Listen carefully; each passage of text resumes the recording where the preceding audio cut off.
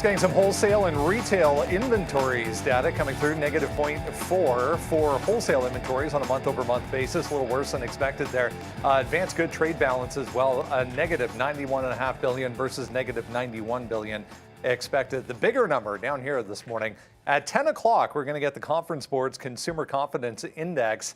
That will be led into by this Chicago PMI number at 9:45 as well. So busy morning when it comes to economic data. The market not really moving off that inventories data, both the wholesale and retail side. Again, a little bit lower than expected on a month-over-month basis. Ton of things to talk about this morning. Getting into some more retail names. Target with earnings coming out.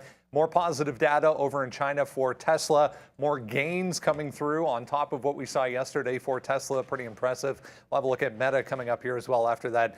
AI, maybe a refocusing onto AI from Meta. That announcement yesterday, late in the day from Mark Zuckerberg. It is the final day of the month, Tuesday, February 28th, 2023. TraderTv.live starts now.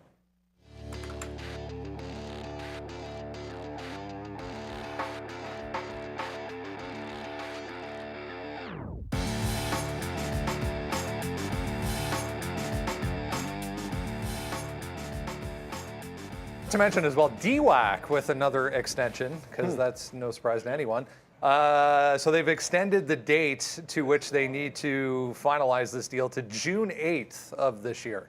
That was March 8th was the prior extension, so they've gone through to June there. You saw some positive numbers on that board, but yeah, DWAC not really reacting to that. But as we've seen over the past few months, it can, if it wants to get going. We'll have a look at DWAC. We saw AMC with that really nice move yesterday. Again, the biggest economic data point coming through at 10 o'clock this morning, if you're just jumping in a little bit late. Conference Board's Consumer Confidence Index, going to be a good one. Sharif here, as always. Good morning. Good morning. Tuesday, it's the final day of the month. We were just saying how quickly February has flown by here, but what a month it's been. Yeah, a negative month on the market, Brendo. The Dow red now on the year. None of the big indexes having a good month. So, bulls will definitely be looking to forget February and hoping March brings something more green. Yeah, we'll talk about some travel names coming up here as well. NCLH with earnings, they pointed directly at higher fuel costs and said, what can we do? Demand's still there, but guys, the cost for food and fuel for these cruise lines looks like it's going to be a problem here going forward. Yeah, NCLH did not have a good report. I believe their call is at, the conference call that is at 10 a.m. Eastern, which I always love, because that means they'll be right in the throes of the open. Welcome. There's a bunch to get to today. Obviously, we're going to talk about some Zoom, so Kathy Wood might be a little bit happy about that one. Still one of her top holdings, I think. They had a beat. It wasn't all perfect, but they did have a beat. Tesla's up 1.5%. We're going to be looking at, we're going to be talking about AMC 100%. Earnings tonight, and of course, there was the action yesterday that caused the spike up to $8, kind of holding some of those highs. So this is going to be pretty much action-packed on this Tuesday, and do not want to sleep and sort of forget some of those bigger tech names as well. I know Meta was a good opportunity to trade. Going to be back to that well, but yeah, I'm kind of excited for today. The question is going to become, I felt when I sat down, it's like it was a no-brainer. This bull. It's like we're going to be almost had a chance to break yesterday's high, and we're kind of reversing, pulling back a little bit here. So we'll see. We didn't even say anything about Target, and that actually wasn't all that bad of a report for them. I'm not going to lie, I didn't even look at the report, but we're already long Tesla here. I think with Investor Day coming tomorrow, talk of a Model 2 coming through. I think there's going to be some big news coming for Tesla. We'll see if it can continue to hold out some of these levels. Huge move yesterday. We took that $4 winner and willing to sort of sacrifice it back here today into something like yesterday's close. It's coming back in, so we're going to have to get some more shares here. As Neil mentioned, the futures are starting to pull back. Yeah, the NASDAQ is almost flat for the year, or for the month. And then, of course, the Dow just turning red yesterday or a couple days ago for the year. So, yeah, it hasn't been great, but, we'll end February here with a bang. I think today should be a decent day. We do have the rebalancing coming at the end of the day. That should also hit a little bit here off the open. But I still think that you want to remain with stocks that have been rocking. Tesla's definitely been doing that. But you are pulling back in a little bit. So we did take a small starter position there at 211.37 is where we're long. And then on the sticky note today, we also have, of course, for the first time in a while, we have AMC back on the sticky note here today, seeing about holding some of this 750. So we're down here bidding some 750, see if it can hold. We've paid for shorts, but I don't want to go short this name. I just really want to go long. So let's see if we can break 8, get to 10, and then Pradstradamus over there has called $20 on AMC as a possibility today. Let's see if that goes there. As he says, chill, chill, chill. But you know, that's what he called today. Let's see if it happens. I think we can get to 10. I think we can break 8, then get to 10 on some kind of a squeeze. But for right now, the market is pulling back, so there's a lot of names here that are starting to come into some good levels, including Google we're looking at. But it's going to be fun. There it is right now. Yeah. There's the beat. So he's got the beat going right now. Awesome. It's a little early for the beat, but this is kind of like a coffee and breakfast beat. It is. I feel very mellow right now. Exactly. Like if you're just sitting down, you're in a coffee shop and you're not waiting for like an actual beat to drop or anything, you're just waiting for like some background music. That's nice, man. That's, you know, that's kind of like an elevated elevator music.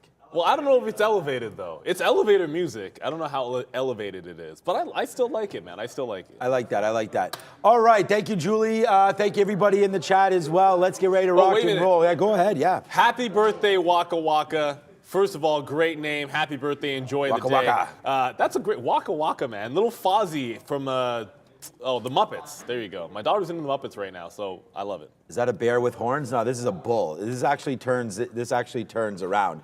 So if we think it's going to change, we can go bearish on this market, which we just turned bearish. So I think let's start it with a bear, and then we'll see what's going to happen over the next little while here. Could be a bearish close to the month. I'm not expecting like a huge move one way or the other today. We'll analyze that. We'll talk about where we are in the futures. We just broke 4,000 on the ES, which is obviously a problem. And I've been calling 12,000 as another touch there for the NASDAQ.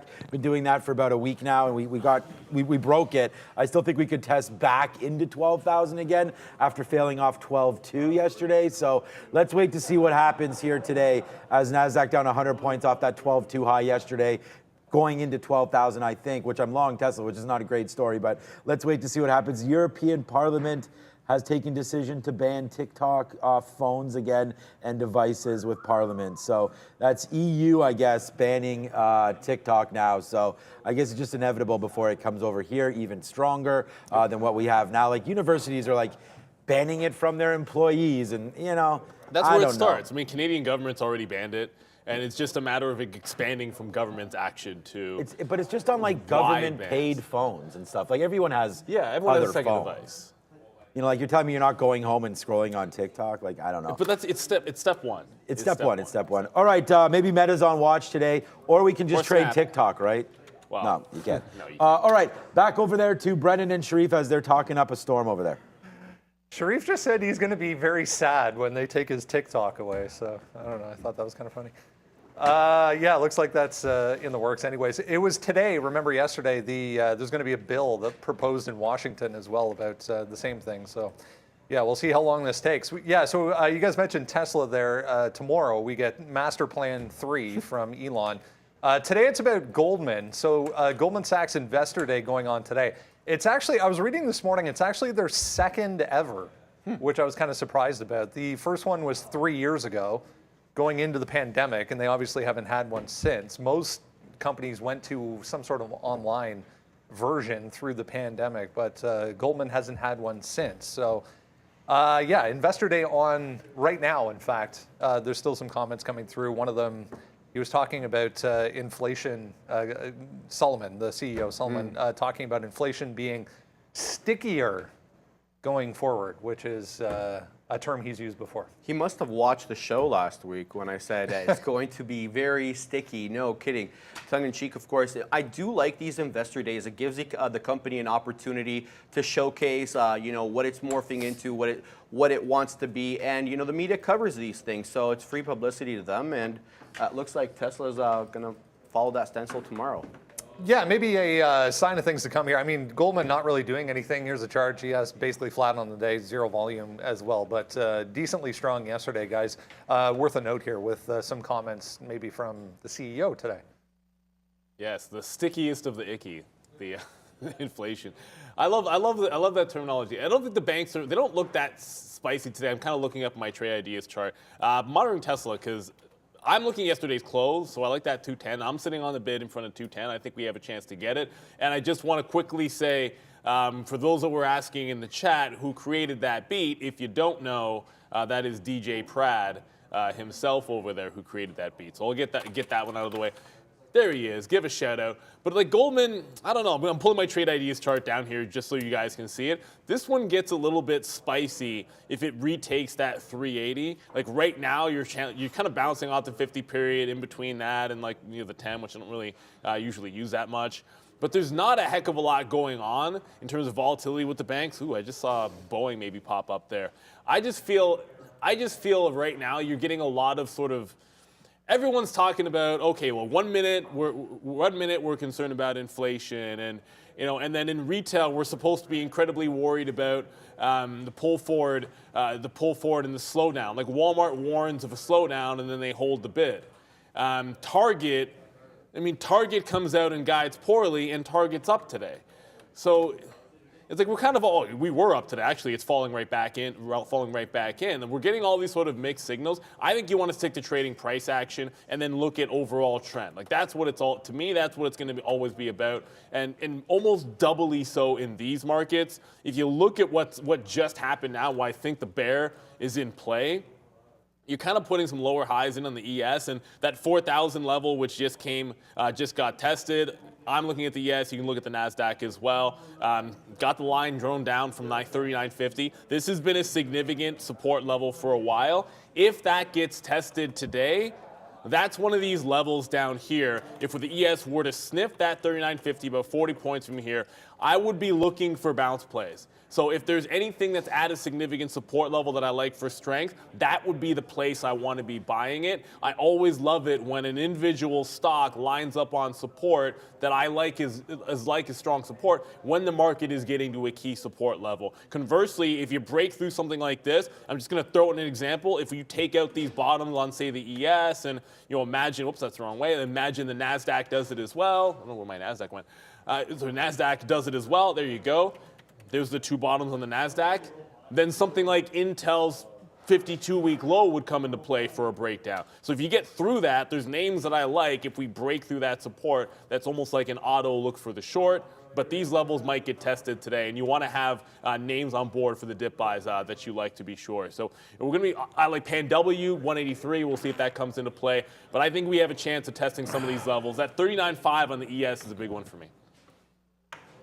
All right, DJ David Solomon is having his first ever, and it's Goldman Sachs' first ever investor day. So we'll see what they have to talk about. They've sort of screwed up that credit card offering with Apple, I feel like I was hearing. We'll see if they can sort of get back to what they are as the #1 investment bank on Wall Street. They just got to get back to sort of what they've been doing. But in 2018, Solomon became CEO. It was around $200. Now you're at the 366. So I think he's been doing a fine job, but they have slipped up and lost market share and price valuation to a Morgan Stanley, like basically the other wealth management investment bank firm there on the street as well. So JP Morgan's always going to get, that premium because of who they are and because of the bank, because Jamie Dimon, so on and so forth. So JP Morgan, I feel like, is in a little bit of a different league than the other banks just because of that reason, which they really shouldn't be. They're trying to take out the top right now, JP Morgan. I'm glad I hold this one, but if you look at Morgan Stanley, it's the same thing. They're at the top as well. So Goldman Sachs does have some, valuation issues that they have to sort of catch back up to. Morgan Stanley's right here at $100. So, about 3% away from their, I don't know if it's 52-week high, but most recent high. When you have Goldman Sachs, again, actually, I guess it's not so bad, 366 up to 390. They got to take that out. So they're about, 7 or 8% away. So they're performing well, but we just got to wait to see what happens today. Banks aren't super exciting for day trades, I find anyways, so I tend to stay away a little bit from those trades, but we'll see if there's any volume today. We will for sure check out the imbalance locator as well. Look, I'm just doing as I'm saying here, and we're now long Tesla, even more shares against 210. It just dropped down into 210.25 or so. A little bit better the fill that I got. I got 50s, and we're right here right now. So let's see. I'm not normally in a name like this in the pre-market, but I feel like against this 208 or so level, we'll probably be okay, but this market just continues to fall down. So I want to be long Tesla. I think if there's going to be a long today in any name, it'll probably be Tesla as far as a big cap tech name. So I'm going to stay long this until my hand is forced. I just hope it's not forced before the open. All right, a few other notable names here moving around so far this morning. One that has been, back in the day anyway, a bit of a retail favorite. Clover Health up here, almost 10% at the high. It's amazing. This thing's $1.25. They reported better than expected results for Clover over here, and full year outlook was actually decent as well for CLOV. This came through after the close yesterday. So Robinhood disclosing an SEC issued subpoena in relation to their crypto operations. This goes back to the FTX mess and their tie-ins to that. So didn't really move on that, but worth a note. Anytime that subpoena word pops up in relation to any stock, obviously not a good thing. Yeah, definitely. And the SEC coming out and saying basically the existing laws as they currently are written on the books give them sufficient power to go and to regulate some of these crypto coins as securities. We've seen Gary Gensler come out and talk about how he's going to do that with Ethereum and maybe some other products. So we'll see how that happens. But with respect to Clover, Brendo, I just want to mention real quick that they're actually, using those words, the trigger words that we talk about, which is efficiency, because they're cutting a lot of their operating expenses. And it looks like, that's kind of what their focus is now, path to profitability. Yeah, we heard that from Zoom today as well. That cost-cutting keyword coming through. Speaking of the CFO, just on CNBC right now, so heads up if you're in Zoom or watching Zoom as well. Carvana, I wanted to mention as well. So CVNA to the downside this morning, guys, after a nice day yesterday. Carvana was strong in yesterday's trade. And it's not, you can say that, okay, well, it caught a bid and was sympathy to AMC, but really at the open, it almost got to $9 off the open when AMC was kind of making small moves, and then it just extended in the afternoon. So the way I look at it, you're bouncing off the 50 period here. You've already gotten, it's been getting destroyed, Carvana, obviously, in the earnings. They're not going to be good in this situation, but it's still got that heavy short float, and it bounced off the 50 period once. It's kind of set up that you could see a little bit of a dead cat bounce if it hasn't already done so. But it's 905 is kind of the price, and I was talking about this one yesterday that I kind of like to short at 905 and then never got it. Was shorted in the afternoon off that level, so I'm kind of obviously looking at that same place. You break through that 05, and suddenly you got a lot of room. Like that could easily give you 50s into 10 if it does a squeeze. But until it breaks that, you had that just absolute disaster day. Like how many times the stock give $1 off the open and it's like, yeah, if you got out there, it sucked because it went all the way down to 750. I mean, this is one name that in the blink of an eye, the way we saw AMC move with that 7 break, all of a sudden you're at 8, that's the squeeze effect. And when it's been beaten up this much, it gives you the opportunity for those types of moves especially. So a little bit of pressure relief. I don't like the 9 as much as I liked it the last 2 days, but if we break here at the open, can't get through 905, that's that old up and down rollover trade for the short side. Otherwise, that's still there for a 905 break on Carvana. Always worth keeping an eye on something like an AMC in the group, because you can obviously get that sympathy play once again. Like if AMC is going to $10, I fully expect Carvana's making that 905 break. And in that particular case, if AMC makes a huge move to the upside, you probably want to just take this one as sympathy at 905 and get rid of any shorts that you have if it breaks that level. So, it's still here. Had it in the afternoon, had it the day before off this level. Gonna have it again today. Just want to let it open up because I think there's going to be some strength in the meme names, squeeze names, whatever you want to call them. Yeah, I think there's going to be some strength over there too, especially when the market's not doing too much. It's nice to see sometimes some of those other names get some action, like yesterday. Bed Bath & Beyond is another one that's sort of been left for dead at $1.50 or so. So this is Bitcoin. This is the 30-minute chart. It's very stable over the last little while. I mean, we are, edging down, I guess, if you can sort of draw. But this little bump up sort of took down that a directional bear flag line. But you know what? Thing is like you're still holding this 23,000 pretty good. You did dip a little bit below. So when we're looking at Bitcoin right there, I still worry about the fact that we're stuck in, I'm not worried about it. It's just when we look at it, you're still stuck between 25 and 20 right now in this range. So, there it is. It's already stopped at 25. We did that back in the fall. That's a little nerve-wracking. We talked about going long on the 20 break and then holding it if you thought it was going to go back up. I just want to think now, because, if you did have that 20 break long, I think you can probably scalp a little bit of it out right now for 24, 23.50 before it does retrace back down. Because if we don't hold this 22,000, I don't think we're going to hold this random 21,400, and then I think you test back down here below 20,000. So I would say, like, if you're long off that 20,000 break, which we've talked about, Tesla, by the way, is now back into the money, then I would be nervous about Coinbase, because if Coinbase doesn't hold right here, this 50 period, which is 50, shoot, I got to zoom this back out a little bit, which is right here, $55, $56. That's dropping. Like, if it doesn't hold right there, then you get back down into 50, and then, that's already 10%. Like, it might not seem like it's that big of a move, but if you don't hold 55, I'm pretty sure we go to 50 for sure. And again, I'm bearish on Coinbase, so, but that's 10% right there to the downside.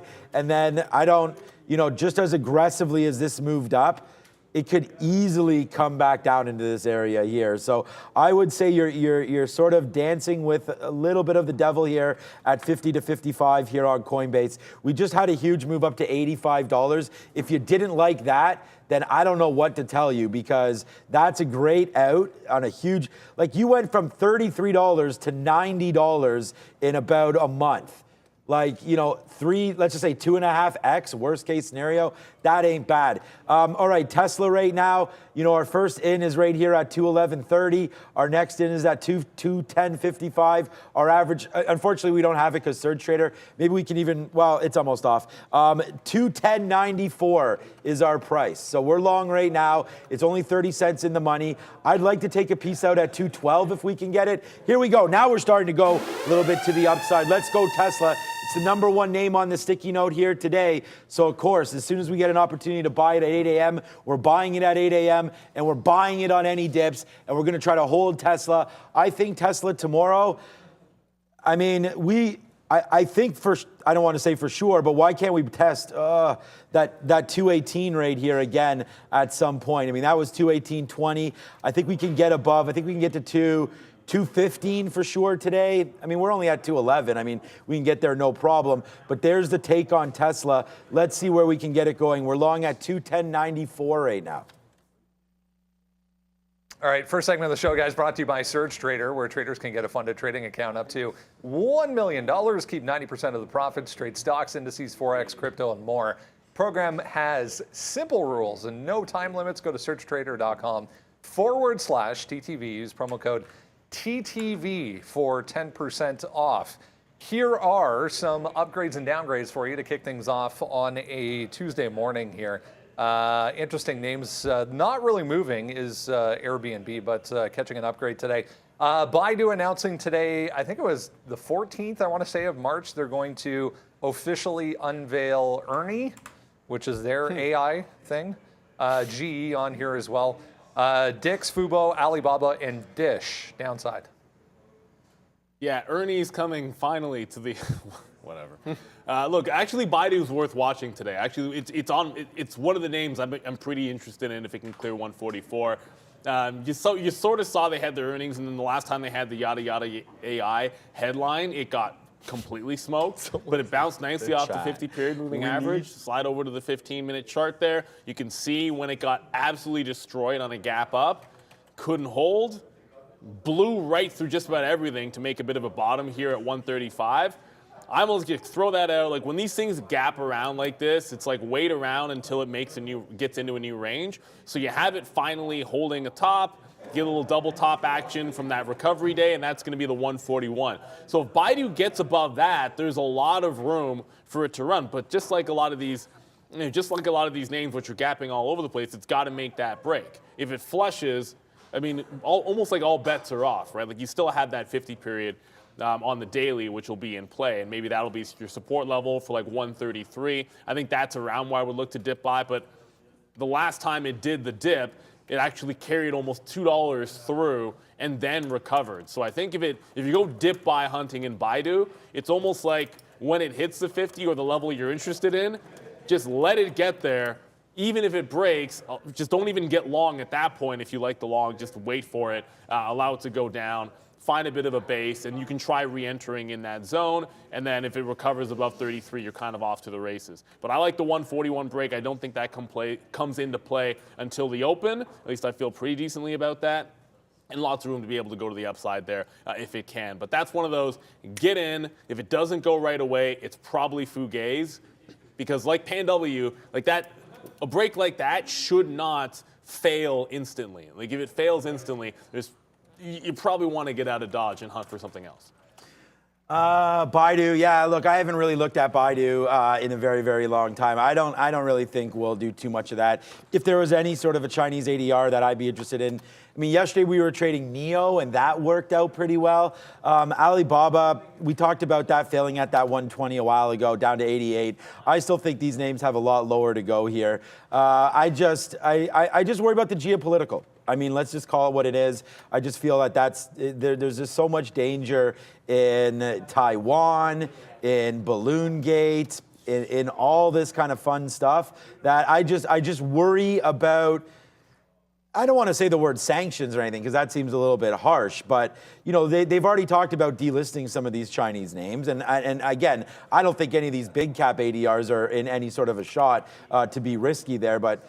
I got to get off that view because you can't see anything. Right there, $85, $86 right now for Alibaba. Was some consolidation. If we dump that, then you're right back into where we were pre this year, right? So back in December are these levels that we're at right now. So that's going to be a little bit of an issue for me if we drop that. So we're going to watch out for Alibaba coming back down into the downside right now. And I don't think it holds, but you know, if you think it does, you know, you have 85. It's $88. You can get out if it breaks 85. Yesterday on NIO, we were long in this area right now. I'm going to choose, yeah, my trades aren't showing up, but you could see here, look how good this area was yesterday, 925. The problem is, unless you do something off the open, which we did, we were able to catch this bottom and got it back up to here. There's very little movement, it seems like. Like, look at the afternoon. Very little. Like, look at the morning. Pretty wild. This is 2 days in a row. Big drop, pop. Don't these look like identical days? This is Friday, and then this is yesterday. I almost think I'm looking at the same chart. I mean, you know, consolidation in the pre-market drop, consolidation in the pre-market drop, bounce a little bit, hit down, bounce a little bit, hit down, then barcode the rest of the afternoon, barcode the rest of the afternoon. So it was bouncing off 915. Yesterday it's bouncing off 925. Like, these are identical charts for NIO. So let's wait to see if we do get a drop down. Maybe today it drops to $9, and then we'll wait to see if it bottoms out and we can catch some dips. So for me, NIO, not super exciting. It's red on the day against a positive NASDAQ, but you guys might have seen us turn, or I turned it in, but we talked about the bull going into a bear.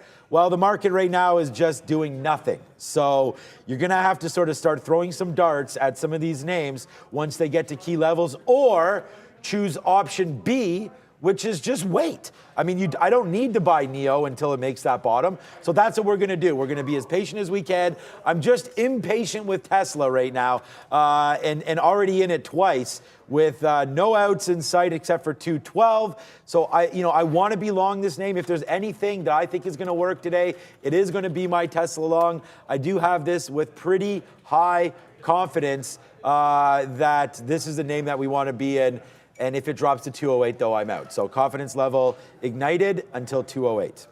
All right, speaking of key levels here, I was just looking at Airbnb as well on that board this morning from Argus analyst with a nice note on this one, 1.9%, which is interesting, comes on the day we get, you know, kind of a cautionary tale from Norwegian on the earnings front, but still a ton of demand, which was the key in that report coming through even from NCLH. But coming off earnings, you know, a nice move to the upside. We're pulling back into key levels here for Airbnb. Yeah, no surprise with this one, Brenda. We've been hearing a lot lately about money shifting from goods to services. This is the manifestation of that play. But the analyst at at what was it, Argus, says basically we're looking for Airbnb to benefit from easing COVID-19 restrictions in China, growth in Latin America, and then here's this: earlier than normal summer vacation bookings in Europe. People are already spending, people are already booking, Brendo. So looks good. Yeah, nice look on the higher time frame as well, as I mentioned, 123 down to 120, kind of the area that it broke out of. If you go back to the earnings date, anyways, nice move to the upside that we were talking about. Airbnb back higher right now, trying to hold 125.5 here in the pre-market, up 2%. Let's get Arun in here, get a check of the overall market. We'll see what we need to be aware of. Heading towards the end of February already, Arun. What are you looking at today? Well, I mean, we really haven't done a whole lot, but hopefully the end of February brings some activity, and I would expect so, with MSCI rebalance later on tonight and some closing numbers as well for the month. I believe there's a Chicago PMI at 945. Let me double check that. Yeah, there's a Chicago PMI at 945, and then there's a consumer confidence at 10. So there's going to be some numbers between now and the close. I think that towards the close, that's when you start looking at the MSCI rebalance and the influence it's going to have on the rebalancing act, right, towards the end. So 350 going into 4 o'clock, that's going to be accelerated activity. Now, until at that point, you got to deal with some numbers, 9:45, 10 o'clock, and hopefully this market does break out of this range. We've been somewhat in a sideways move. Now, yesterday we marked off 39.70. That level's still in play. It respected it overnight, so we're going to keep that one in place. Above, I've got 40.15 marked off, not solid. I will use it as a reference point in case that we do fail this high. This overnight high seems to be around 40 or 4,004, 4,005. Let's see how that works. If they are able to get above that 4,005 and actually fail, then I might use that 40.15 and look for a short. Otherwise, I'll just let it go. But for now, 39.70, 40.15. Respect the two numbers that we've got coming out at 9:45 and 10 o'clock, and then just be aware that going into the end of the day, there will be some unusual activity in the imbalances and towards the close.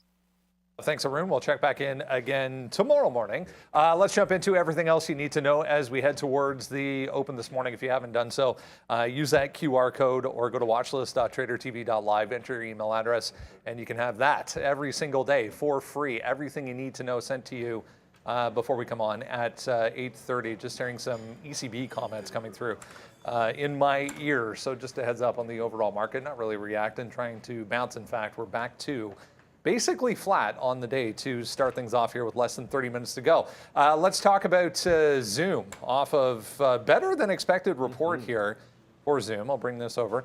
Annual profit view, the positive there. So the full year forecast. We also got a number. There was this says 2, but there was actually 4 or 5 brokerages I saw with positive notes this morning on this coming off earnings. Yeah, Eric Wan, founder of and CEO of Zoom, saying Zoom One adoption, a new product, continued to accelerate and help drive Zoom Phone to grow more than 100% year over year, surpassing 5.5 million seats in Q4. Yeah, and as I was mentioning before, the CFO on CNBC this morning, as we were saying all the right things, cost cutting, AI even thrown in there on top, just to see what we can do today, guys. What are we thinking here for Zoom?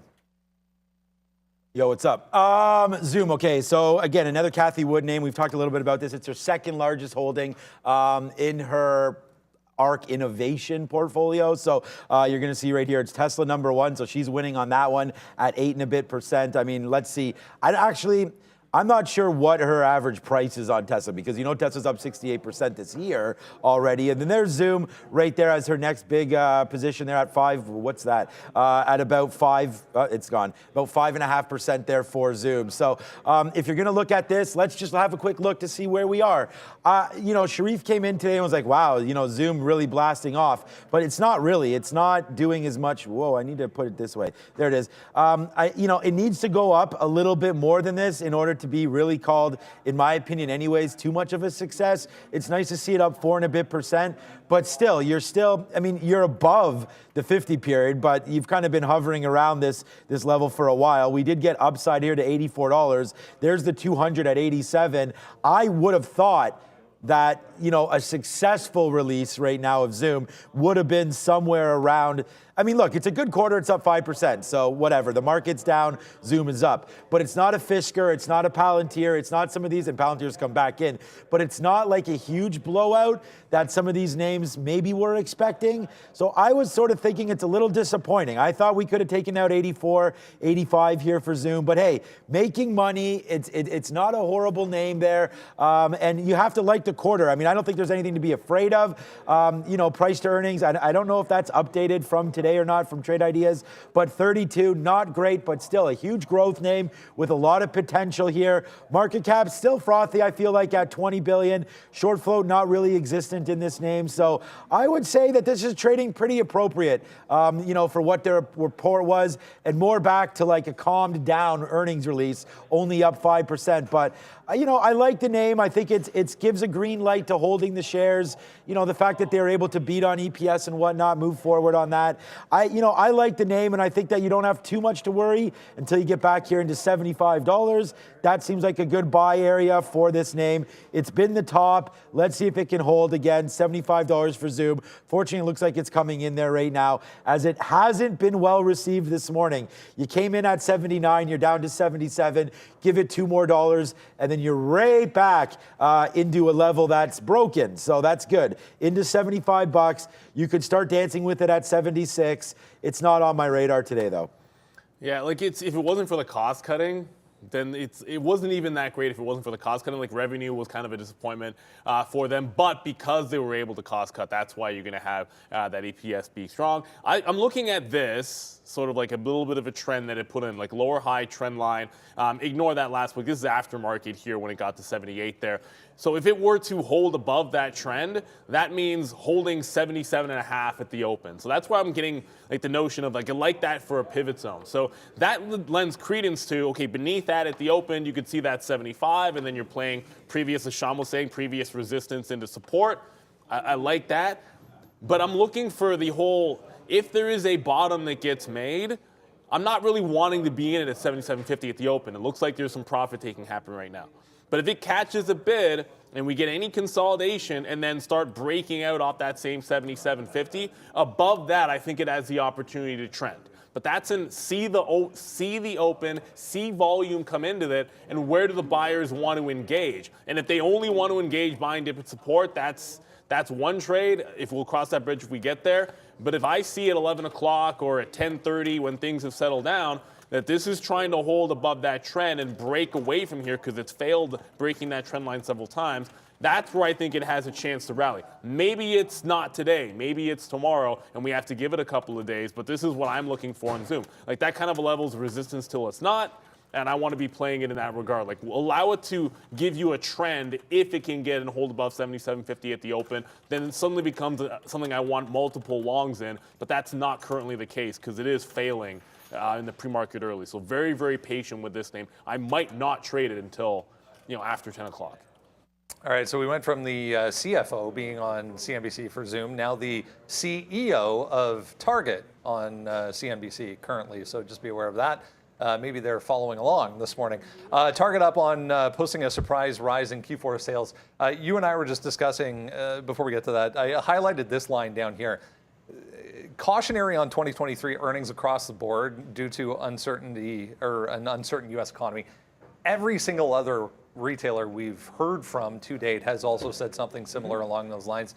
You and I were just commenting on the fact, though, that their forecast going into this was so cut and lower than expected that was kind of easy to beat. Yeah, analysts really had dampened down expectations, Brendo, for what Q4 would bring. So they beat, but they're looking still at tighter margins. Their operating margin dropped from 3.7% versus 6.8% a year prior. Their gross margin contracted by 300 basis points to 22.7. They've had a glut of inventory that they had to mark down to kind of get out of there so they could bring in newer stuff. So it's been a problem for these guys. As I was mentioning there, guys, the CEO making some comments right now. So the CNBC bump coming into effect here, it would appear anyways, for Target just starting to go. So what would have been more interesting is if Target had somehow gotten close to 180, 185. I was like, okay, let's have this one boom and say all the right things, don't have the poor guide, and then I think we would have been seeing 185. It had the big gap down. Back last year, there was all kinds of carnage in the retail space, and you were getting these kind of drops on earnings when it got crushed. And then it put in one time 185, 184, 181, and then again 182 here. So anything into those 80s is like, that's kind of like, those are the money. Luca calls them the money fills. I like that, but that's where the short was looking really good for Target, up in the 180s. I don't think we see that today. So it's almost like that. Like in the afternoon, we're talking about this conversion to the 50 and the 200. That's at 162. So I think there's a better chance that there's a tradable level if it bounces to the downside today than if it goes up, because I don't think we're going up far enough to engage a short that I'd be interested in. So 162. That sounds like it makes sense to me. It might end up that there's just no trade. On Walmart, we like the level on Walmart, and the only chance to get that level on Walmart's earnings was at 7 a.m. There's still a chance that you could see the 62 today, but that's the only place I'm willing to trade Target today, unless something crazy happens and we do see 180s. Okay, good. Our positions are up there. I was going to say, I'm really surprised that Tesla's kind of holding up here as the market is trying to turn back to red. We still are in the positive. But, okay, Target, missed on EPS, of course. This doesn't look good here. What was the note that we had here? Target also, I'm reading from our watch list, by the way, which is absolutely fantastic. Target joined other retailers in warning about 2023 earnings due to uncertain U.S. economy. Well, I mean, we have Fed speak coming out. One says we're going into a recession. The other says we're not. Are the rates going to 5 3/4? Are they going to 5 1/4? Are they going to 5? Well, we're going to 5. But, where are we going with the rate? Where's everyone going? What's going on with mortgage demand? When you're talking about the retail environment, I just feel like the consumer right now is kind of in flux a little bit with, energy prices pretty low right now. Inflation seems to be coming back down. But again, if Target is warning of this, but they did talk again about increased action and activity in their stores. I don't know. It hasn't been performing that badly in this environment, as badly as I maybe thought that they could have been. It's been a huge year for them, from 140 up to 160. That's great. And it's kind of just playing around in here. We've had big misses. This earnings call kind of muted again. And I just feel like until we get more certainty with the rates, I don't really want to be in the retail space. I've sold all my Walmart shares. I still hold Amazon. But I've never really owned Target, and today doesn't really make it any more exciting for me to do that.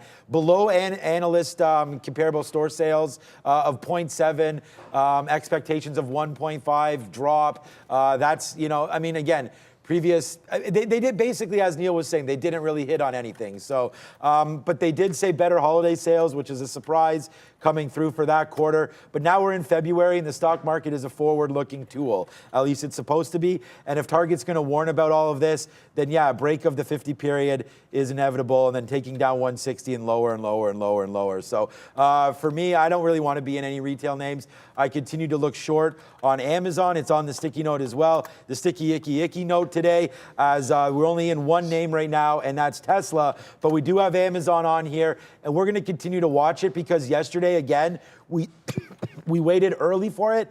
It ripped up. We got stopped out. It made that high at 95. I dare it to do that again because I'll be sitting here probably. I don't think we get up to this high, but if we get anywhere into 94.50, 94.60, I do like that. And as you zoom over, we're down about $1 from that spot right now. So I still like to short in Amazon. I just like the liquidity better, man. Amazon does more shares. I've been watching it a lot more, and I love to trade Amazon. So for me, if the retail name to be traded as Amazon, or maybe even if you want to talk about retail, I don't know, is AMC on the board? Okay, it's coming up soon. But I do like AMC today as well for the retail clients to come in and buy some AMC shares today. So let's see what's going on here. There goes the NASDAQ. So now the NASDAQ's starting to fall down a little bit. This is kind of the break that you're looking for on its way down. I still think, although we bounced off 12,035, I still think we can see 12,000 today, which means, of course, my Tesla trade will be squashed if the market does go down. We have the 50 period here at 210.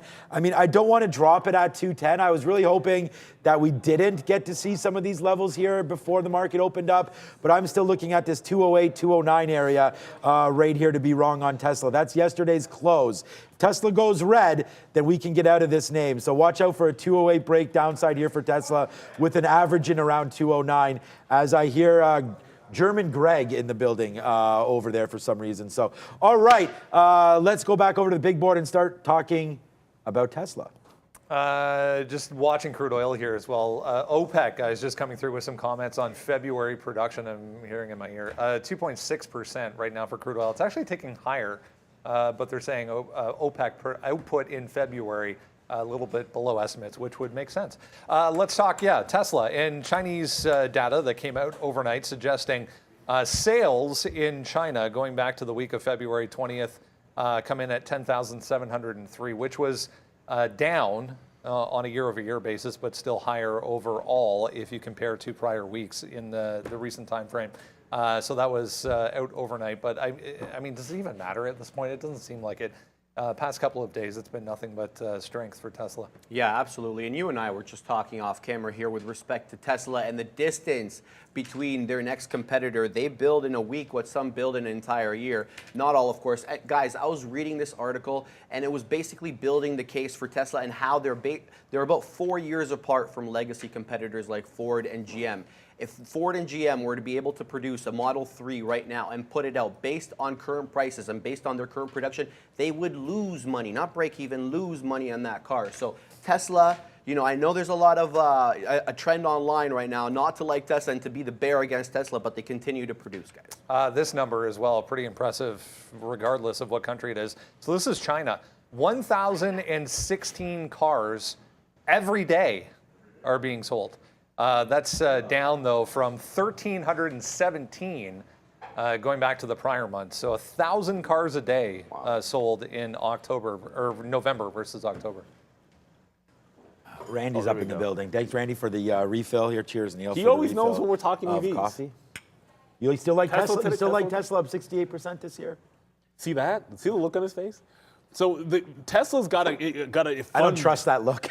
You don't trust it? To be honest with you, no. He looked like he had like a little devilish look there. But remember when we were talking about Lucid, and he kind of gave the bad look to Lucid, and then remember what Lucid ended up doing for a couple of days, it just absolutely tanked. So I don't know. I kind of like that look from Randy that he gives a devilish look. But to Tesla, resistance into support. I kind of drew a line here to clean up some of this mess. So I have a line at 209.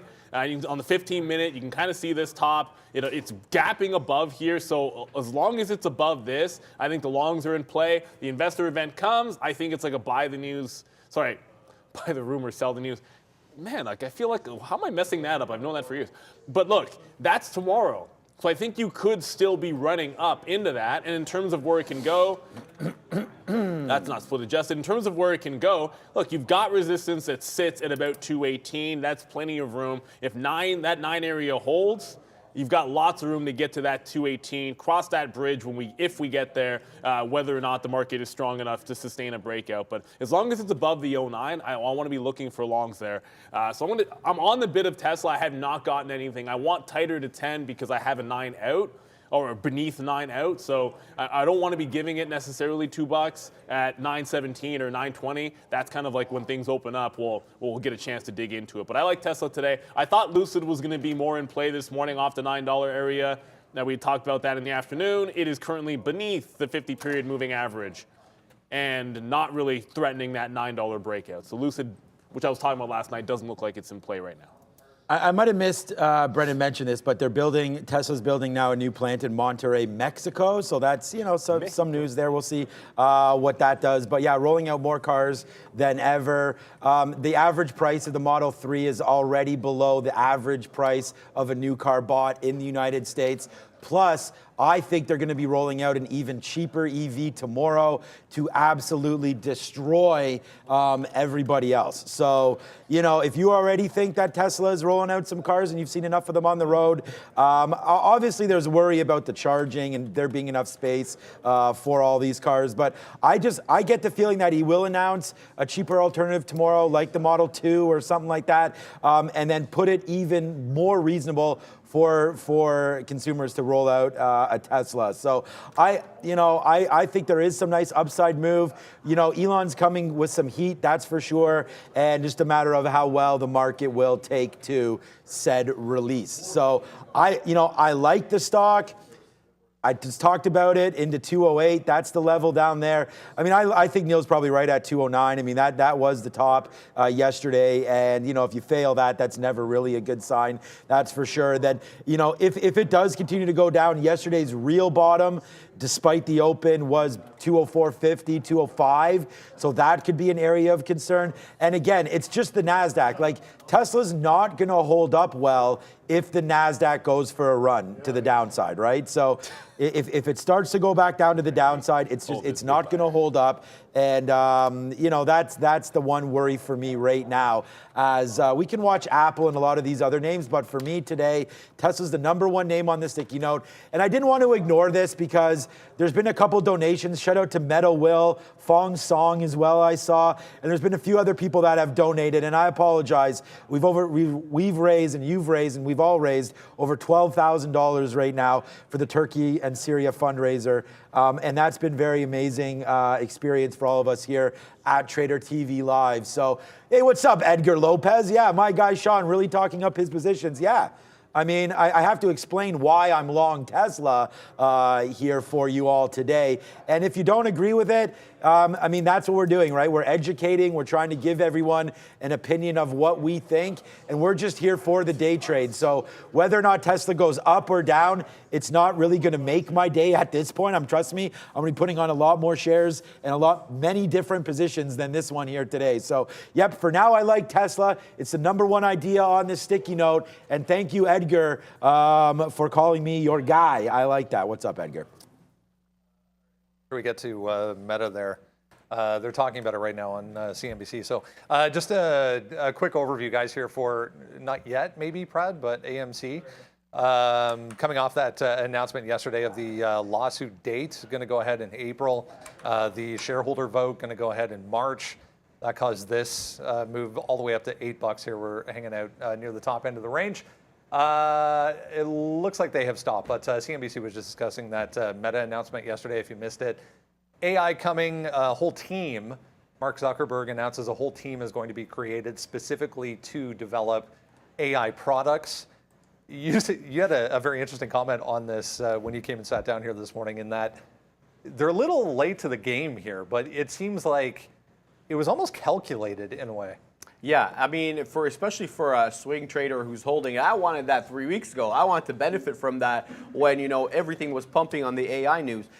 Seems like a little anticlimactic, Brendo. Yeah. Maybe they have something that we don't know. I know that they have their own system that they've been working on, but we'll see. I think they've been more invested in the metaverse. Yeah, you almost expected it to come at some point. It was just a matter of when, but maybe he has a plan here, guys, for Meta.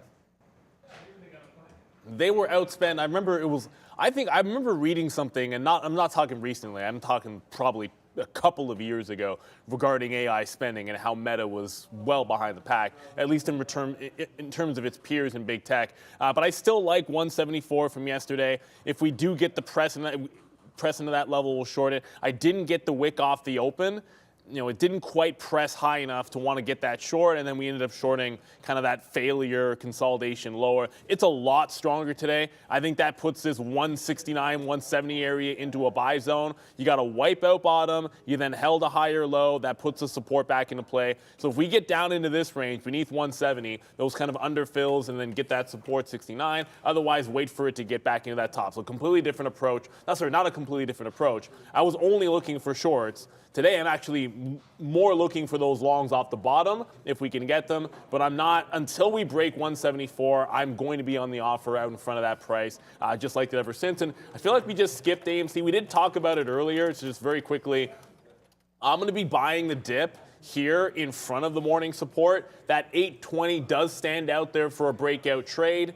When you take a breakout, make sure you have an exit plan. If it doesn't go right away, if this fails to double top, you can be 5 to 10% back very quickly on something like an AMC. Just the same way that 7 break went parabolic to the upside. A failed break at 8 yesterday had it pretty much back down into 750 in almost no time flat. So if it fails the 8 again on a break, make sure you have an exit plan, like an 820 break with like a 95 stop. That's kind of like one of those tight stops. I think there's all kinds of room to still run on the daily chart on AMC, whether you're talking the 860, whether you're talking like 9.25.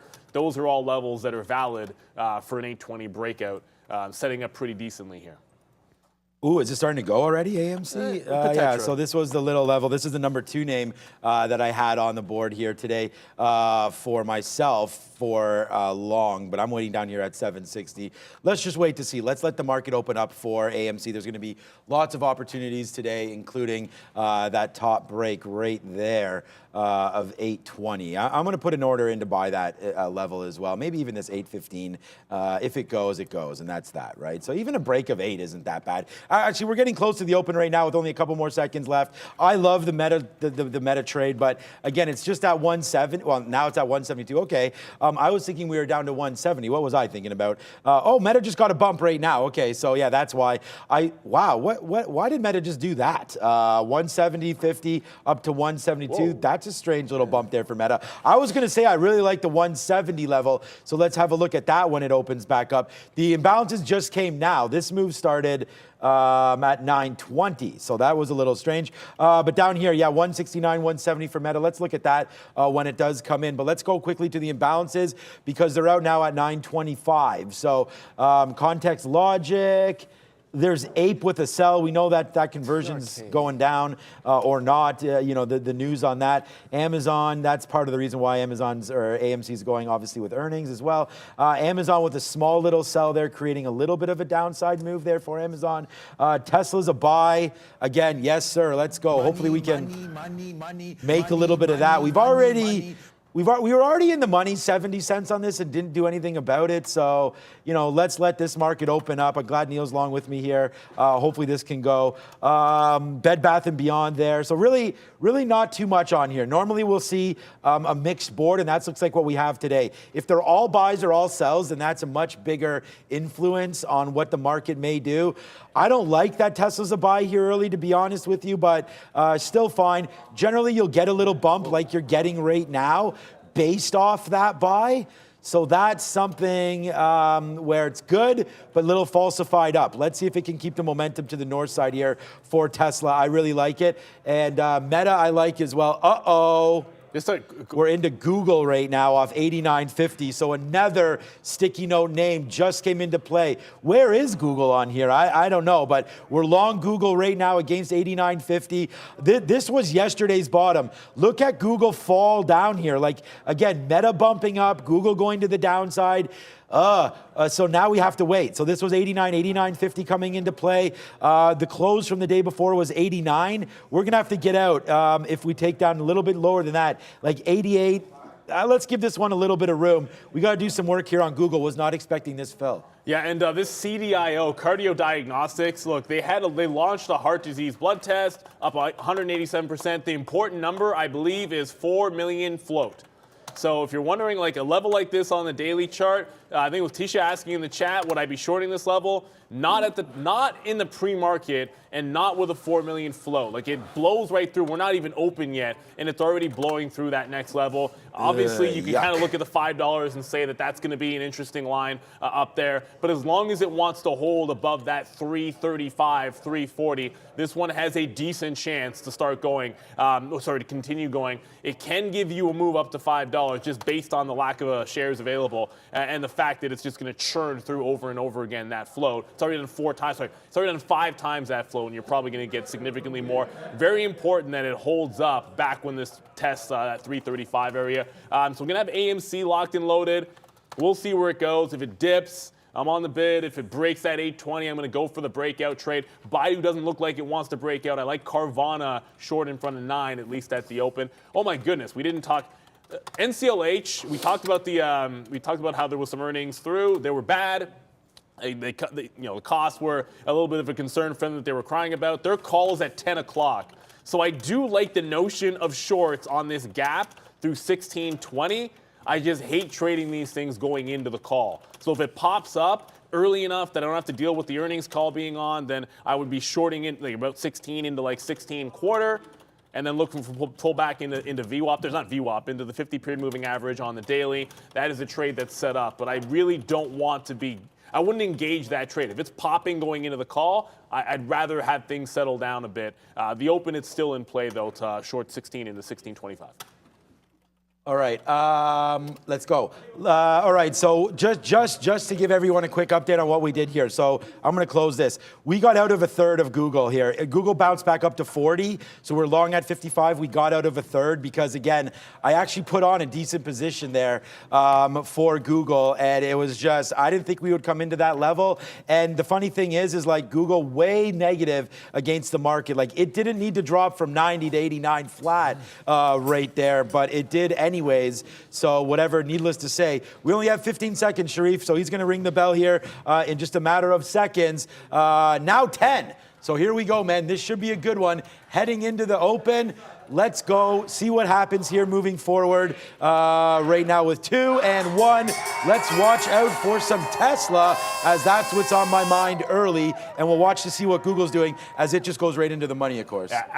National Pancake Day, there's never anything wrong with that. Looking to see if we get a quick little dip there in AMC. It's already starting to come back down into that 976 range. 776 range. Meta is going upside, though. That's what's kind of caught my attention here. Obviously, that means Tesla's not that bad, but Meta is screaming. There's 173. It did this yesterday and did not quite get to 174, so I want to give it a chance to pop through. AMC just got the dip by, and I'm probably, oh, come on, break 73, Meta. I want 84s if I'm going to be short, or 74s if I'm going to be short here. Just another press up is what I'm looking for. All right, so Google working out now. I mean, again, we got out of a third. We just took some out there at 70, so we lose 15 cents, make 15 cents, but still holding on. All right, here comes Tesla. It's trying to go back down to the downside right now. So, you know, we do have, wow, that just went up to 211.40. Again, you know, that's again, another 50-cent win that we did not take. Okay, Google, I like it. I like it a lot right now. Let's see if it can go. I'm going to offer again a mid-70 as we just stopped there one more time. Let's just see. I was waiting at 80. Let's take a 70 fill right now on Google, see if it can bounce a little bit. The market still needs to go. We're long Google. We're long we got long AMC as well right there. We're going to try to get something out in the 70s. But there goes Google again, back up to 70. So we'll bang it out here. So far, the sticky note is banging with the Tesla long and the Google long, but Tesla needs to go and the AMC long. So far, we're going to go 2 for 3 here, waiting on Sir Tesla right now down to 209. Yeah, Tesla down to 209. This is where I want the fill. So I was able to get something on that last little dip. You can kind of see it there. I'll get rid of that wick in a bit.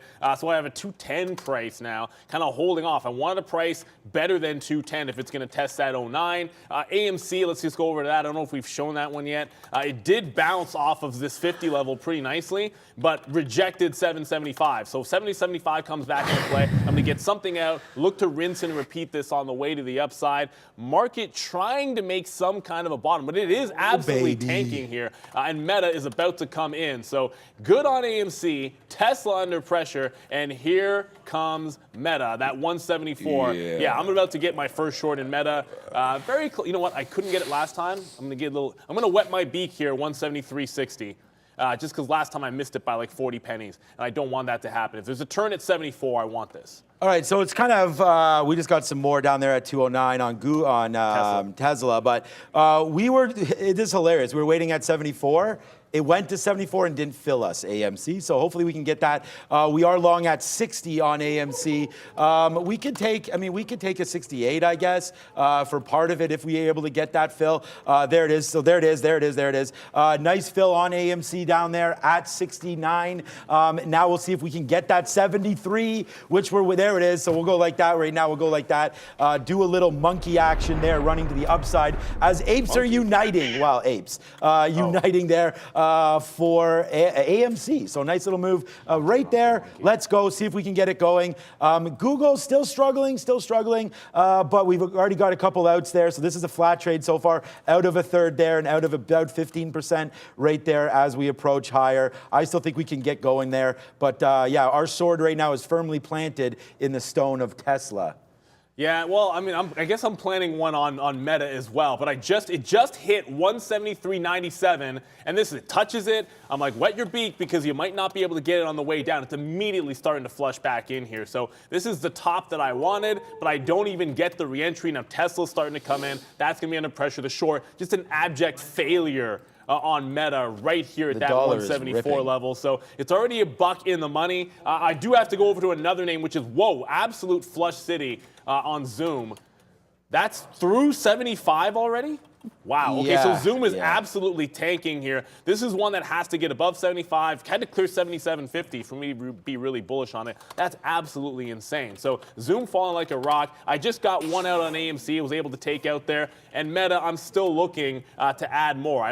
I can take some out 172, but I want more shares up at that 174 level. This is where the focus is going to be. But Tesla, yeah, the pressure is on. It's just bouncing off that 90 to 209 level. It's been trying to hold it up down, but I don't think it's going to hold up. Hold up. Okay, so there you go. Look at this. You know, the DXY right now is ripping, so the dollar is going to the upside right now, which is not a good damn sign for these tech name longs. So it needs to come back in a little bit if we're going to try to hold some of these levels. But hallelujah for AMC. I mean, how often do we say that right now? Is that just making some moves to the upside again here for AMC? So let's go, man. We can get a 77. We'll take it right now. Bang on AMC. And again, what does this have? AMC long right down there. We got it. That's what we're doing. It's 760, sorry, our price. As we now get into the 80s, let's take another piece out if we can get high side now into the 80s. There it is. Yes, sir. Yes, spin it right now. AMC, you put on the shares, you get the reward. Nice move upside right there for AMC. Let's see if it continues to make money on this trade. Downside right now for Tesla. Upside for Sir AMC. And remember that 820 is a big level on AMC. So we get there, I want to be taking, you got to be taking something out in front because if it rejects, it can go pretty fast. You're at that 09 on Tesla. Has gone over under a couple of times, but it is not, when it's bouncing off this 09, it's not going anywhere. That's a weak sign. So if we can't start holding this time through, like it just did another over-under or under-over, I suppose, then I think you got to start getting out of Dodge. I'm going to take some out when it starts to get to that 10 level, to be sure, but AMC just cracked 8, yes, and I didn't get anything out. Oh, I wasn't at 8. I'm going to get another leg out there. So that 8 even is probably the second to last stop before we get the 820 break. And forget about today's high. We're talking about yesterday's high at 820. When I say 820, it's because of that reason. It is setting up for a breakout of that price, given the strength it has. But there's still a chance that we get one more dip on AMC before charge at that 820, Brendo. A little one moving here, guys, on a lawsuit settlement, it would appear anyways. BVS popping up here on significant volume at day highs, took out that high already through 210 there. Again, a lawsuit settlement coming through. Ooh. All right. Wow, we are really pushing stock here today. All right, so let's get another piece out on Google. We're just waiting here, man. AMC, again, our best out right there is 802. Let's see if it goes. I'm still here for Tesla. I don't know for how long, to be honest with you. We already gave you sort of the indication there that we wanted a little bit of a break on 208. That didn't quite happen, but it came pretty damn close to doing exactly that. So let's see if it continues to work. AMC again back up to 803-ish. I'm just focused, man. I got some very specific names going on here, and really, if you can't tell, most of my day is going to last and lie on this Tesla trade at this point. So let's see if it can continue to come in for us. Tesla back up to the upside. There it is. Nah, failed again at 209. So yeah, this is a little bit of a problem. We're going to have to get out if this takes out 208. Sucks to have this trade. It's a good thing we have AMC, which is 50 cents now in the money and going higher. But yeah, slip up so far on Tesla. We thought the long was in. We'll just have to get it tomorrow, I guess. But yeah, it's not done yet. Still got $1 more to go. Yeah, it's trying so valiantly. I just gave it up there on Tesla. You'll see it come off my board as it finally broke that 209 with actual gusto. I'm going to be on the bid here, the CDIO, so I just wanted to get that one out to you guys. It just pulled right back in, made a bid off that breakout price, so it's going to give it a chance to hold that level on the daily. This gives me a $3 out for a re-entry point. I didn't want to chase it, but I did think there was a chance that it could still go. Come on, there we go. Actually just got in. Just crossed the spread to get in. I want to give this one back into the support that it had at $3. There's room up to that $4 level. And then going back over to AMC, like AMC it's right here, right now. Like this is going to be it. This is the 820 that we're talking about from earlier. The dip buys on. Now, can it sustain a break through that 820 level is going to be the key. There's the break. Let's go. There's the add to the top side. But if this doesn't work pretty quickly, you can get a big pullback, maybe back into 8 even. So I have a bit of a blended price here. AMC off to the races. Yeah, man, and this is exactly what we're doing over and over and over again. It's Sticky Note Nation is in the building right now with that AMC trade. So hopefully you guys have that. I know Neil has it. We've got it as well. We like this trade here on AMC. We just got another piece out, guys. This is what happens. Like when you take shares, it comes into levels that you like. You have multiple outs on the upside, man. Let's just protect the wins that you have. We still have 40% of our long here on AMC as it just continues to climb higher. So let's see if that can work. I know Neil got out. I'm very close as well here on Tesla. Breaking back above 209. It's not holding this level. And to be quite frank, well, it's trying to hold it, but it's bouncing and then just hitting down again. Like it's not hanging out. See, this is what I mean. It needs to go. Instead of just coming up 30 cents and getting crushed again, it needs to get going again. There's that 209.50. Let's see if it can work. Back down to the upside goes Tesla. I do have a mark to get out. AMC went to a...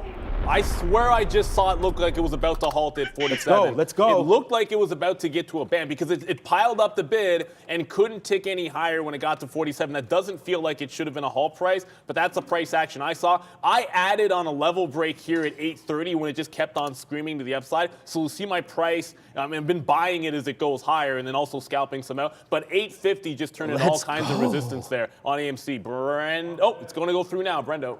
Wish, guys, context logic just popping up here on a 8-tweet thread just posted by Citron. So Citron liking, it would appear anyways, context logic to the upside.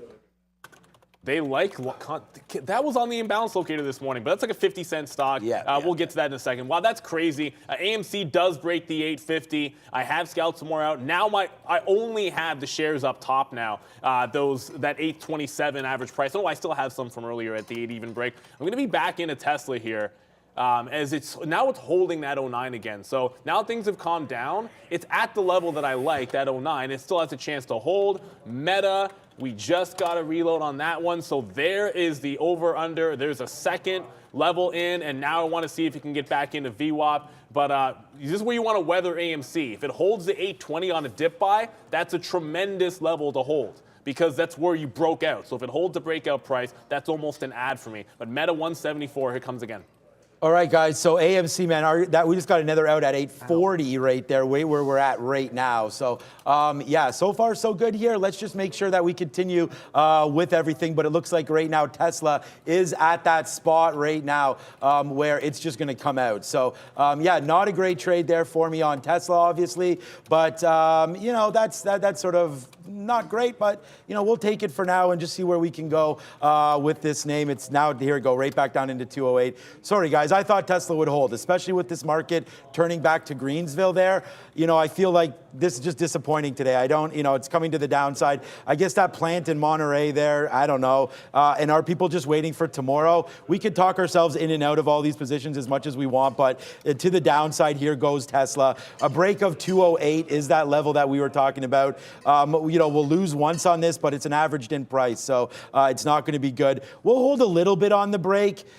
Just in case that is the ultimate break there, and then it wants to go back up to the upside. But for right now, this is a screaming L here on Tesla. And, it's not great, but at the same time, it's not horrible as we continue just to cash out on everything else, man. I mean, Google's been a huge move to the upside. We don't need to talk about AMC. I put on some shares there, I'm not here to play around. Like, I'm here to make money. I got a family to feed.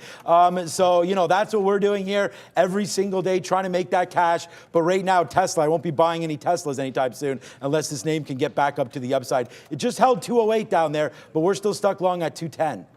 Yeah, it just held. Like I said, I re-entered Tesla, but I also re-entered Meta. Meta challenging that 174. I can only show you the level on the 15-minute, but it just broke out. So I got greedy, didn't take a buck, liked that level, so reloaded it. Now it's blowing to the upside.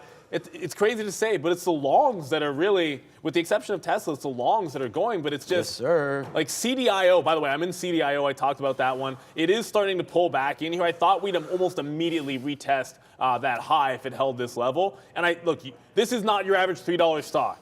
So here, I wasn't really looking to take 15, 20 cents on it. That's just not the type of play that it is. But if it is going to pull back in on the way back down, I will try to take some out for about 20 pennies here. Maybe try to get 40 on the way to the upside. It should be bigger moves. Like, I'm trying to risk this to 3. I didn't want to take something out for 20, 25 cents, but the way it put in a lower high, I just feel like that's the right thing to do. I was just greedy on Meta, and that ends up being the wrong decision. I did want to get back over to Zoom if I could very quickly. I have not made a trade in it, but it tried to catch a bid just there, and another flush to the downside. So Zoom could be all the way headed to afternoon support at 73. Maybe it can catch a bid there. I was looking to do some dip buying on that one. Let's go to Brendan because we have a number in 30 seconds. All right, we'll get the Chicago PMI coming out here at 9:45, guys. The bigger one that could move the market more coming up at 10 o'clock is the CB consumer confidence right there. So here we go. About 10 seconds left, but just keep that in mind. Again, at 10 o'clock, we'll get the consumer confidence number. 45.5 expected here for the Chicago PMI. Should be somewhat in line with expectations here. 43.6. So downside, 43.6 versus 45.5, guys. Okay, so again, we're 50 cents in the money. There you go, Professor. Right now for Google, we're 50 cents also in the money for AMC.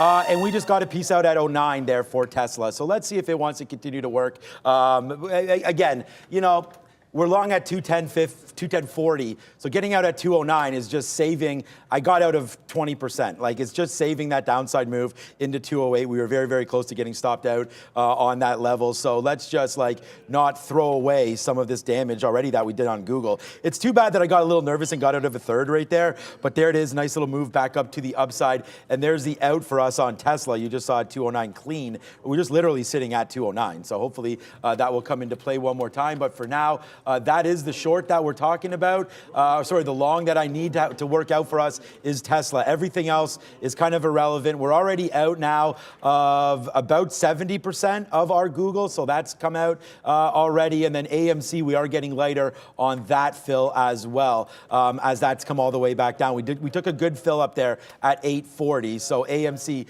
continuing to make some nice moves right here.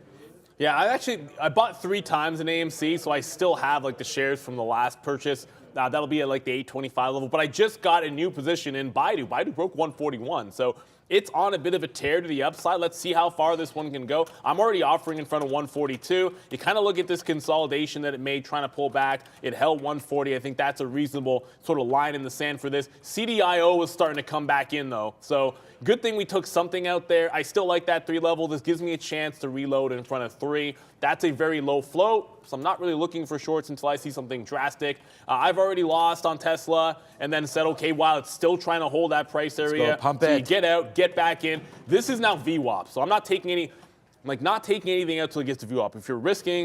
If you're risking down in this range, like going long 9s, then you have to be willing to hold it at least in the VWAP there. If we can get some 10 to 11s, that'd be fantastic. And then before I move on, I just wanted to go back over to NCLH. The conference call, I believe, is in 15 minutes. I'm going to cancel my offer. I was going to short in front of 16, so I'm canceling my offer. If I get that fill, it's likely because it popped on the conference call, which is not the way that I look to take fills pretty much ever. And by the way, Meta, so I get out when it breaks a 74.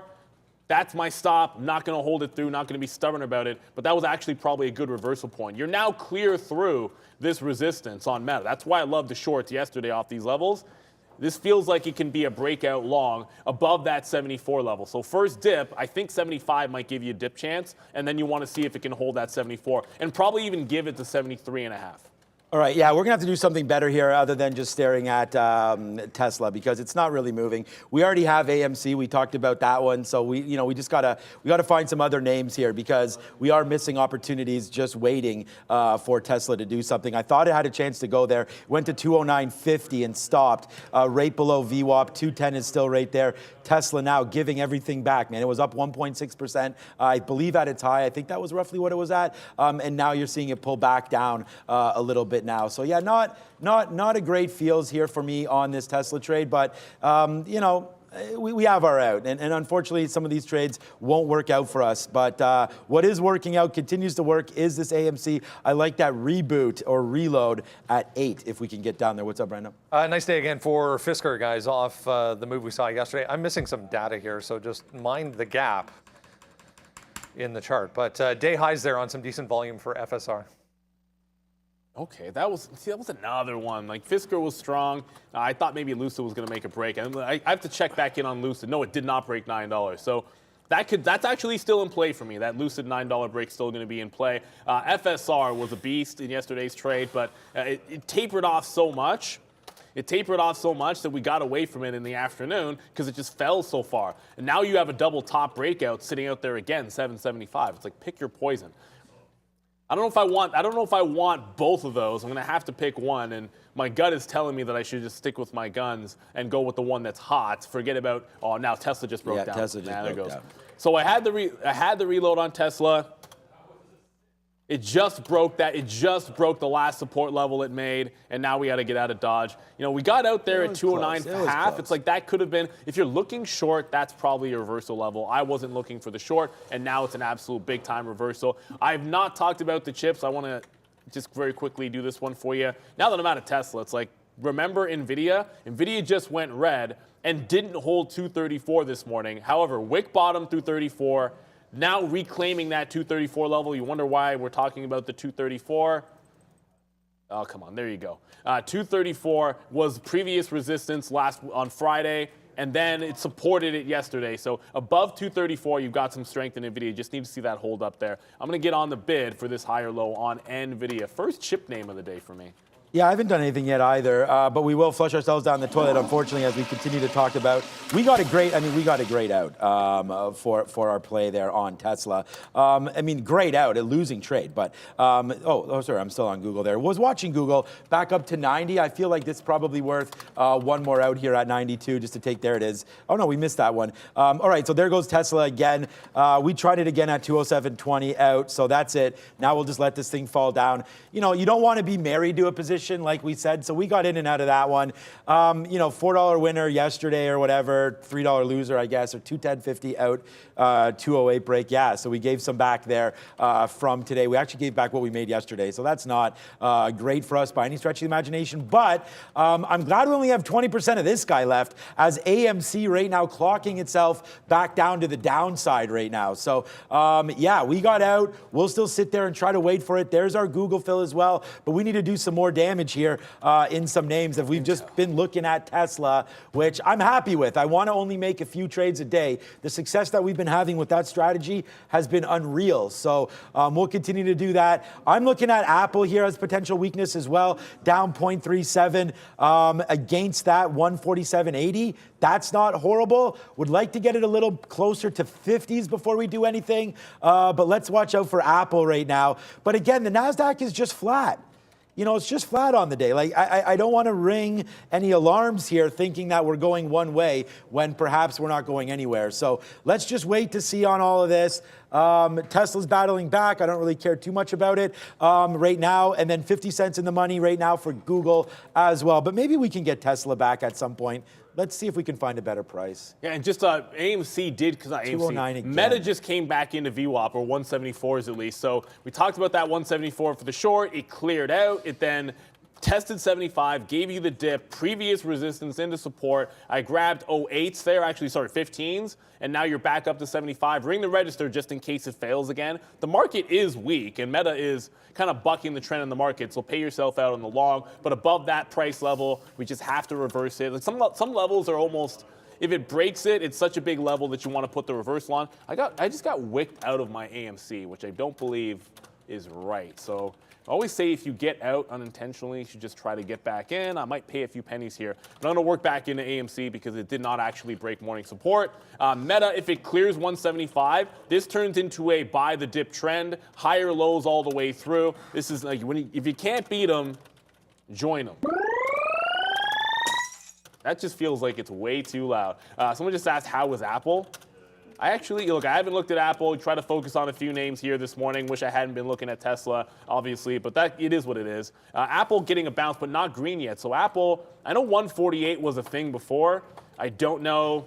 Yeah, 148 didn't really matter yesterday's trade. Apple trying to go green. That's good for the market, but it's essentially just following the ES.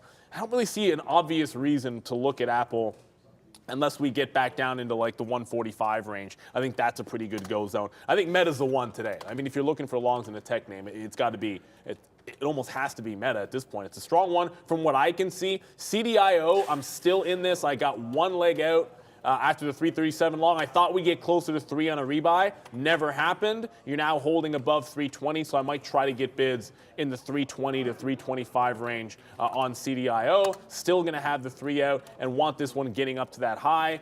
Just in case it does something crazy, going to pop an offer. And because a stock like this can run up, try to break the high, and in one candle slam back down. So you almost want to have something out there to get picked up just in case it happens. Okay, I am short right now on Apple. So this is again another trade that I don't mind taking right now on Apple.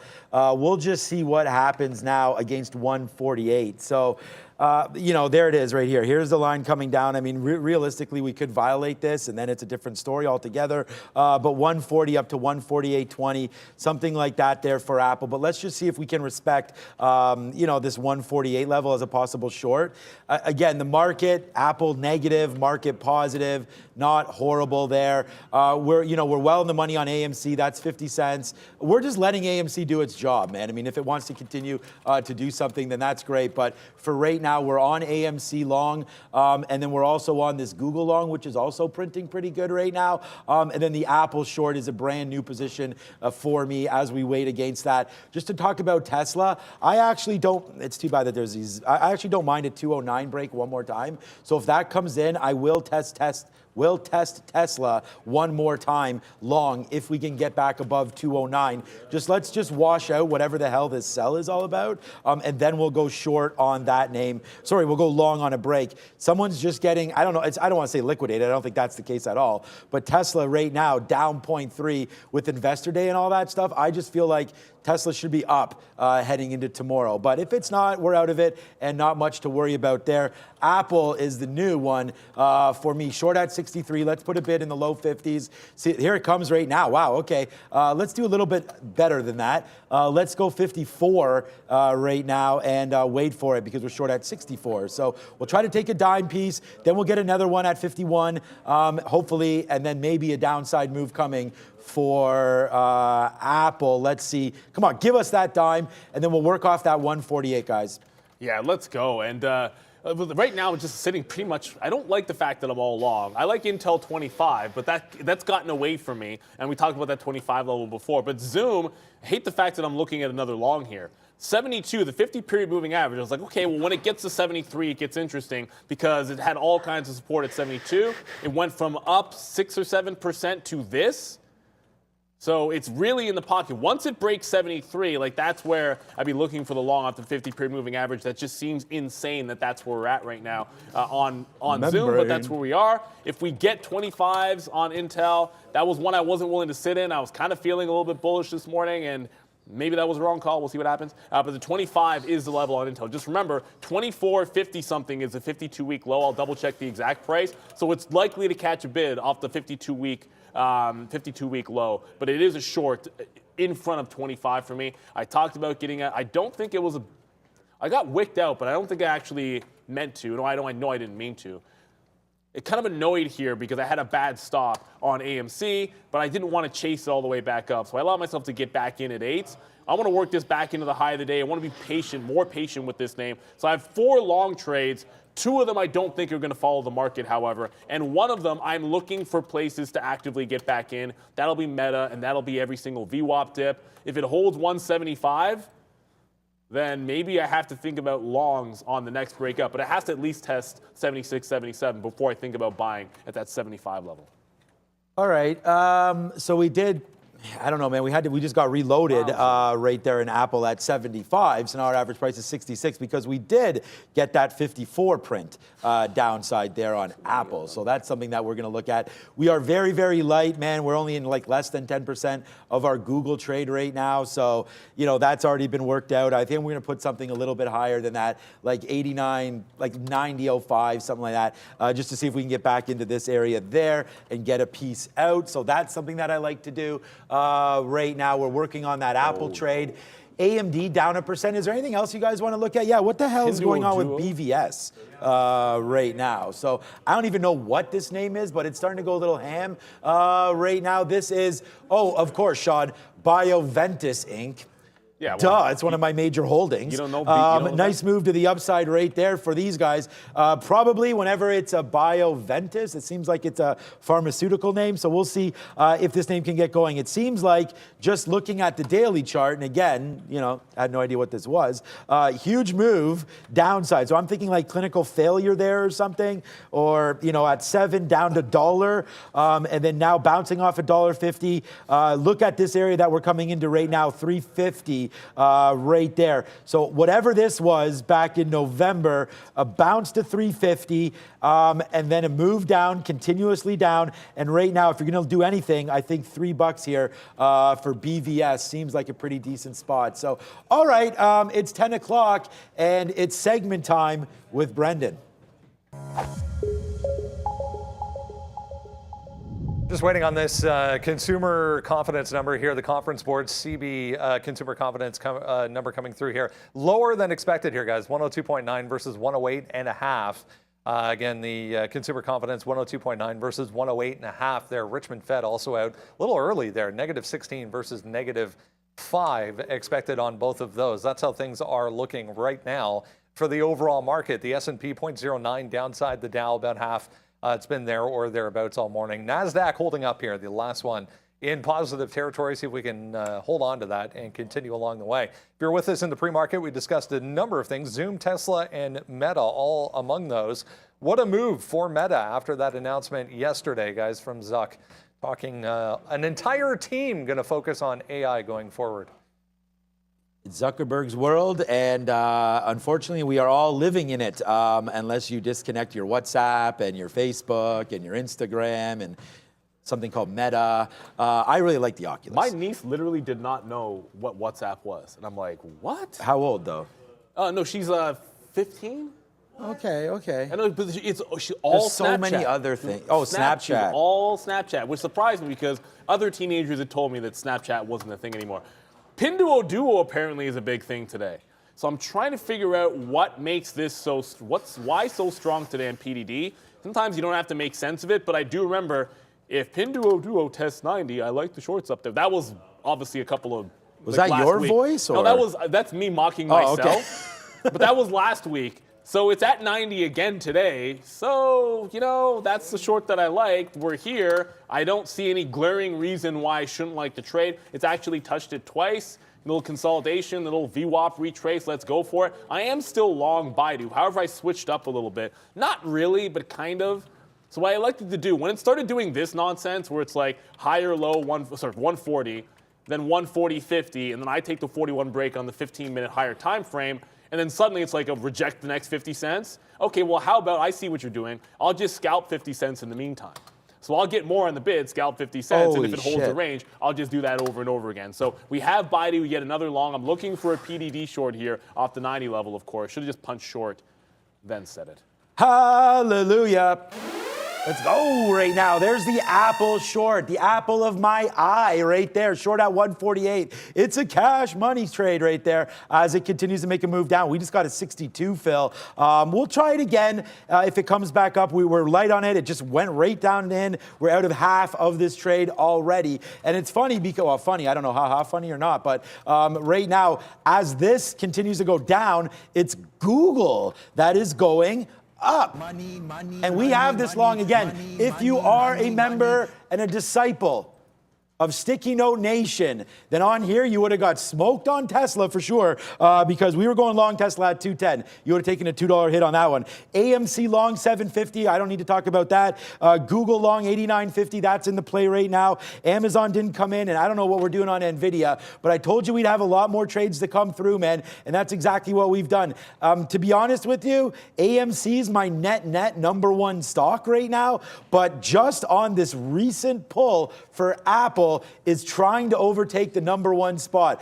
Google's here as well, baby. But we did get out of a third right there as we got nervous on why the heck was it dumping there early. But yeah, we had some numbers come out, and that's the problem with the pre-market. Shout out, I believe it was Julie that was messaging me on Twitter talking about how they wanted to get more pre-market exposure, and they love how I trade the pre-market and things like that. The problem is like I was dead right about Google, like so right that this should be my #1 stock today. And actually, as a trade of the day, this is a great learning opportunity. I was nervous, man. We tested down to 89 bucks on a name that's been weak. But ye of little faith, we hold on to 2/3 of this trade, and now it's one of the top trades in my book. So, really happy with obviously the way this is performing. And guess what else just happened? Let's go again. Nice little reload right there for Apple at 95 with some big boys.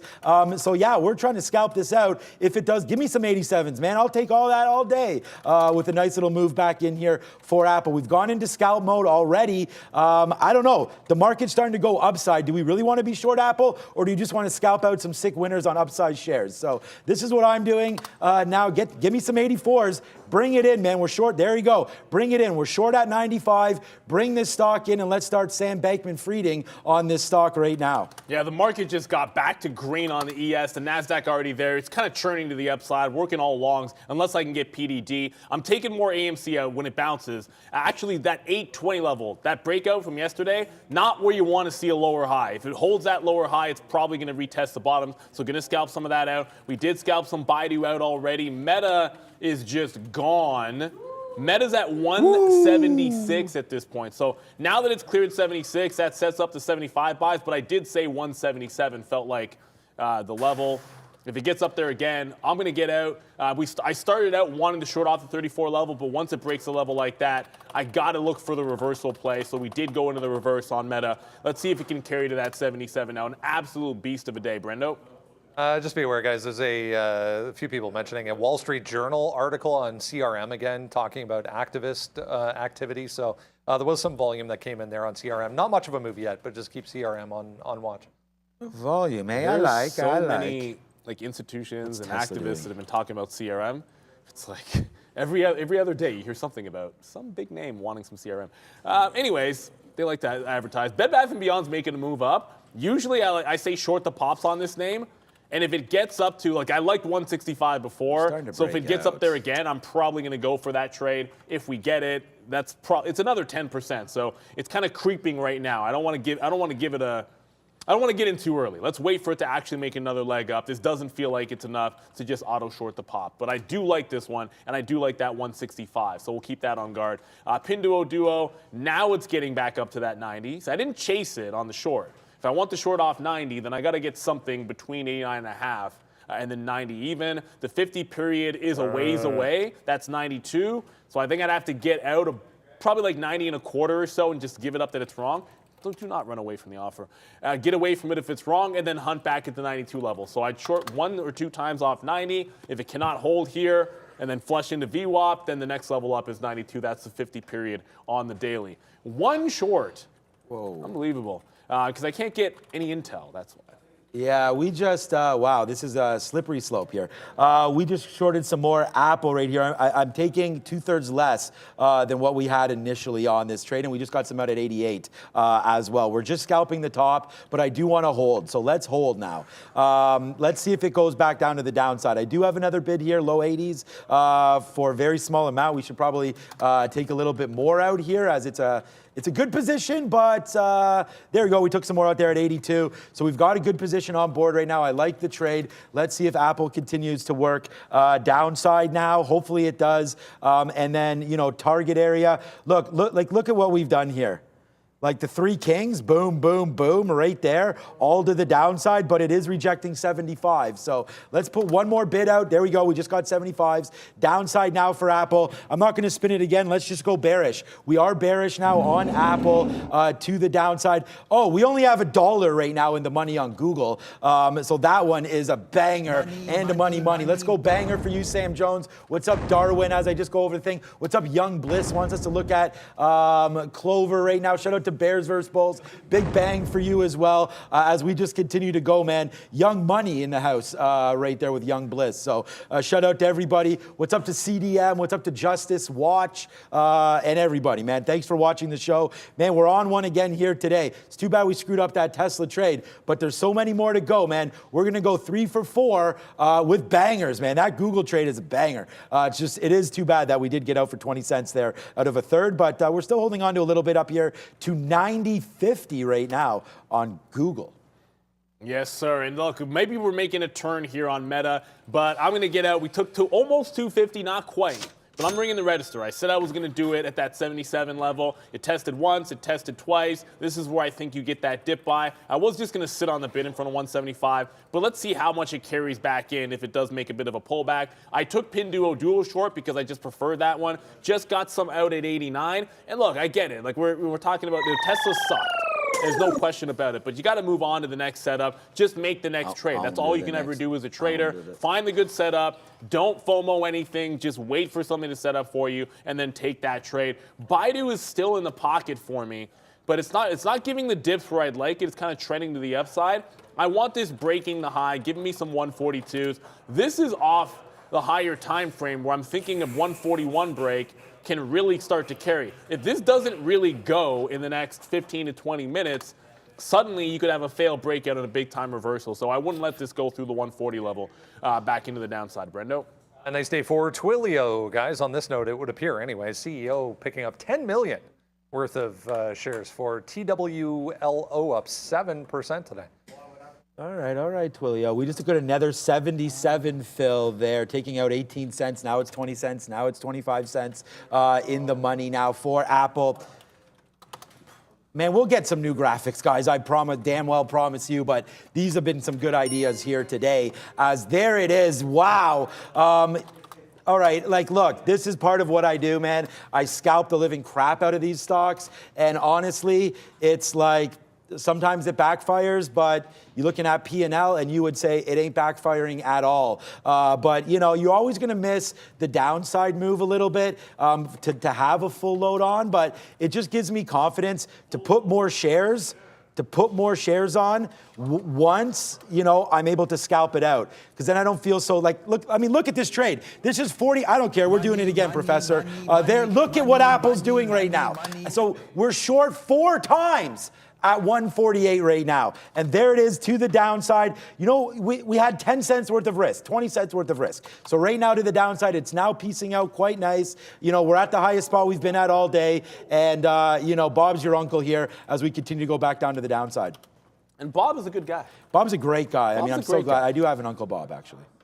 Oh, okay. I didn't think it's all good. It's all good. What up, Uncle Bob? What's up, Uncle Bob? And what up? Meta's now starting to come back in. I wish I had Intel short. I just had PDD. I'm looking for about $2 on PDD, but I'm drawing this quick trend line because if this holds up, forget about VWAP. This holds up, there could be a 175, like quarter-ish pullback on dip buy, I should say, on Meta here. Probably the strongest stock that I can see at least. So if I'm looking for a buy as the market's coming back in, I feel like this is the right name. Just seeing it test here, you want to be patient. There's the first sign that it's trying to make a bounce, so I'm going to try to get some 30s on the bid. It can always do like an under-over, like hold beneath the line for a little bit, consolidate, and then go to the upside. Where am I bidding here, 34? Why never bid 34, Neil? 37, 38. 50. It's like, the only reason I say that is because like if someone shows up at 35, then you're literally bidding underneath like an obvious level, like that 5 level. Anyways, I just got the fill at 41. So I like Meta here. It's probably decent off VWAP as well, but I'm going to test it out on this trend line. If it gets back up to the top, I think you're always getting something out because it's getting a little bit top heavy into a market that doesn't want to test the highs. That's the other side of this coin. The market does not want to seem to test the highs. AMC's now back into the 30 range. Excuse me. So I had a bad wick, got out, got back in the first consolidation I could find. Now it's going back up to the highs. I want to get something out on the way to the highs. And then I don't want to forget about you, Carvana. Yeah. Carvana, I don't know why I missed the 905 break. I do know why it was AMC. But it broke 905. I'm glad I didn't take it because it actually failed to break. But guess what's coming back? It's right back trying to retest those levels. What I want to do is see it hold above 905, break the quarter, and then just throw a stop back at 9. This one is also a potential squeeze play, but it's got to break out again. I want this clearing out the top before I get into this one. For the first time, I should say. I actually haven't had it today. And CDIO, I feel like this has now calmed down a little bit. I got one more reload. I was able to scalp some out. It's still holding the 3. But now it's just, will it pop again? Does it hold here at 3? Does it pop again to give you 4s? I've got offers in front of 50s. I have offers at about 375. Actually should be north side of 375 there. And then see and hold some to see if you can break 4 even. 4 million float. Bought a couple of times, scalped a couple of times. Now it's a question of can it go? This is a 4 million floater up 150%. There is a chance. On the daily, $5 it actually has room to. All righty then. Yeah, good. Look, Neil's trading a bunch of different names here, man, and that's great. I'm still staying in pretty much all the names that I've been in this whole time. And we are looking at Google. We're looking at Tesla. We can have another look here at Tesla, maybe just quickly. So it's still this 209. I'm still trying to look at VWAP down here at 209. This is just a 1-minute chart. VWAP on the 3-minute chart is right here at 208.50. You know, we're down to 206 and change. So, you know, the fact that we're able to get out of Tesla, you know, has created us a net negative position on this trade today, or at P&L. We're out of it right now. Just kept on bouncing. I'm wondering if this is a better take than 209. I'm still waiting for 209 in case it goes. But we did also just, I don't think we screwed anything up here, but we didn't get out at the very bottom. Well, we did. Actually, what am I talking about? We did great. We got 40s and 50s and then again 56, but we did miss this bottom 37, right off VWAP there, 41. So missed opportunity. But again, we only have now 30% left of Apple at this level. So not huge right now, but we're still in this position. Let's see if it wants to work right now. Apple, hopefully back down in. If it breaks 147 this time, I mean, we could try it again up here, but it's going to be a little bit less shares. Too many times to the well here again for us on Apple. So we'll try it, but a little bit lower. We'll just get out. We'll just put back in what we got out on the low side down here, so that we can definitely keep the majority of these profits in our account on Apple. Yeah, and I just got some out there on Meta, so we got the reload. The trend line kind of held there, got up to 176. We scalped some out just to make sure that you're ringing the register and get a little something. But what I don't want to happen, I don't want this to go timber, break through 75, and all of a sudden you're retesting the better level. Like on the higher time frame, 74 is the level I like. So I'll get out if it can't hold 75 and just look for the reload at 74 even, which is another $1. I'm not going to hold it that extra $1. That doesn't make a lot of sense to me. I just reloaded Pinduo Duo, so that means it's still going up. So we bounced off 79, shorted again here. It never really gets to, and I'm jinxing myself when I say this, it never really gets to 90 again. At least it hasn't since I noticed it. So I've been shorting it when it gets to the 70s. So I have 67 as my short price. If it does carry into 90s, I think I want 20s or 25s as an out, which gives me some room that if it goes over under, I love that term from Luca, breaking 90 doesn't take out the quarter, I can add in the 90 to 90 quarter range. So I like this PDD short. Brendo, what up, bud? Banks seem to be the sticking point here, to use DJ Solomon's word this morning, stickier inflation he was talking about. Here's Goldman, down 2%, just made a day low there on some decent volume. GS leading, again, Investor Day, if you missed it, he just said they're going to look at strategic alternatives for their consumer business after it stumbled. So Goldman under pressure again. All right. Yeah, I mean, we didn't really trade any banks, obviously, moving forward there. Probably should have, so, you know, mistake there by not doing so, looking at that today. All right, so just quickly here, just to cover what we've done. One trade in right there on AMC, again, one long, and where are we long? You know, bottom of the day. 760 long and still have that in our account. But we just did get a piece out right there at 830 when it came back upside. Now let's try to hold for that dream trade. And if it breaks through 850, then we can hit that long one more time as we're getting lighter and lighter on that position for AMC, as it's still bouncing around. So I still pretty much like that trade there for AMC. So let's just continue with it and just move forward and hold it. If it takes 850, then we do have our target trade in mind for that. So that's what we're doing right now. And yeah, just looking for more trades to come through. So 850 on that one. Google, we're looking to get out here at 990.40 if that can come through. And then let's not do this one more time and not forget, but let's just punch out right now. I just tried to punch 43s. Can I get some 43s? There it is. We'll take some 43s right now out, or not out, hopefully out right now on Apple. So we just talked a 43 out. Hopefully it's a good fill is what I'm trying to get at as we wait to see here on Apple. And wow, so I actually didn't pay for locates on Bed Bath & Beyond when I sat down this morning, so it just pulled back and gave you, it always does this. You get like the great pullback once you notice it going to the upside, but it didn't matter. We didn't have locates. It's not free to short. There are obviously names out there that you have to pay for the privilege of taking a short position. So it is what it is. Back at the low of the day now. That trade's come and gone. If it pops again, maybe we'll take a look at it. CDIO, someone asked to stop. I haven't really moved it. I'm still looking for it to hold 3 even. I got 31 long on the reload. The first time I had long, I was long at, I think, 36 and then 31 here. I still want this to really go. It's kind of lower highs. If it does break consolidation, this could halt down given the float, but I'm not letting it get through that 3 even area. So that's been the stop pretty much the entire day. If I moved a stop, I'd kind of be like, okay, guys, I'm moving the stop. I'm trailing it or something like that. But not much to do there except for wait for it to make a pop. It's going to make a move. Either it breaks 3 and goes to the downside heavily, or it's probably going to go 10 to 15% minimum to the upside. We're going to continue to ring the register and rinse and repeat on Meta until it stops holding this 75 level. So second one here, kind of got in lower, tighter to 75, but then took it out a little bit sooner, a little bit closer to the 175, 75 range. Still think we can get back to the high of the day. If the market bounces, Meta's good. There's no question about that, but the market needs to bounce. Yeah. That's the first part of the equation. PDD, woo, that's not good. So the last time I got this fill on Pinduo Duo up here at the 70s, right back down, easy fill back at 89s. This time it bounced, and I'm bidding here, like it bounced a couple of cents away from my order, and is now going back up to the top. So this is getting strong again. And the only thing Brennan was saying about PDD here was that Citron pointed to Pinduo Duo in their comments on Wish. But they suggested that Wish was doing better than Pinduo Duo. I'm just going to... Wish is doing better than Pinduo Duo. Because that seems nonsensical. Well, but you know what? Chinese. I don't know. But by the way, I'll slap the fail on CDIO. If I was only scalping this, it could have been really good. But I thought this one was going to go 4 million float. I wanted this one breaking out, so I gave it back to 3. That's where the stop was. It just hunted my stop. Brendo? It was more, just to clarify on that, guys, it was more a comparison of what is offered on each site, it seemed anyways. So they were suggesting that some of the products now available on Wish were comparable to those on PDD, not necessarily suggesting that Wish was doing better than PDD. See, this is why I love Brendo, man.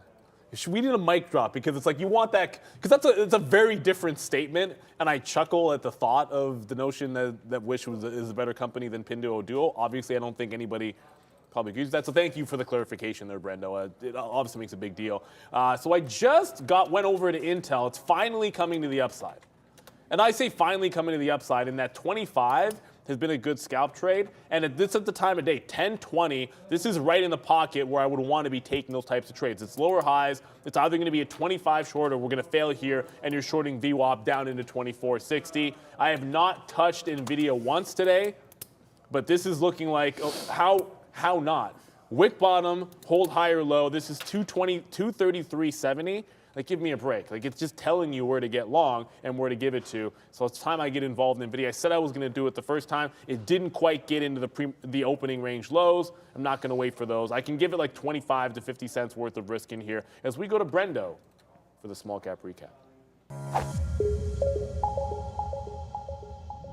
Hey guys, busy morning in small cap land. Let's get you caught up on what is moving. You'll have to excuse my charts here. I'm having a data issue for some reason. ILAG, top of the charts right now. This ILAG, Intelligent Living, comes through this morning with, get this, home security products with blockchain technology. So maybe we're back to those headlines. So that's the deal for ILAG. Cardio Diagnostics, CDIO was this. There was a heart disease blood test that came back positive for them. BVS, there was that settlement I mentioned for a lawsuit that went in their favor. I guess it was better than expected, or better than most shareholders were expecting for BVS. And Clover, we mentioned briefly this morning, up on decent earnings and a smaller net loss overall. But excuse the charts there, guys, for small cap. Brendan is good luck. Let's go. Seriously, I'm actually not making that up. Like, there is a history on this show of like, yeah, you get into position and then you throw to Brendan, you come back and you, like, as he's talking, you get the fill you're looking for. So we just took Nvidia and then, you know, off of this higher low and immediately just pops like 50 pennies in the money for a scalp. I think this is a scalp trade. VWAP seems like a bit of a hurdle. The market doesn't seem to want to break out. I'm giving it the stink face because I kind of thought if you're bouncing off, I'll just show you guys the ES. I kind of thought that if you're bouncing off the lows here, like, why aren't we retesting these highs? Meta's strong, but this feels a little bit too weak. We cannot seem to get past green. Every time we do, I think we're getting that next leg, and the market's saying no moss. So scalp your longs if you can. I want to hold on to something, but maybe not as greedily as CDIO, which was kind of, you know, you could play. There's a lot of ways I could have played CDIO, and the one in which I picked was obviously wrong because, you know, scalping this thing where I was getting in was great for scalp trades. Every time I took an entry, it's like, yeah, you could just be getting in there taking 10, 15 cents on a $3 stock. Here, you could have been taking 20 or 30. I thought we were going to get a bigger push, and I was holding out for like the breakout and halt upside, which clearly did not happen. So I like Nvidia, but that does not mean that I'm still not looking for an Intel short. I'm sitting there. I have a stop in Baidu. I think that's like an all-day type of play. If it holds 140, I think we can break out tops. Pinduoduo, this is pretty binary. I'm waiting for it to make a decision off the 90s. I'll play inside the range and then do an over-under at 90. If it breaks 20s, I'm out. If it holds here, I'd add one time and then play the VWAP retracement. So these are pure setups at this point. AMC's not really doing much anymore, so I think I'm in kind of hold mode. I've been long several times here in AMC. I had the one stop out, which I hated because it just doesn't even make any sense to me as far as I'm concerned. I never want to stop out on the trend line. That's literally nonsense. You want to do it beneath the trend line, but if you're using a trend line, then you're subject to drawing it like an idiot or just completely misreading it and misplacing a stop. That cost me 15 cents in here, and I had to re-enter. Now it's holding higher lows. Maybe an 850 break. Don't sleep on an 850 break a little bit later on. We'll see if that does happen. But now we're in calm mode. Find the scalp trade. I think the scalp for me is going to be Nvidia back and forth here, and then also Meta. Meta and Nvidia, a couple of decent names. One holding the upside of a trend, the other one holding the low of the day on Nvidia's case anyways. Yeah, you know, your boy loves calm mode right now. We've changed up our style a little bit. We'll still celebrate the wins when they're there, but we're going to make sure that we trade things properly and trade things aggressive when aggressiveness is required. And right now, yeah, the market's kind of sleeping a little bit here. We'll wait to see. We talked about what this market was doing today, and really, guys, this is not the market for me, man. I mean, I'm not, you know, like, I don't want to just throw positions out there. I actually want to take, like, you know, real positions and try to make some pushing moves here to the downside, which is why we have this Apple right there. Came to 148, liked it thrice, boom, to the downside. Now we're just sitting here watching this stock sort of evaporate. Let's see if it can get even lower. GameStop. So there's always, you know, movement in names, especially on days, you know, when we have an AMC movement today. But GameStop right now, still hovering around that $19. The reason why I just called this up is on a daily, okay, yeah, that's right. We solved that split issue there. On the daily chart, you're trying to hold 19 right now. So that's been back and forth here at 19 on GameStop. So that's something to look at right there. If you know, think this is the next name to go, this is a great price. I mean, it can get to 22, 5-6 days ago, right? You're up there. So this is not a bad spot there for GameStop against that 19. I think this is worth taking a little bit here against that 19. And the fact is, the bottom of the day here was 18.95. So I'm going to try my luck here and try a little short in this name and then just see where we go. So, long in this name off 19 for GameStop, because we're already in AMC, but we're pretty light on that. So let's see if this comes down into the low teens. We'll try it here on AMC, low teens, on GameStop. We're going to try to buy something there. Why do we keep seeing it? By the way, let's go, man. Apple right now at lows for my position anyways. BBBY, we need a couple more Ys and Bs in there. There it is right now. Yeah, 141. So again, I know there's been some talk about what's going on with the Bed Bath & Beyond, and we did have a nice move up there. We always say fade the pops, and that's another one right there to 152. I didn't pay for shorts, was obviously looking elsewhere, but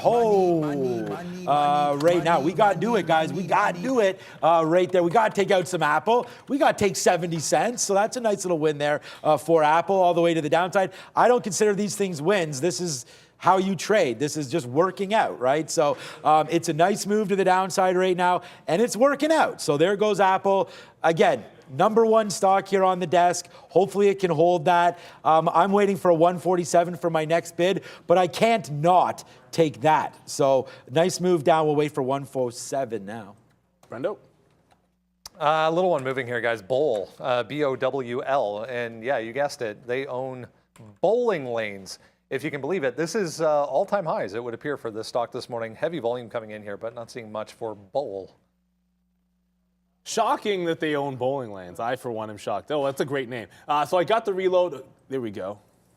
Got the reload just now on Nvidia. There's your wick bottom, 233.20-ish. I mean, it's like 21 or something like that. So if it can bounce back into VWAP, every single time I take a lower high, I want to make sure I get something out on the first pop.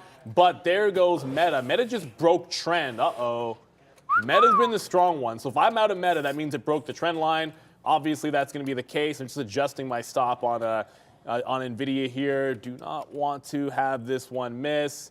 So I got my stop underneath that support level on the pre-market. But Meta, this is where the concern becomes, because, yeah, there's your trend break on Meta. 74 is the next level to the downside. It's been a good long since reversing, but I do want to respect that 74 even. Even AMC starting to pull back in. Where's my PDD, and can I get more of it? If one more pop, and I'm going to try to add PDD, because if the market rolls over, I think this one can definitely go. And I hate you, Intel. No, don't say that. No, it's like, oh, come on, man. Like, I just canceled an Intel, thinking I was going to get like 25s. I'm like, I won't take VWAP. It's breaking VWAP. It's going to get to 25 even.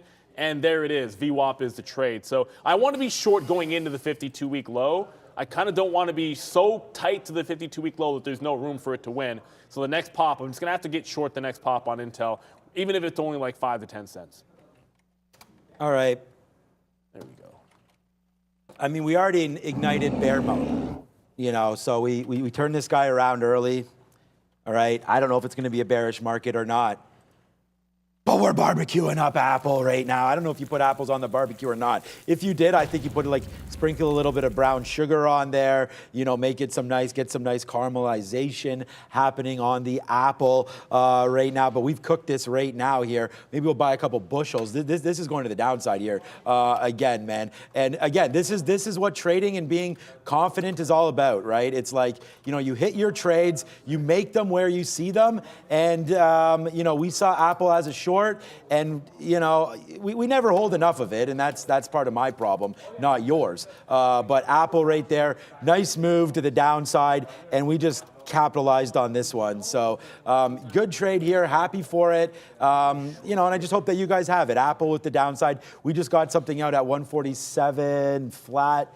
147.09 for a good trade. So, yeah, hopefully you guys are here with me on this trade. And if not, that's all good, man. There's lots of trades to have. We have a new position alert as well. We'll go like that. There we go. We told you we were sitting low teens on GME. 12 is not a teen, 13 is, but we have 12s right now on AMs on GME. And we're just going to see if this wants to play, right? Hopefully it comes back into the downside. Bounces off 19, that we're in the downside now. And we're looking at this 1890 level. You know, let's just hold this name. Maybe there's a chance that if AMC, which is... Pull it back.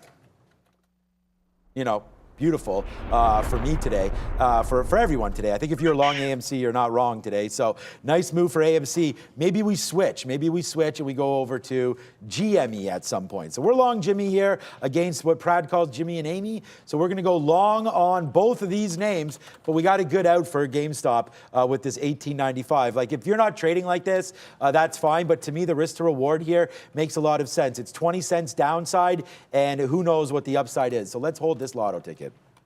Yeah, I mean, what is GameStop? Okay, 19 sorry. only. 19, yeah. I remember at GameStop, every single time it would go to 20. When it would make a move, it would make these moves to 25 even. The one I kind of wanted to get into, if in addition to AMC, was actually Carvana. And I haven't found my way into it. I'm not going to bother drawing the trend line. You guys can see the higher lows that it's putting in. Right here at $9 in VWAP just feels like that's the entry point. So I said I wanted it like several times, and I've yet to actually get the fill and go for it. So as it bounces now, I'm going to look to go long on VWAP. I think as long as you hold 875, when you talk about names that can go, like this already bounced once off to 50. Like if it clears out here, like why wouldn't you get back to 10 even? And if there's a secondary push in any of these names, why wouldn't it drag Carvana with it? It already made a good bounce yesterday. The continuation, I think, gives you plenty more room to the $10 level. Brendo, let's see what's going on in the world of crypto, buddy. Hey guys, yeah, quiet day overall for equity markets. Same story in crypto land, really. We are back and forth, tested higher, tested lower, now kind of back in the middle as far as headlines are concerned. Nothing really jumping off the page. I saw this come through a little bit earlier on this morning. Visa and MasterCard delaying new crypto tie-ups that were previously announced until, quote unquote, the market improves. Sign of the times, maybe, as far as Visa and MasterCard are concerned. That is a look at the daily chart right now. Tiny, tiny little candle developing there for BTC on the daily chart. Inside range from not only yesterday, but the past couple of days.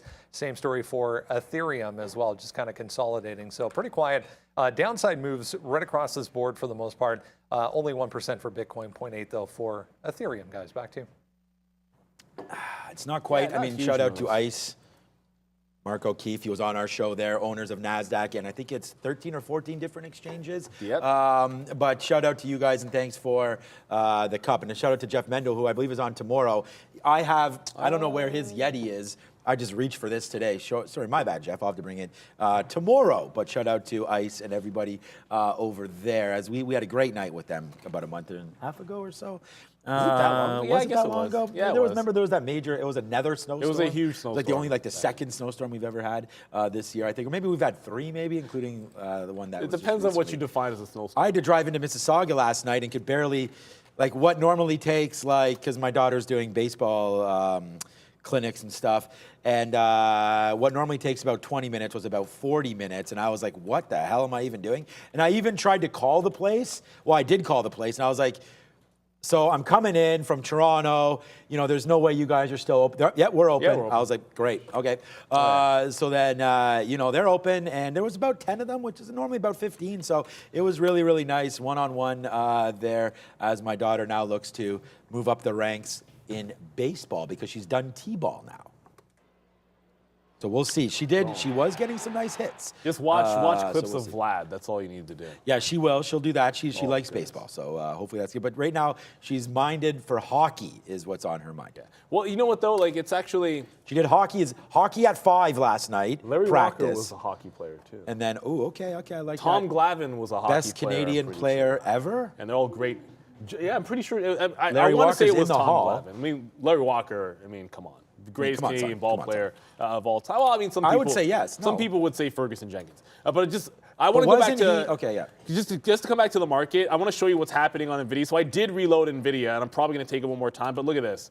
Like, you can see the lower highs it's putting in. So when it gets to one of those lower highs, if you're long, get something out, and then look to reload. It's holding essentially the same bottom at 33 here, but eventually this breaks. And, well, I shouldn't say that. At some point, eventually it breaks if the trend holds, and you got to be paying yourself out. At least this way, you make something in the case it doesn't go anywhere. If it breaks out, you're going to win anyways. And if it breaks down, you lose less because you're paying yourself out on those longs. Let's see what's going on over here in PDD.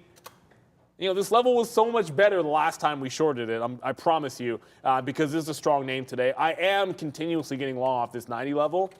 I've only gotten out once. Now I want to get more aggressive down in the view up. Like, it's not bad yet, but it's not exactly doing anything for me either. And why didn't I get Carvana? I thought I got the bid in there. Yeah, okay, this always happens.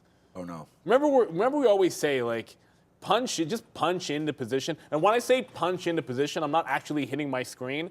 Like, I'm not doing one of those. I thought that's what you meant every time. I know. Oh. It's a term that we use for crossing the spread. So, like, there's a couple of, for anyone if you're new to trading or whatever, like, as I'm watching CVNA here, what I mean is, instead of, like, passively waiting around to catch a bid, like here or on the bid or like a couple of cents lower, just remove liquidity from the offer. Like, you get those shares right away. So we talk about just punch in instead. I could have taken 7s and 8s or something like that instead of waiting around, for like 6s, which I can go ahead and cancel now because I'm probably not getting that fill. And if it comes back down there again, we can always try to catch that bid. But sometimes being aggressive on the way in is the way to go, especially if you're with the trend. If you're against the trend, wait around all you want to get your fill because you're probably going to get it. But when you're trying to go with the trend, you tend to want to be a little bit more aggressive with your orders, which I clearly wasn't there on CVNA. Like, that's on me. Like, that's stupid on my part. Get filled on something? No, I did not. Okay, I was just saying, did I just get filled on something? I was going to look at, good advice there, man. I mean, you always want, you hear little things. I was going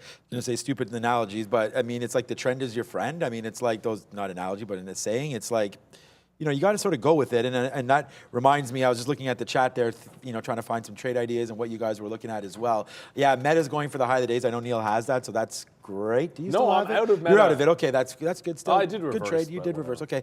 I just want to say about Tesla because, like, we like the 210 long. That's what we did. We got out 208. But it's like, if you just keep on fighting that, then now you're debating like, okay, well, now where do I get out? And it's like, if you thought 207 was going to hold, well, it did. And then if you didn't get out at 208, then now you're looking at 206. And then you just looked at 205 in the face. And then it did break 205, but barely. And then now right back up to the upside. So when stocks are like, the one thing that I said, I think it was yesterday, is that I'm biased one way, and that's never really the right, mentality, obviously. You never want to be biased when you're trading. You want to be able to sort of, look at a stock and say, this is why I like this. And if you just kind of like take away the name, I don't think I can actually remove it, but then you say, is this stock worth going long? And when you look at it like this, higher lows, higher low, lows, lows, sorry. Lower highs, all the way to the downside. So this is not a stock that, you would think to go long on, and if anything, you would fade the pops, right? And so that's something that sometimes I like sitting back, and what Neil's talking about, sitting back, relaxing, and making sure that you can focus on the positions that you truly think are going to make you your day, your week, your month, and just a good trade. Like, that's what it's about, right? This is why I held on for AMC. I only have 10% left. We talked about that. Every single one of these outs, there should be 9 of them. They're all the same. Let me see. I think you might have got out more there. 1, 2, 3, 4, 5, 6, 7, 8, 9. No, so that's right. So all of these are 10%. So as you fall back in, this is kind of the trading that I like to do, right? We held for some moons and we got a little bit there, but not a lot. So, you kind of hold out hope that this name can go again, but I'll reload it at that spot again, looking for one good trade down here. We're getting close to that level again of 750. So let's look for a reload there on Tesla at 750. Of Tesla, like today, I'm not going to be mad. Like down on Tesla and down on, well, I'm still in Baidu, but technically speaking, like if it doesn't break out, I'm going to lose on the stock. But those were kind of the first 2 things I looked at when I sat down. So I can't really mind that. I'm just now trying to get more of a PDD. We're going to go to sector watch in a second. Remember Pinduoduo? If it breaks 90, doesn't get to like the 20s and fails to break, I want to add on the over-under, leave room to do so, and then continue to play that VWAP. But it just did it now, so I am trying to get some shares underneath of 89. I wanted to see it react to the break of 89, which it wicked top and now back down. So that was the entry I was looking for. Haven't gotten the shares yet, but maybe Brendan will be good luck again, because we're going to sector watch, and usually you go to Brendan and you get a fill.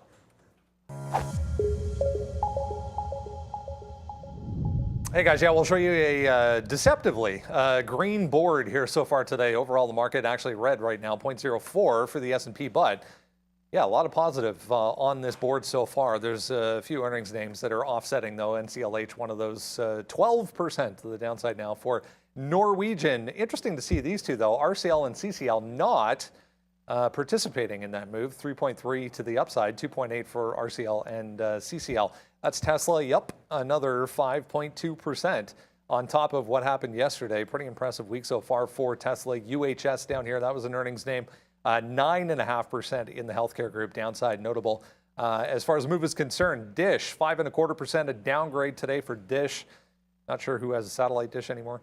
They do more than that now, but still, that was their primary business. Meta and Warner Brothers, though, easily offsetting that along with Netflix and Take-Two, TTW, all on the upgrade. We saw materials, energy, utilities, and consumer staples also all positive. So about flat right now for the overall market. Worth noting, I just saw this one pop up. Yeah, Rivian having a nice day here on decent volume at day highs here. Earnings tonight for Rivian, guys. Earnings tonight, you say? Ooh. Short.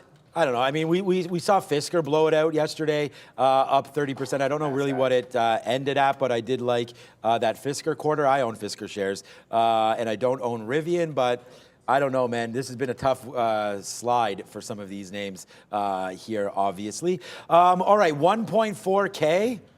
Like, I know we haven't, that's the thing, we're not doing a very good job of asking for likes. But we'll do it right now again. We'll see if you guys want to participate. Hit the like button.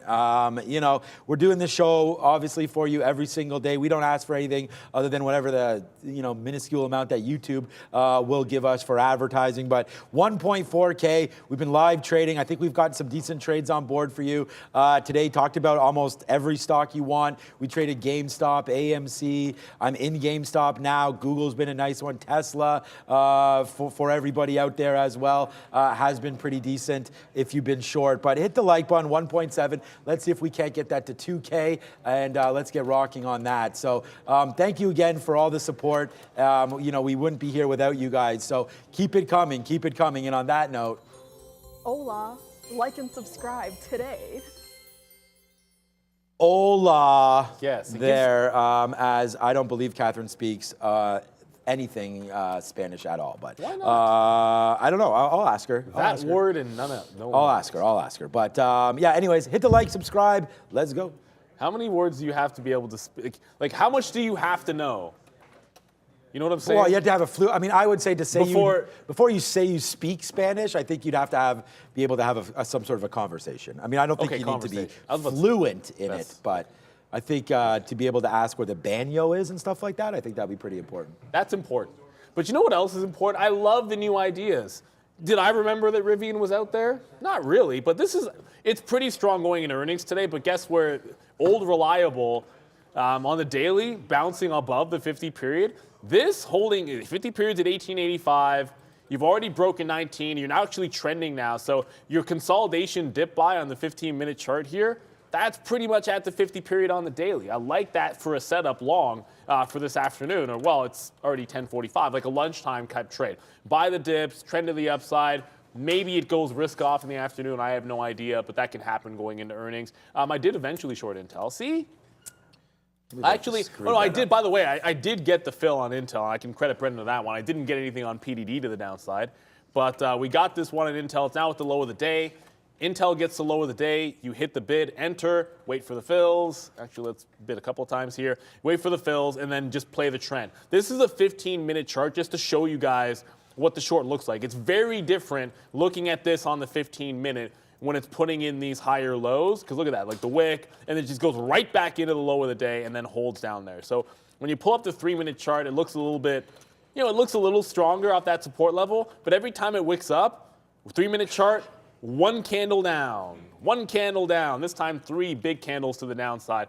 This is a weak stock. I know I went long yesterday, enough of that noise. Yeah. This is a short until it at least gets to the 52-week low.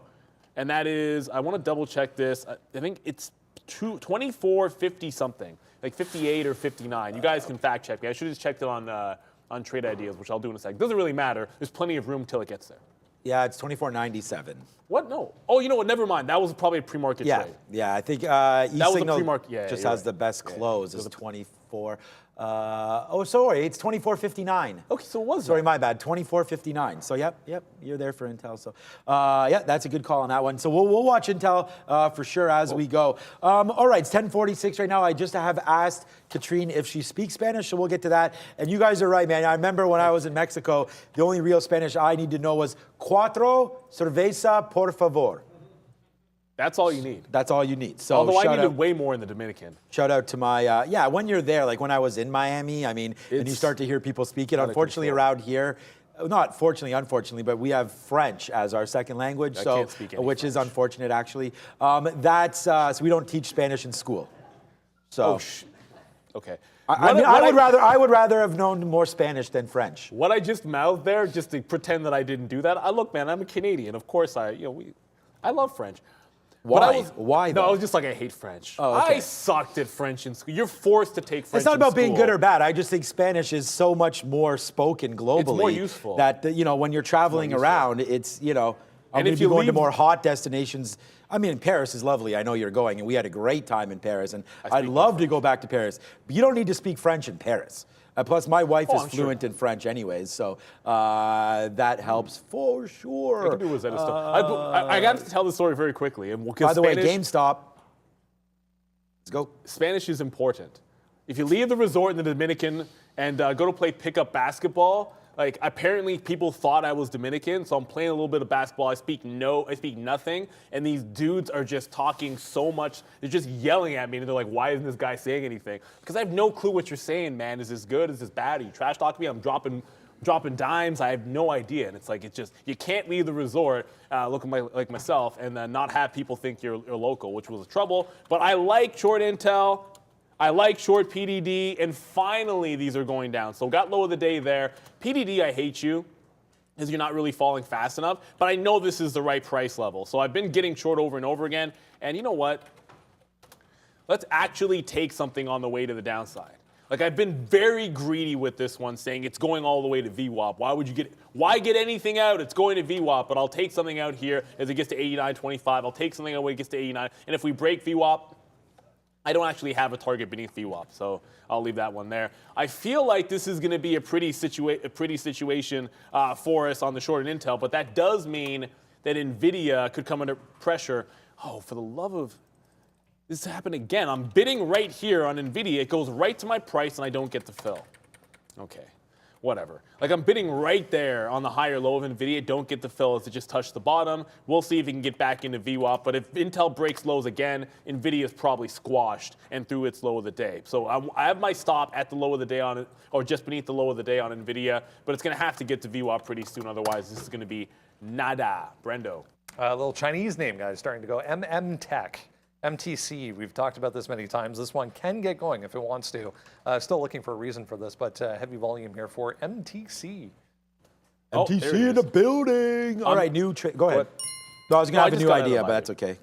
So this is, like, I like Baidu for the breakout trade. I kind of thought 41 carries to a monster potential gap fill. So the whole time I was willing to float it back into 140, give it the dollar worth of risk. And then I scalped for 50 cents on a re-entry, but the overall play was 141 holding 140, and then you had $10 worth of upside. So I'm out of that one. We'll take the L. I said this one could turn into a loser like Tesla, but it just needed to hold that 140, which it is now not doing. Thankfully, PDD is a short, so kind of trying to make some of that back there on PDD. But yeah, Tesla rough, Baidu tough. What can you do? Rough and tough, we like it. Rough, tough, and tumbled It means, yeah. right now. Okay, so what I was just saying there was new position alert. Thanks to everybody. We did talk a little bit there about Fisker, obviously on that Rivian news that Brendan brought to us there. We'll watch out for Fisker now breaking out a little bit from yesterday's high. Came into play there. Let me see if I can zoom this back out a little bit for you right here just to look to see why exactly I'm in this. So there it is right there. So we failed yesterday, right, on this level. So let's not think that, we're going to blast through it. This was hit yesterday at about this time, 11 o'clock, actually 11:30. That was the high. So let's just see if it wants to take it. I'm out if we take this 50 period. So it's an average in position that we'll take here on Fisker. If it comes in, we'll take a 760 bid, and then we'll watch out a little bit lower than that. But any break there, we will be out of Fisker. So that's a call that I'm looking at right now in FSR. We'll see if it continues to go higher. We are trying to average into it. So that's the play temporarily now on Fisker. And we'll just wait to see where it goes. So that's that play. GameStop. So GameStop went up a little bit. It went into the 30s. We could have, or went to 28. We could have taken a little more profit there, but we did not. So now we have to wait to see exactly what's going on with with GameStop, as we just stopped at 30. I was waiting in the 40s up here where the high of the day was, into 50, but now that I double check it, I'm still at 48. So I'm still right here at 48, but now debating putting something here in the 30s for this in case we do get that bump up, but we're still here. We're still waiting for a high a day basic break here on GameStop. If not, we get out on this move down. So I'm all good with this trade. I'm pretty happy with it. And I'm not going to sit here and complain about a trade that we're in for a hero move. It's light shares. We're just trying to see if we can go like 3-1 now on part of our trade. So it's GameStop. Let's see where we go from here on this name. But I know one place, Neil, that we're going for sure, and that's over to the big desk with Money Talks. We looked at the DXY. Let's get an update from Brendo. Dixie. Hey guys, once again, you'll have to excuse my blank chart here. Refinitiv having some charting issues so far today. Nothing going on for the euro so far. Overall dollar downside. We are erasing, however, early decline. So we had to move to the downside in the pre-market. That consumer confidence number coming in lower than expected. Hey, that worked. The consumer confidence number coming in lower than expected lifts the dollar back to the upside. We're down just 0.10 right now, 104.5. Again, they want to see the consumer confidence weakening, right? They want to see the overall economy going to the downside to know that the rate hikes are starting to work a little bit. There's a euro positive on the day, only just. Canadian dollar downside 73.4. 0.4 for the British pound 2 days in a row after that deal between the UK and EU on Northern Ireland was announced yesterday. 1.21 back to the upside for the GBP. Everything else pretty mixed here. Nothing significant. 0.5% right now for Bitcoin on the 12-hour period. Anyways, intraday 23,500 for BTC, guys. Okay, so a couple things here. First of all, Katrine speaks absolutely no Spanish whatsoever. She's, I know, you know, so that's confirmed. And then Prad brought this to our attention today, and I think this is something that we could do. Put in the chat, throw up some ones in the chat if you would like to do this right now. Come over to the screen here, Prad, if you can. Prad built this. This is an awesome graphic. Part of the reason why we're here right now. What about a March Madness bracket? If we could do something here with Trader TV Live, completely free to do, and we'll do that, and then we'll talk about our results. Neil and I both, Brennan even, will have a bracket. We'll put a bracket out there, all of us here, and have some good fun and build some community. So I think that's an absolutely great idea, as the chat right now likes it. So shout out to everybody. So let's just do that. That's a great idea. We're going to have a March Madness pool in which we'll see. Shout out to J-Dog on the Discord. So shout out to you, J-Dog. Let's do that. Thanks for the graphic. We'll put a team together. I think the choice of league was ESPN. We're doing ESPN is where it's going to get hosted. So we'll fire out Neil, myself, Brendan, all of us. Yeah. We'll put it out on our socials. We'll send out the join link to it, and it's going to be absolutely for free. Yeah. I hope if ESPN takes money, then I don't want to do it. So it's free. Okay, good. So free. I just don't want to. It's CBS. I don't want anybody to do that because we're not in this. Yeah, exactly. Yeah, exactly. The winner, talk all kinds of trash. That's all, we'll talk a lot of crap to everybody, and whoever wins, wins, man. We're not going to be like Warren Buffett, that at one point said, like, if anyone has a perfect bracket, he'll pay them like $1 million. But I'm afraid that Brendan, with all of his research and those abilities, will be able to put together a good college program. Yes, he can. Basketball? Come on.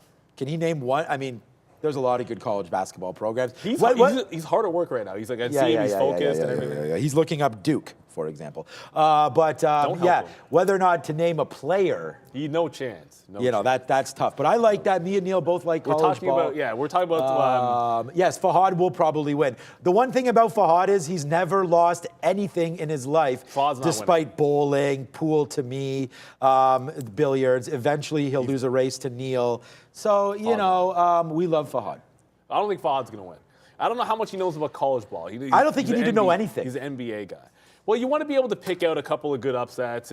Yeah, you want to be able to throw darts. I was about to say a couple teams I like, but I'm like, no, I'm not going to tell you who I like, because we're going to do our brackets. You'll find out after Selection Sunday. Yeah, I'm going to, what we should do, though? We should have, like, you know how they put, like, food, and then they put a rat or, like, a chicken, and it goes and eats the bowl? Like, I'm almost thinking that we could do something like that, just so that when we lose, to something like an animal that knows nothing, it can look even better. Yeah, as you eat some fruit salad. I literally I got this like in the pre-market and haven't touched it. That's all right, stupid.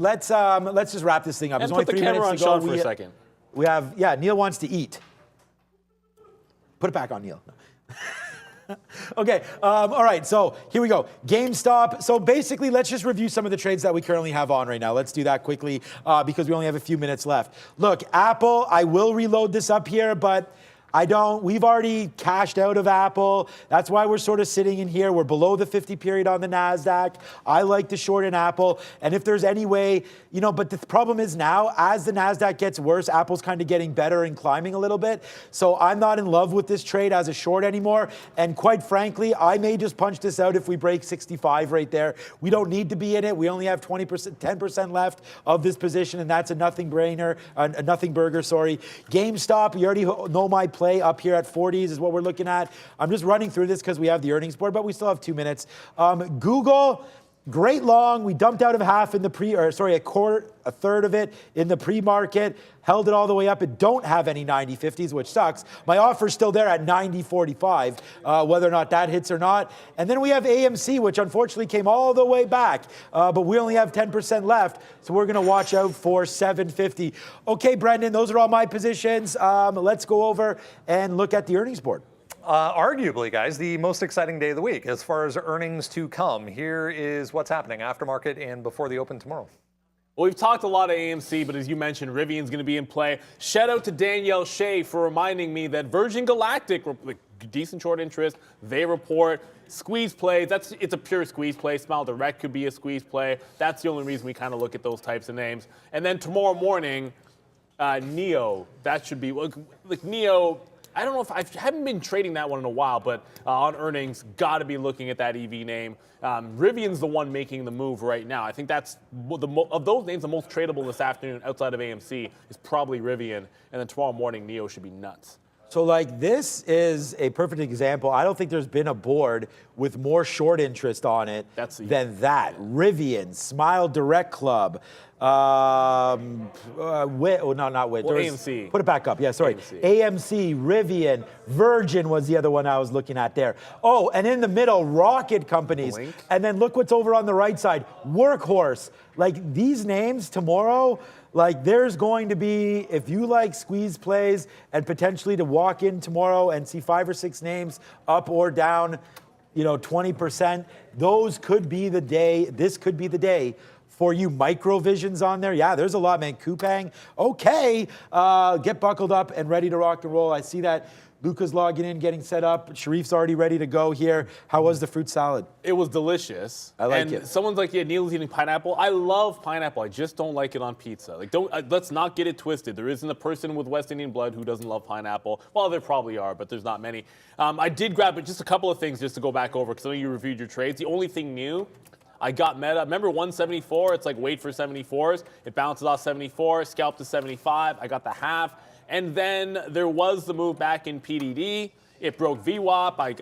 I said as I took this out, wait for VWAP, it's going to get to VWAP, wait for and then of course I take 2 outs there. Now that it's broken through, this is just gap fills central. How far does it want to go back to the downside? I don't know that it can fill in the entire gap. It seems stronger than that. But 87 seems reasonable if it can get through here. So it's at the level right now, 88.50. If it starts trending beneath that, I'd probably slap a trail. If it bounced off 80, 88, I'd slap a trail to 88.50 and then see if we can get to 87. There might be some shorts off of this level, but really the only place I wanted to short this thing for the last little while has been clearing out that 89, which now the 15 doesn't want to show you. And the last time we had a chance to do this was, the one day we were able to get that short was fantastic. There was one other chance to grab it at about 89 even, and it finally came back in there today. So it's been a good morning, with the exception for me of Tesla. You got to make sure you lose the most on the ideas that you like the best. So it was that, and then Baidu didn't work out. Thankfully, PDD kind of came out of nowhere for me. But the big boys are ready to go for the midday. We got Sharif, lean Sharif. And that's a bit of an inside thing now because I'm like, how is this guy leaning out in the summer? He's already pretty lean as far as I'm concerned, Sharif. And then you got the scalp demon himself, Luca. Go get him, boys. What is up? I was about to say what are up. What is up, beautiful people? This is a midday show. That's Luca. I'm Sharif. Let's get it started, baby. What a yo-yo market we've had today, creating a bit of a bottom. Let's get to the futures real quick because there's a couple of standout levels I want to discuss. The first and foremost is this level right here. This is the close from the day before yesterday. So this is on my chart as a result of being the day before yesterday's close.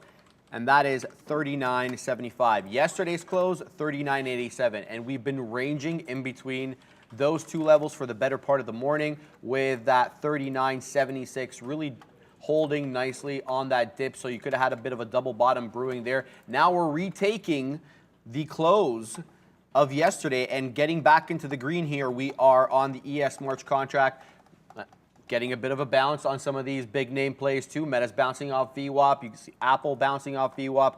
The guys had that this morning. So looking good here, possibly either for a range trade or a breakout trade. I mean, we'll have to wait and see what develops, but those are interesting levels that I've been watching. I'll just review my trade real quick. It's been Meta. We got that big pop-up on the AI news. We spiked up all the way to that 174 area. We had that big rejection off 174. Neil called that out. The second he did that, I punched. I got in about 173.60s or so. Scalped out here at 173.07. Then waited for that 172. 69, I got it out there. So taking a buck in the money on that pop. My only, obviously not my only, but a big regret here, obviously not realizing that this was the retracement into a key level. Look at this. Prior to the market open, we had that 172.20 level, and then you had that test on the decline and that continuation. So that should have been a key level I should have been getting long at. Make a long story short, I had other things to attend to this morning, so I couldn't get to this long, but what a long it was here on Meta. And now it's kind of range trading, but holding VWAP quite nicely. Let's bring in the side chart here real quick because I want to show you the VWAP dip trades. It's been a nice couple of trades here off VWAP at 174.60 or so. It's been kind of like a rinse and repeat. Yeah, sure, you've been wicking down, testing that 174 level. But the closes have definitely been closer to VWAP. Look for that 175.90, 176 break to make a new high and then to test high of days at 176.73.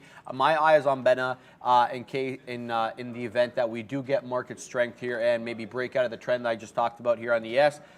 I want to take that one north. Obviously, you saw this morning with Sean, the relatively weak name is our friend TSLA. It is decidedly to the downside. It's down and to the right. I'm not even going to bother showing the chart. You guys know what it looks like, down and to the right with a low of 203.75. So interesting play here. Now Meta looking to make a newer local high, but I'm still going to wait for that 176, 175.90 break confirmation for that new trend. Interesting take here. What have you been up to this morning, though, Luca? Not much, man. I'm chilling. What's going on, everyone? Hopefully, everybody's having a great day. It's Tuesday, yeah, definitely enjoying myself today. MSCI day rebalancing going on. Should be very, very exciting. I took it easy this morning. No trades for me, just kind of chilling, sitting back, waiting, watching a few levels for sure, but, you know, basically waiting and... Mike. Yeah. Oh, sorry. No, the mic is on. No, you just point it. Oh yeah, sure. Okay, so yeah. Anyways, definitely watching a few different things. So some stuff that I was watching, obviously, Oxy coming out with earnings, and we spoke about this yesterday. The 58 level on Oxy was somewhat interesting. So yesterday, going for the dip buy in the morning, didn't get that trade there. Kind of unfortunate. Off of earnings coming down, and look where it turns around. It literally goes all the way down, right at 58, and then turns around. So 58 being the over/under. That down move, call it negative, negative reaction to their earnings. And opening the day well above the 58 level. I mean, it was there in the pre-market. Maybe, you know what? To be honest, these prints are not real. So it was well above where it was at 58 down yesterday. Then popping to the upside, this thing opening at 9:30 at around just above 59, and then flying its way through 60. And this is kind of a very interesting here, the fact that it topped out right around this level very quickly. So again, didn't spend any time over 60-40. And so I think that 58 bottom is good.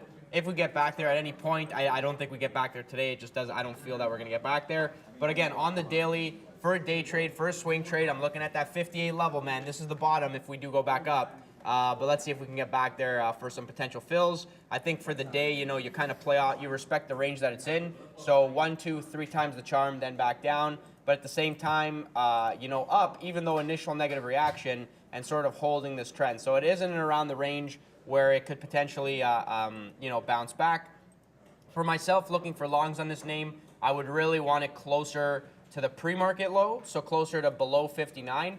Didn't trade below 59 today, intraday. So what I'm looking for is actually a dip into 59, potentially get some stops there, do some over-under action. I want a long for a move back to VWAP on that name. Not sure if it's going to get there. If it does get there, it'll be on my radar to watch.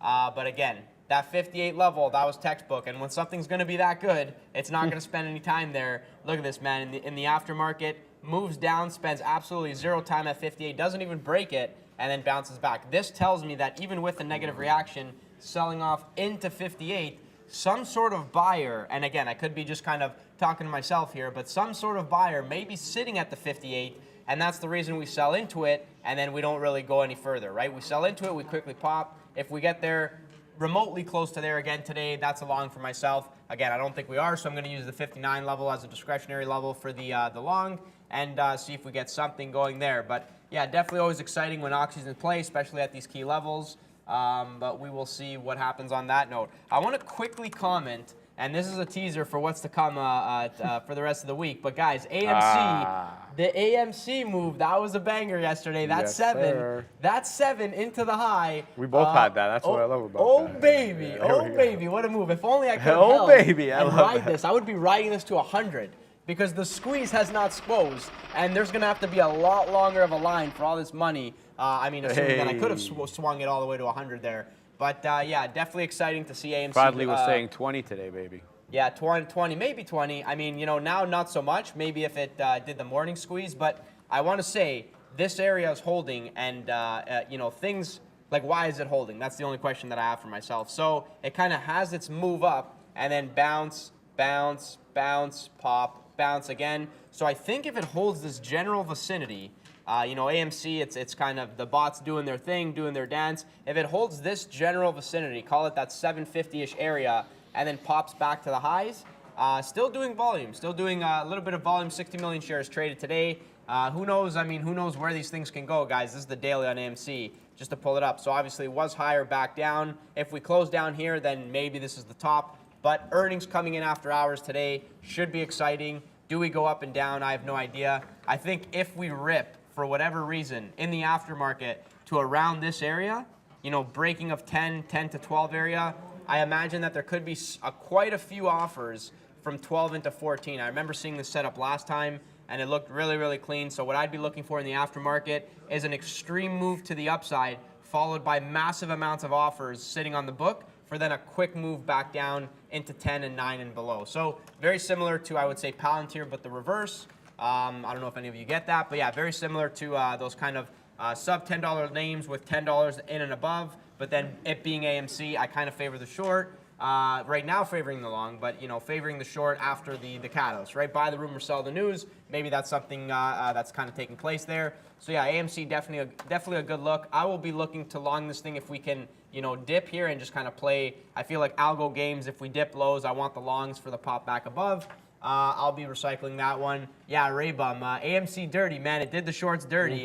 And again, you know, I had the long through 7, and this thing breaks 7, comes back down, looks good for the short, and I go, no. I've seen this before. I'm not letting this long go until the end of the day. And I just unfortunate that it didn't go to 34 the way I wanted it to. But, you know, it doesn't always do that, right? I was thinking maybe up halt and then kind of crazy print. But, yeah, no. It's here we are just below 8 right now. But it'll be interesting to see if we get a couple more trades on it today.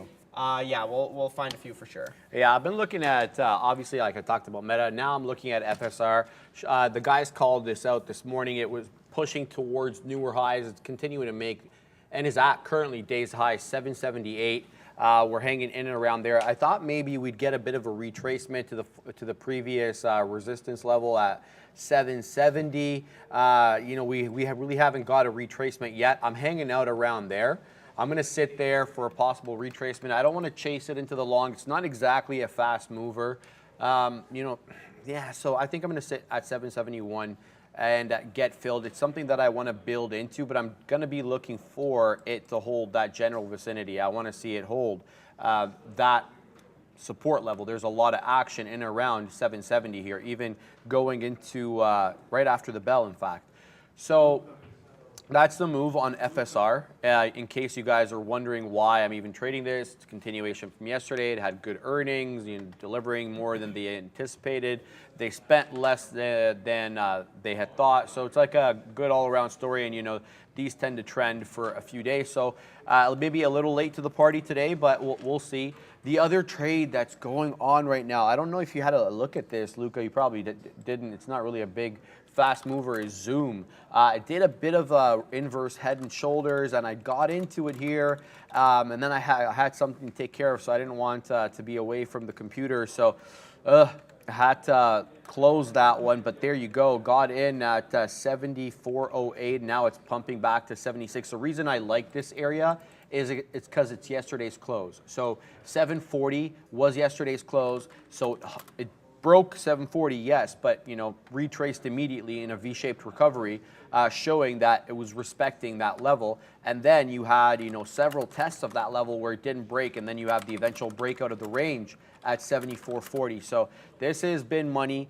Now I kind of was like, okay, well, where's the move end? Well, the textbook says just take the length of the head and shoulders pattern and then project it upward, and then there's your profit taking area. So basically right here, 76.20 should be around that area, 76.20, 76 and a quarter.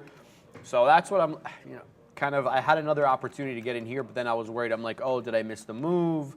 I don't want to chase it at these levels. It's up 3.25%. In case you're wondering, it's up on earnings news.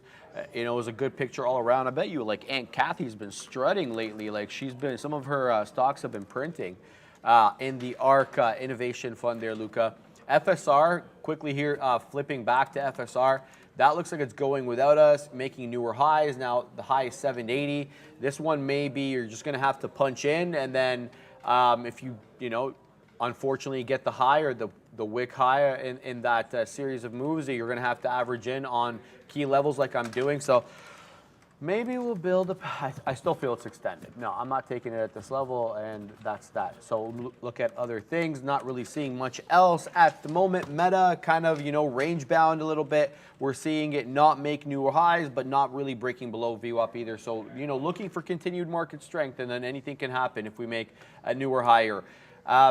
May also be wise to build in at recycled positions, and by that I'm implying VWAP 174, 50, 174, 60-ish area. That's where VWAP, it's about 80 pennies from where we're at now. Might not hurt to have a dip trade in around there and try to play that recycled level, but you're always concerned about continuously lower highs. You don't want to see continuously lower highs, because then shows the trend may be changing. So I may also sit at that 174.60, 174.50 on Meta. What's the chat up to? Coin bull flag. I don't know. I haven't looked at coin today. Let's have a look real quick here at our friend Coinbase. Bring that in. Oh, looking good. I looked at it earlier. It was retracing. I probably caught it at the wrong time. Nice little move, guys. Up almost 9% today on the day. It's been, it's a bull flag continuation. If you want to look at it, I'm looking at the three-minute time frame. Let's see what it looks like on the 5 real quick here. Yeah, same look on the 5. And how about the 1? Yeah, a bit more convoluted here on the 1. Probably if you're trading off the 1, you may have been faked out a couple of times. But if you're trading on the 3 and 5, it looks a lot cleaner. You don't have a break of VWAP, and you have clear levels off which to work. Yeah, it's a continuation. Where are the major levels? Let's look at that. Well, it's been really we've been in and around this price range, so there's really no levels off which to work here. You have a lot of price action at these levels. 65.11 is the I'm looking at yesterday's high. Then you have 67 and a quarter, which was the high on the 22nd. You have a whole bunch of highs with which to work here. So you're just going to have to play maybe the level 2 or the price action, Luca. Yeah, for sure. Just a heads up. So I'm actually I took a little short on coin. I just want to see how I feel about this position again. It is up 10% today. So my sort of rule is going into a name that's up. It should be good. It should be fine. Going into a name that's up 10%. you know, when I do look at something and say to myself, yeah, let me give a try on the short, I'm going to be very, very light the first time and then see how it reacts. So the first kind of thing I'm looking at is I saw this and I'm like, okay, maybe it fails right away. If it doesn't, I'm going to get myself stopped out close to the high over here. So close to getting stopped out, and if I do, it'll be a paper cut and I'm not worried. But what I'm going for is essentially a move back to this general area. So it sort of ran up, bounced, then popped, doing a little bit of sideways action. But again, the volume is kind of like, you have the volume increase and then volume decrease. So I'm going for this kind of sideways action, dip down. I want the covers down over here. But then if it stops me out, it's not a big deal. This is just kind of like a feeler position. I just want to see how this one works. I know somebody I think Sharif was referencing someone in the chat saying, you know, bull flag. So the thing is when you, I let, you know, patterns, I completely understand kind of where you're coming from when you say those. But you want to sort of zoom out when you're using patterns. So the larger time frame that you're looking at, the better, I would say. And so in this case, you would almost say like, it has the run up, it does some sideways action. This is a little bit of a, you know, like it pops then drops. So less of a flag type thing. But if you're saying the flag is up here, not to say that it can't continue to the north side, but it just feels a little bit extended. And you know, pullbacks are always healthy. So that's kind of the play that I'm really going with right now. For everybody to see here, it is holding this general area on the daily, right? So I feel like in this area, you know, 55 and then holding 58, creating the higher low. Now sort of going back to the upside. The next level of interest, I would say, is you know, this kind of area. I would say maybe 67, but it has to. I feel like it has to get over this high of like 67, 68. For then a test of 70. Maybe that comes in the next couple days. Maybe this goes on a multi-day run the way it kind of up, sideways, and then green, green. As you can see, this one sort of ran, and it was a really good day there, but it was just green and then quickly reversed back down and then faded, right? So yeah, we'll see what happens. I'm basically short this, very light size here, but we're going to see where this one goes. Definitely find a few others. I did take an AMC long. I'm playing off the support here. I might add to this one. I think if this breaks down through, call it 740, you know, I think 740 is like almost the absolute, I wouldn't say absolute low, but just kind of playing off of the bottom wick of this candle, which is like 727, so very, very far. And I just feel like if it gets there, then it's like a whole new trade altogether. So I'm going off of that first initial line that I sort of drew to see, can this get back first to 790, test 8 and VWAP? If not, I'll kind of reevaluate this, maybe take the long, or maybe, you know, maybe not. Take that little, I don't want to call it a flat top break because that's not the right description, but it's a bit of a top at 175.60. It was a clear resistance level here. I take the break there, pop into 175.90, and I scalp out. Could have held into 176. Looks like it's pumping back now into 175.80. Meta looking strong, continuing to print to the high side. We're knocking on the door of 176. I might scalp out some at the whole dollar. We'll see how that one goes. The future is not really making newer highs. We're hanging out at recent highs, though, which is that 3993. I want to say a bit of a double top brewing in and around that area. So we'll see what kind of continuation we can get. But somebody in the chat was telling me, yo, Roku is moving. Okay, so we'll have a look. ROKU, and then we'll duplicate. There we go. Let's load that bad boy up for the viewers. Yeah, shout out to Michael Noss and Trade Ideas for the super easy charts. Yeah, big move up here on Roku. This is the 3-minute chart. Maybe it bears looking a little bit more micro here at the 1. Kind of see what kind of price action we're getting on the retracement. Let's load, baby. Come on. All right. So basically, what I'm looking for here on Roku is to see whether or not we're respecting the levels. So you get that big move up, a bit of a retracement down. Looks like a 64.30 hold here, then a continuation up. You don't want you want to see like that 64.50 level hold. It looks like it did here. Maybe broke into 47s. Yeah, you're going to get some fluctuations. The whole point is to continue to make higher highs and higher lows. So as long as you're, you know, defining some sort of trend line here or range that you can say, well, it's got to hold within these levels, sure. Also, you know, sometimes what's tricky is that, you know, the bull flag is actually supposed to be a downward retracement and to kind of retrace, you know, from 1/3 to 2/3 of the entire move.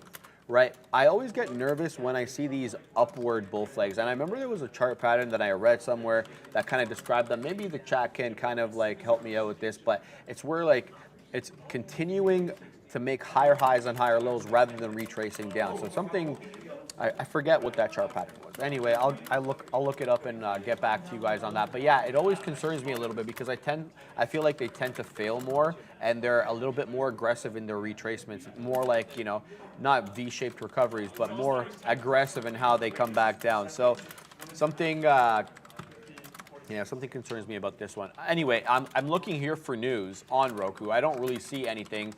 So it's either a continuation. Let's have a look at the daily real quick. Yeah, I mean, we had that big move up on the 15th. I think that was the earnings day where they kind of showed, you know, that they had more cash on hand. They grew their viewers, this and that.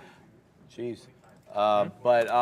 You know, since that time, it kind of retraced a little bit and hasn't made newer highs. Today looks like, you know, we're getting finding a bit of a bottom at 60. Looks like we held 60 yesterday here. I'm looking at the daily chart. So interesting move on Roku. Not really justified with a catalyst. We'll keep an eye on it though. What's the chat up to here? Lucid is moving. So let's have a look at Lucid, LCID. Yeah, okay, so it's channeling up. Not a bad little move, you know, not the biggest range we've ever seen. Looks like we opened up the day at about 870, and it's been a series of higher highs and higher lows with zigzagging channel patterns. You know, you could try and play it off the 50 on the 1 minute chart. It looks decent. On my 1 minute chart for the 50 here, look for retracements. You know, I don't like punching in at higher highs. We've just broken an important level though in 9, so the whole dollar level is in play. Do we hold it or do we break below it? Let's have a look at the daily and see what the price action has been. You guys remember this day over here, January 23rd. That's when it was announced, you know, that there was going to be more money coming in from the Saudis, and it squeezed. Luke and I were trading this 1782. What a day that was! It started off the day at 895, so almost doubled. Yeah, more than doubled there in value on that day. Since then, though, it's been a series of lower lows and lower highs. So the move was not sustainable, as you know. I think they reported too, and that's the gap over here. And we were disappointed with their deliveries. Anyway, something was off with their accounting. I remember making a point about it that day that they had these orders. And then they had produced 7,000, delivered 4,500, so they had an excess inventory of like 3,000 or 2,500, and yet they had orders of like 65,000. So it's like, how does that work? If you guys have inventory, why aren't you giving out the orders? So something interesting about Lucid here. I don't think investors are liking what they see. The chart reflects that, Luca. Yeah, guys, I'm trading with a typewriter right now. So yeah, man, that's what you guys are hearing. I'm trading with a typewriter over here. So do not fear.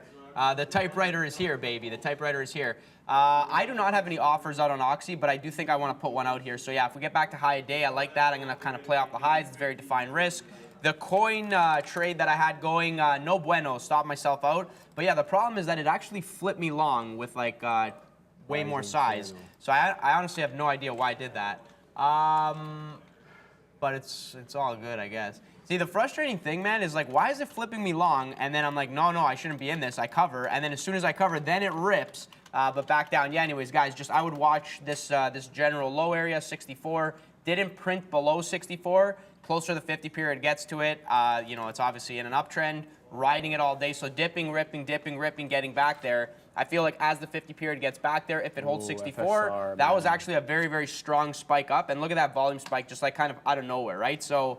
Yeah, that volume spike, maybe it wants to, you know, do it again and then continue.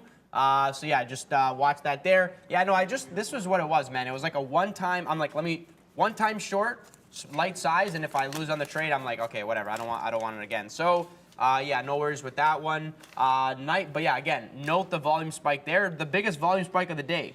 Like, is kind of weird that it comes at this time, the moment that I get out of that. That was kind of suspicious. But anyways, for volume leaders, we're going to go to Big B at the big desk over there. Hey guys, quick update for you on what's moving around at this point. A little bit lower on the volume scale so far in relation to not only yesterday, but the past couple of trading sessions here. Not even a single one of these above 100 million. As we've seen over the past couple of days at this time of day. There's at least one or two. Pretty even, though, as far as the split is concerned. 10,299 U.S. listings on this right now. 5,500 positive, 3,600, we'll call it. To the downside so far, 1,185 right now, basically unchanged. This is very even as well. The split between new highs and new lows currently, 139 versus 116 on the intraday session. Again, not even a single name above 100 million so far. TRKA, 80 million leading right now. That's Tesla, yeah. Second on this list, 65.6 million shares traded already for Tesla. Mullen, AMC, that CDIO, TQs, SQs here as they normally are. Yeah, Bed Bath & Beyond, very active today, 37 million. Not a heck of a lot as far as the reason why right now, but interesting. Volume so far for Bed Bath & Beyond. CDIO leading as far as gainers as well. 62 million shares up, a mere 140%. Guys, back over to you.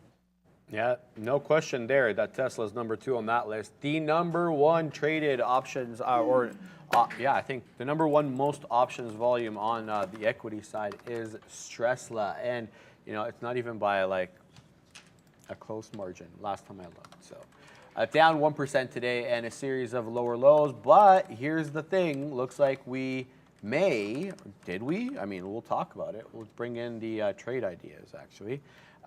Duplicate. Why do I bring it in when I can duplicate? There we go. I'm just like having this conversation with you guys live. This is what I'm talking about. Lower high, lower high. And then this time around, we don't make a lower low, right? We had a series of lower highs and lower lows. Now we're kind of hanging out. Do we get a VWAP retracement? Would be nice. Maybe on some market strength, Tesla rallies, and we get a 207. Currently, VWAP's at 207 retracement. That's $1.65 from where we're at now. So this may be an interesting entry. I know it was kind of very anemic this morning, but hey, you know, we'll see.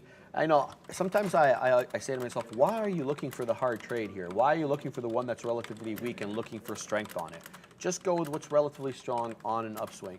And then the other side of my mind says, well, because the other one's exhausted. Everyone's like, you know, Meta's played out. The buyers on Meta are done on the day. And it's kind of showing it's relatively weak a little bit now. You can see Microsoft and Google are making bigger moves, and Meta's kind of just like hanging back, despite the fact that Meta's the one that's up 3.5% on the day. Right? Like, look at this. Middle upper chart, that's Microsoft making newer highs. Upper right chart, that's Google making newer highs, and Meta's just kind of dead. So then I'm thinking, okay, let's find relative strength on the weak ones. I don't think that that's the right move. And so I'm talking myself out of that. So yeah, I'm not taking a Tesla along there. I think that I'm going to stay away from that kind of trade where I'm trying to call bottoms and trying to find relative strength in weak names. But rather, I'll look for maybe a retracement on this FSR trade. We found a bit of a top at 785. You'll recall I was sitting right at 771. I canceled that trade because we got like 15 pennies away from it, and you know it's no longer valid at that price. But if we retrace back into 771, there's enough price action here. Let's look at the 3-minute at that level, at that 770 level, for this to be a valid support level. So I think that if it does retrace, I'm looking for that long. How much room do I give it? I don't know. I'm going to say 5 to 7 pennies, maybe to VWAP. VWAP on FSR. No, VWAP's too far. That's 760. I'll have to decide when I get there. But 760. I can give it 10 pennies. Okay. So I'll probably give it to around 760 or so for maybe a VWAP retracement. I'll go ahead and put that order back on at 771, and we'll try to build a position at this level for a maybe possible move up into 8. This one was really good. I had this one up for a possible trade of the week. I'll show you guys here. This one I kind of screenshotted yesterday. This was the FSR VWAP hold. This was the awesome trade we had yesterday, built into that position at $7 and like I want to say 8 cents, and then had that big move up, and I didn't even take profits up here, up into 740 area, so I was pumped about that, and then I ended up getting through that 750, so this was earlier on. So this one was good to me yesterday. Let's see if we can repeat and recycle today, Luca. Yeah, guys, I see you guys making me laugh over here. No, man, I am, it's the typewriter, man. It's the typewriter. Not too sure what's going on over there. Chilling. Yeah, guys, CVNA going for high today. I know you guys are looking at that. 10 is a potential level here. I think not, like 9 was the recycled level from before. It was nothing that I kind of stood out to me. I'm just looking at the daily. I think over under 10 could be interesting, but more specifically, and again, going just based on like daily levels here, is 10-10. Yeah, it's almost like 10-10 into like this area here is like resistance. So we're at in around resistance level, like 960-ish into 10-10, kind of playing off this moving average. I think if we break 10, maybe 10-20 and above, then there's room to actually go and squeeze and continue. But it is based on volume, 9.5 million shares traded. It is moving to the upside, almost up 9% today, 8.85%. But yeah, I'm not too sure if this is going to continue or not. I would say play off the 10 level, watch that level, probably psychological level to begin with. Does it have the steam? Nothing goes up forever. But again, look intraday how this is holding the 50 period, sort of bounce, bounce, bounce, going up to the upside now. Following a very, I mean, at some point this thing is going to reverse, I would say. This is a very, like sharp uptrend here. So at some point it's going to reverse back down, break, and then maybe test VWAP again, unless real volume comes in, unless somebody is getting squeezed, and then it breaks 10, and it's just kind of like jailbreaks to the upside. So I would watch that 10 into 10 level. I wouldn't say 10 is the hard level, just kind of give it the area and see what happens on that one. Yeah, I'm probably not going to be taking a CVNA long unless we get a little bit of a dip action going, and I see something, then maybe I justify the long there. What do you think about an AMC 760 defend, which was yesterday's close? Well, yeah, actually, I added to AMC. Okay, because I was just like thinking that's really clever, yeah. Yeah. 760 is definitely interesting. It's you have it. Look. Yeah. Long AMC. I'm basically long AMC. I'm chilling. I'm waiting. And 760, there's a buyer there. But yeah, playing off of the. Let's see like where this wants to go. If it wants to hold, if it wants to fill, or if it wants to sort of bottom out and then actually rip back. That's essentially the move that I'm going for. So yeah, long AMC, target is to the moon, my friend. Target to the moon. No, I'm kidding. I don't know. It'll be discretionary. I would say this is the first kind of area that it seems to be stopping out at. So it's like 8 into like 15, I would say. So that's kind of the first like area that I would have to get over to really get going. I almost want to say that I'm targeting 8. In and around 8, maybe VWAP, and then if we can actually break and continue, then I would try to hold for like a high day move, and then if it gets there and keeps going, it'll be a potentially different trade that I'll see. So yeah, we'll see, and then with this type of setup that I'm taking, I want 760, 750 to hold. If we print below 740, it's just not looking good. So yeah, Renata, I hope AMC to the moon. We'll see. I mean, yeah, is it too much to ask? I mean, yesterday I was going for 34. Today I'm in the long again. I'm in higher. I hope we go to 34 today, and then if we don't do it today, maybe tomorrow. I'll keep that going, keep trying, and see what happens next on that one. I want to talk quickly about which name was I going to refer to? Oh yeah, CDIO. And Sharif, I don't know if you were trading CDIO. I saw it, but I didn't get any trades in it. I tried to get some shorts, but they were super expensive. Okay, yeah. So I didn't even look at this name, but I know I was watching it in the morning for a potential long. I mean, this is what makes me laugh with these things. Look at this, man. There's absolutely no volume. Yeah. And then out of nowhere, at like what is this? 926. Well, I guess 925, maybe some sort of imbalance. Again, didn't really watch it on the imbalance, but 925 rolls around, and this thing just like off to the races, rips to the upside, prints $4 a share, does not print above $4. You would almost think that something that prints $4 would print 401, trigger those stops, and then some type of over-under. But no, this thing couldn't even get over $4, which sort of does interest me. But this is kind of interesting, the fact that it's holding this general vicinity. So again, to draw just some very vague sort of levels that I'm seeing. I mean, this low is important, so call it 994. But more specifically, this general area, 305 into 994, 10-cent area, sort of selling off, very controlled at VWAP, giving you the next flush down, bouncing back right away, and then giving a very controlled type of action on this name. So I want to just quickly pull up Flow Checker to see. I do this every time I look at small caps. If you're tuning in for the first time, Flow Checker, free website. Basically come here, type CDIO, watch this, and say to yourself, okay, it's basically a 4 million float, so it is a low float. Then you go CDIO, look at the tape. Is there a lot of liquidity on the name? What does the tape teleportation look like? In this case, it is very small. You're seeing 100, 350, 35 lots, 100 lots over here. So nothing too crazy. And I think the tape teleportation was very active in and around 380 to 4. So that is the 380 to 4 level is a very interesting level. And I feel like this one actually has a chance. The fact that we went down and now we're going back up and it just looks very controlled, volume is absolutely dead. If this thing rips back to 380 and then breaks 4, I mean, who knows where this thing actually wants to go. So volume's always the tell. If volume doesn't come in, it's just not going to move. It's giving that type of controlled action.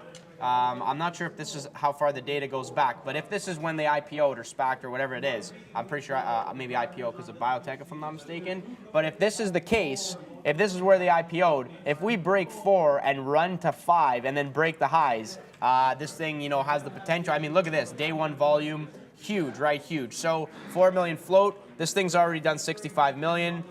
You know, there is potential. It's on the back burner. I'm not going to trade it until something comes through, but I'm watching that 380 into 4 level and then watching the 3 area level. 3 is support, 4 is resistance. If we break 4 to the upside, you know, we're actually going to, I think we jailbreak to the upside. So I'm definitely watching that. We're going to go over to Brendan at the big desk for our counterparts, European close. Hey guys, just wrapping up the day for the European session right now. We are dealing with positive numbers for the most part right across the board. A little bit better off, in fact, than North America, still kind of chopping around basically flat on the day. All of these, though, just coming through here to the upside, it would appear. The stocks index overall, the last one, down 0.1. That's really the only one, though, along with the stocks 50 index down as well. A bit of a mixed board overall. But Spain gets back to positive territory, full percent, a little bit better than we saw early on this morning. France as well almost gets there, back to just negative 0.12%. Bit of a mixed story, though, across the entire board, guys. The weak names for strength. Yeah. I'm just like venting to Luca right now about like how I'm feeling. I got into this long here on AMC, first initial in 68 and then into 62. So we have a nice little 64 cost basis. Let's wait. I'm looking again to defend the 60 with my guy over here. I like that 760, and you know, it's kind of like a very clean level from which to get out. You know immediately where you're wrong. It's like, okay, well, here I'm wrong. I'm not averaging into this level. If it breaks 60, I'm gonzino.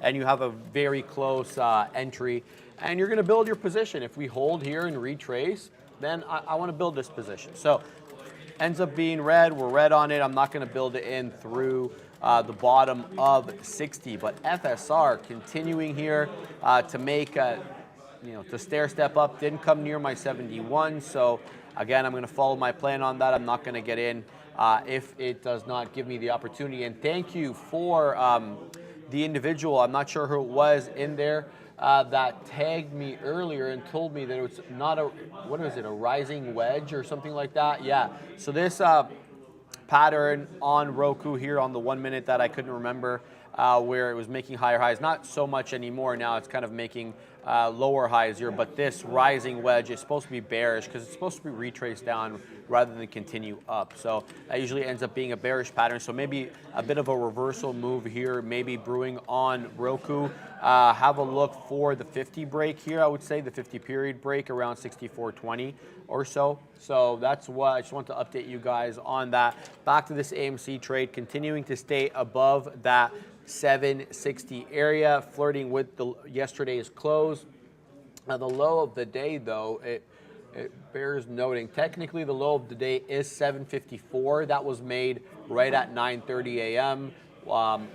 With a lot of the volume, but basically you've had a 1055 test of that, an 1120 test, a 1125, then again 1130 test of that 760 level, and here we go. It just breaks, so that's it. Oh, I just got out and it popped back up. Well, whatever. I have to follow my rules. 760 breaks and I'm out, so that ends up being a losing trade. Very small losing trade for me, but it's holding at the moment.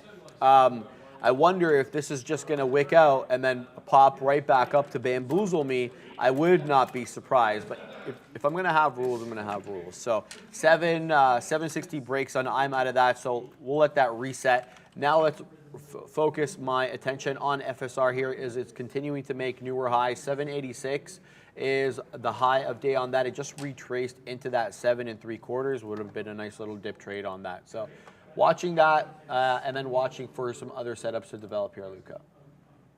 Yeah, guys, AMC basically covering half of that, breaking up the 760. I don't really like, you know, just kind of like there was a buyer there. If that broke, I just said to myself, okay, like I'll take the long, but I'll scale it out, but I'll still hold some for the move up. So yeah, just updating on that one.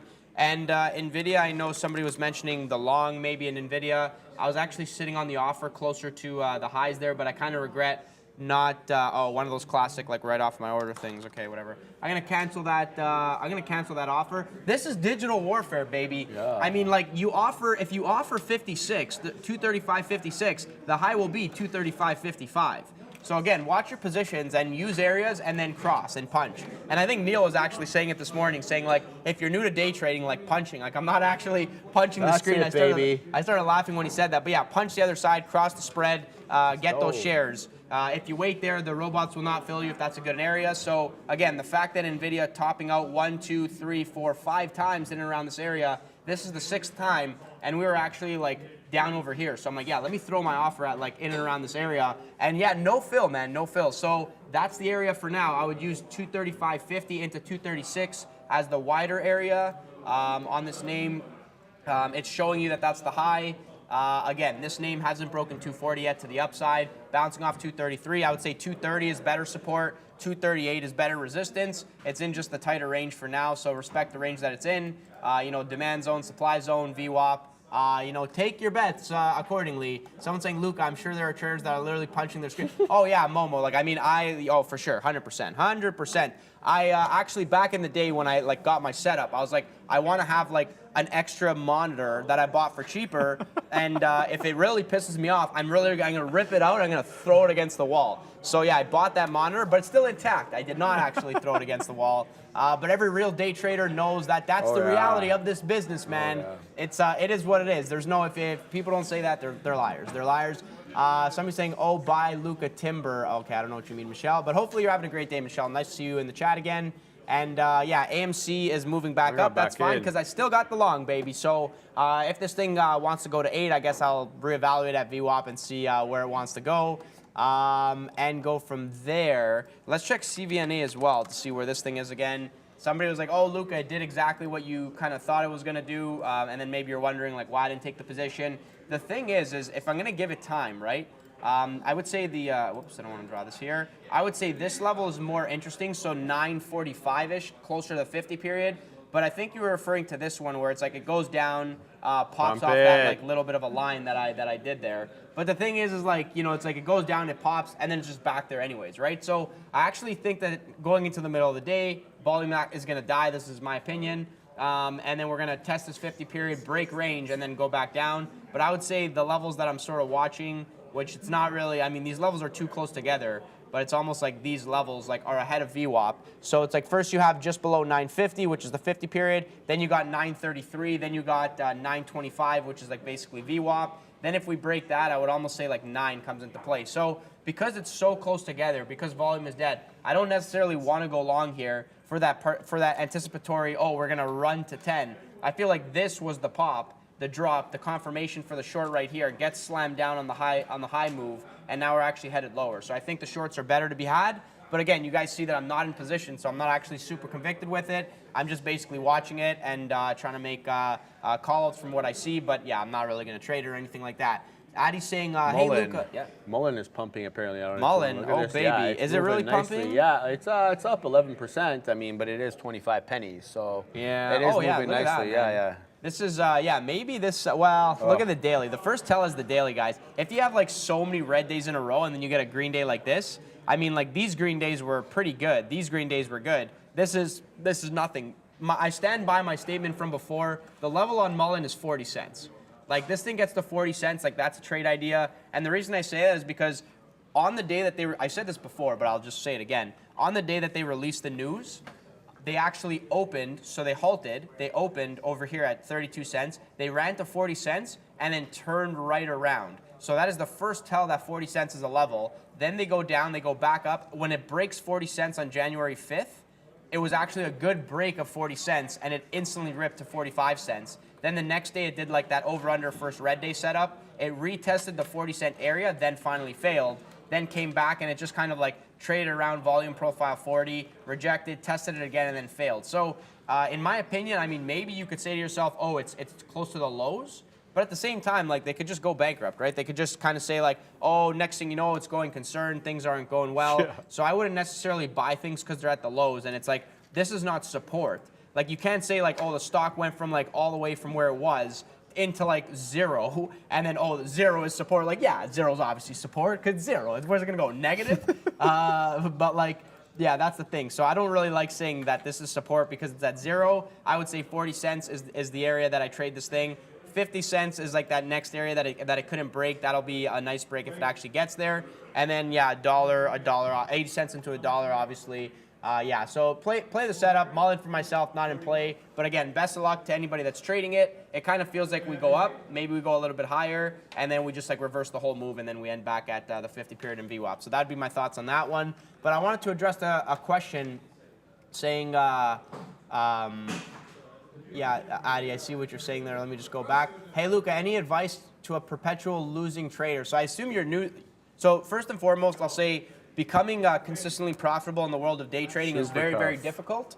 Very difficult. And it is what you make it. So some traders are out there that they say to themselves, look, I just want to make like $100 a day, 500 bucks a week. I'm not going to dedicate too much time. I'm going to do, 8 o'clock to like 11 or 8 o'clock to 10:30, and then I'm going to live my life, spend the rest of the day doing other things, or I have another job. Then there's other traders who are like, I want to be the best. I will be the best. I want to move hundreds of millions of shares, and I don't really care about P&L. I just want to be the best, and whatever the P&L is, it is. So like you hear the kind of one-off stories where the guy makes 150 million in 3 years because he had like a great run and whatever stuff like that.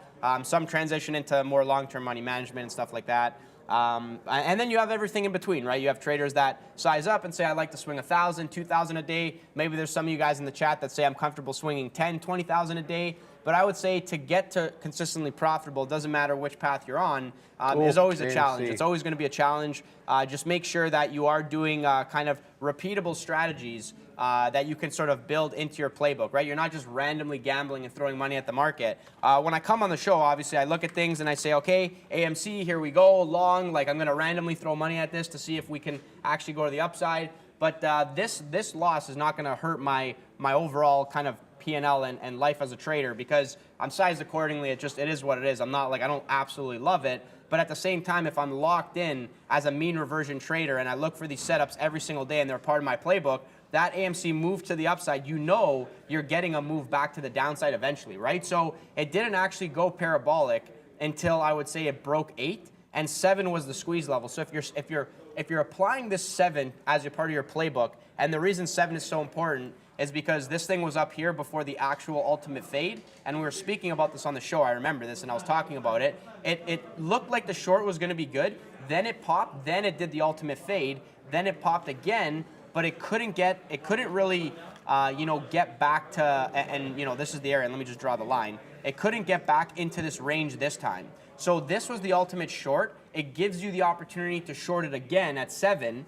People probably take that short, they ride it back down. As soon as we get back to 7, this is where these people short. So, even though I don't believe that it's actually that these people didn't cover on the way down, I mean, that's a great move, $2 on a $7 stock, I still use that level as, okay, maybe this could be a squeeze zone. They have earnings. Maybe it's a buy the rumor, sell the news. All these things considered. Maybe they're rolling 8 shares back into AMC. Does this add to it, right? So all things considered, I use the 7 level. It pops. 7 is the squeeze level. So for myself, 7 is the long, right? So you could say to yourself, look, level break to the upside, repeatable strategy, but then at the same time, you could say once it goes the dollar and extends $1.20, gets to 8, runs the stops, volume starts to fade. As a mean reversion trader, you smash the short, like you go back, it retraces 50% of the move, if not more, right? From 8 back to 740, that's more than 50% of the move there. So, if you're asking yourself, look, I'm consistently losing as a trader, I'm spinning myself in circles, maybe take a step back, watch the market, try to identify specifically what is your setup, what are you actually looking to accomplish, and then sort of paper trade it, watch it, map it, write it down. Are you profitable on it? Start trading it live. Trade very, very small. Take a lot of those trades, recognize when it's good, recognize when it's bad. Record your screen so you can go back to it and say, oh, I noticed this in the tape. The next time that you see it, you're going to look for similarities in the tape, and you're going to say, well, that one looked good. I'll hold it or I'll add to it. And that one looked pretty bad. I'm not even going to take that next time. Guys, CDIO is going wild. This thing's moving to the upside. So I want to talk about this in real time because that's the best part about this show. We literally come on here and we do things in real time. I don't say, oh yeah, hindsight, blah, blah, blah. No, like this thing is like in real time. We're trading it, we're watching it. So again, I mapped the 380 level to 4. So in terms of looking for a setup, watch the 4 break. Again, I don't know if I'm going to take this or not. I'm kind of iffy because I feel like it's going to be bad. It could potentially be games. But essentially, if you're looking for like a high a day break on a small cap, for myself, 4 million shares float. So it's a low float, susceptible to algo manipulation, to loosely say it. It has already done almost 70 million shares traded right now. So 4 million float, 70 million shares traded. The float has already rotated almost 20 times. So what does that tell me? That tells me there's a lot of interest. Call it hot chick of the day, hot chick at the bar. Everybody's going to be interested. And, algo's punching levels up and down. Look at this. It moves up, it stops moving. It moves down, it stops moving. So very, very controlled. Doesn't give a very genuine feel to the name. So the fact that it is very controlled, I would look for, is it clearing both sides and reversing? Or is it just holding levels and now are we going for high day clear out? This sort of move, the fact that it looks the way that it does, I just feel like we could easily get back to like 384. And if we even get remotely close to 380, I feel like we're punching that 4 level. There's definitely stops high a day, 401. And then at that point, where's the top? Who knows? So this thing could literally run into the resistance and fail, or it could run into the resistance, trigger 4, hit the stops, run. And then at that point, it could be a clear out, where if an algo is long this name that soaked the float and they're trying to stop people out because people are short the name, then it will do some type of over-under and then smash back down, and then potentially could go into a circuit breaker halt to the downside. What you tend to look at if you're watching these names, or a lot of traders, what they look at is, I ask myself, is it easy to borrow? Are a lot of people interested? Is it expensive? So for example, if the shorts on this name are like insanely expensive, who's really locating for that, right? So that just means that shorts aren't involved. And if less shorts are involved, then you wouldn't say high a day clear out, because who are they clearing out, right? But if shorts are cheap, if everyone's attracted to it, if it's the only name on dock, if a lot of other, influencers, whatever you want to call them, are on the name trading it, and they have large followings, it's susceptible to these moves. Algos get interested. It's a lot for fighting for price. Very hard to get fills and stuff like that. So again, if this gets to 384. If you're a mean reversion trader, going back to what I was originally answering, if you say to yourself, look, I'm going to trade small caps, I'm going to look for mean reversion plays, I'm going to look for very specific setups, and I'm going to watch the tape at those areas, then I'm going to make decisions. You would watch this at 380 to 4. You would not say to yourself, oh, I'm going to go long and then short, or I'm going to flip-flop and this and that. No. You would say, okay, very specifically, I'm waiting specifically for this area. I'm waiting for 4 to break. When it breaks, I'm going to watch the tape. Does it look like all the other ones that clear out? And then you record it, and you literally make a folder saying high a day clear out. And then you watch them, and if all of them look the same, the next time that it happens in real time, when you're watching the tape, and I'm watching it right above me here, I will see it happen, and I'll say, that looks like the way that a clear out looks. Boom, I short. And then you wait to see the move. Does it give you 10%, 20%, 30%? I think 30% is pretty good with small caps. So again, $4 stock, 10%, 40 cents. 30 cents would be a fade back to the 280. So is this thing going to go over under 4 and then finish the day at 280, 260? That would be an awesome sort of fade to the downside. But more likely, because it's controlled, over under and then catch. A lot of potential manipulation that could take place, so just be wary of that. You need to know what to avoid when you're in these things. So if I see this float and it's like 1 million as opposed to 5, I would be like, I'm not even going to look at this at all. That's the recipe to blow your account.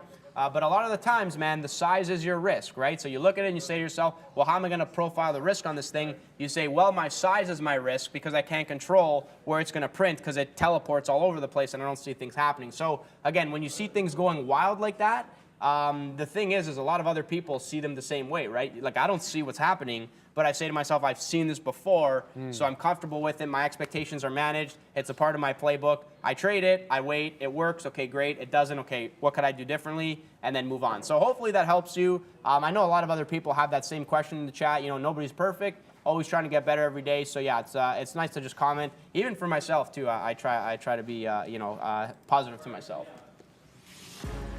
If you don't like the video right now and subscribe to the channel, I might dunk on you. Do you think he's got to do one with the bald head now? Or we'll preserve the hair for memory's sake, you know what I mean? Preserve the hair for sure. Preserve the hair for, yeah, that's what I was going to say. I'm still getting used to him without the hair, to be honest with you. Every day it's like, who's this guy? All right, quick in, quick out on Meta. VWAP, hold, bounce. That's what the play is. What was here, 75.10. 175.10 we get in. 175.30 we get out for a quick 20 penny winner. Low conviction trade because the market's not making a directional move, but I get into it because of the VWAP level, and it's a kind of a rinse and repeat level. Looking here at the 3-minute chart, VWAP bounce, and again, third time's the charm, VWAP bounce. So that was, not much in the way of range because I'm not willing to hold on to the trade in the face of this kind of stagnant market, but Still rinsing and repeating, 3 for 3 on Meta. Take the L though on AMC. Here's the out. So did a bit of damage control here. Knew that, we were going to get retracements on that break of 50. So I take the opportunity for it to dip into the mid 40s. I add, and then it pops back up to 55. I do a bit of damage control, get out. Still a losing trade, no question about that. Just was kind of able to mitigate my losses. Kind of a risky move. The trade that I really kind of messed up on is this FSR trade. It comes back within a penny of my dip trade and then pops right back up. How many times have I said that in the past? How many times have other people said that in the past? Right? Because we identified that 770 level as being a good area of support. So I sat in front of it by a penny. I sat at 71. It came down to 72. And then it pops back up 15 pennies and now is making new highs and continuing to go the way that we thought it would go. So yeah, we'll continue to watch that, see if maybe it gives a VWAP retracement. For FSR, VWAP is right at 762. So that's going to be about 13 pennies from where we're at now. It's a sizable move down relative to the range on the day. So keeping an eye on that. CDIO though, this was a good move. I didn't really want to chase it at these highs. I've been bamboozled with these small caps, so the long, especially the ones that are kind of hanging out at VWAP and really not making newer highs or newer lows, but kind of staying within the day's range. They tend to be quite choppy, so getting them at extremes, especially going long at highs or short at lows, is always a bit tricky because you do have a lot of algos coming in at that time trying to bamboozle you. The guy to my left talks a little bit about that. I'll leave that for him. But the whole point is to kind of try to get it in. If you're long-minded, you really want to get it near the lows. So what I've drawn over here is a kind of a crude trend line. It doesn't mean much, obviously, because it's showing up here on the 3-minute. And, really, what is the 3-minute in the longer-term time frame? But this is what we have at the moment. If I could just extend this, why is it not allowing me to extend it? It's so frustrating. There we go. Okay, so we'll just draw a whole new trend line. So basically what I'm looking for is a hold of this general vicinity. It's held up 3 times now, so if it's gonna hold up again, we're gonna have to get in here. I mean, CDIO, I'm gonna put a dip trade in and around VWAP. It also happens to be the lower end of that trend line I just drew, 330. That's where I want to get in on this one, and maybe we can continue strong to the high side. I don't know why the shorts were so expensive on this. I mean, recently, like when I've been looking at shorts and been getting them, and they've been really like competitively priced, and even for low floaters. Maybe because this is 4.4 million shares free float, so maybe the locates were harder on this one. Either way, let's put a resting order. I'm going to put it at 331. Maybe I should put it at 332 because last time I didn't get filled. Let's go ahead and go a quarter position here and 332. So it'll sit around there. Should we make our way down there, I'll want all the smoke. Again, the whole point is to take kind of this trend line here. If we could draw that, get it in off these lows and ride this one north. I don't want to take it at highs. That's just not my game. Now, the other possibility on this is, now that I look at it, is maybe the trend line's a bit ambitious, or maybe we should at least scale in at some of these highs. So we have 340 as an 340 as an interesting high here. We broke it a little bit over here, but on these 3 or 4 attempts, we rejected off it before eventually breaking. So 340 might be an interesting in. And then maybe we'll put another quarter position towards the bottom end of that trend line. And should that trend line break, we'll get out for the whole position. So CDIO, trying to bamboozle my way into this. It may not give me an opportunity, guys. It may like just continue the bull flag that it's currently trying to form now and just say sayonara, and I have no business with you. I'm on my way to the north side. I think Brendo, though, is ready for us with happening now.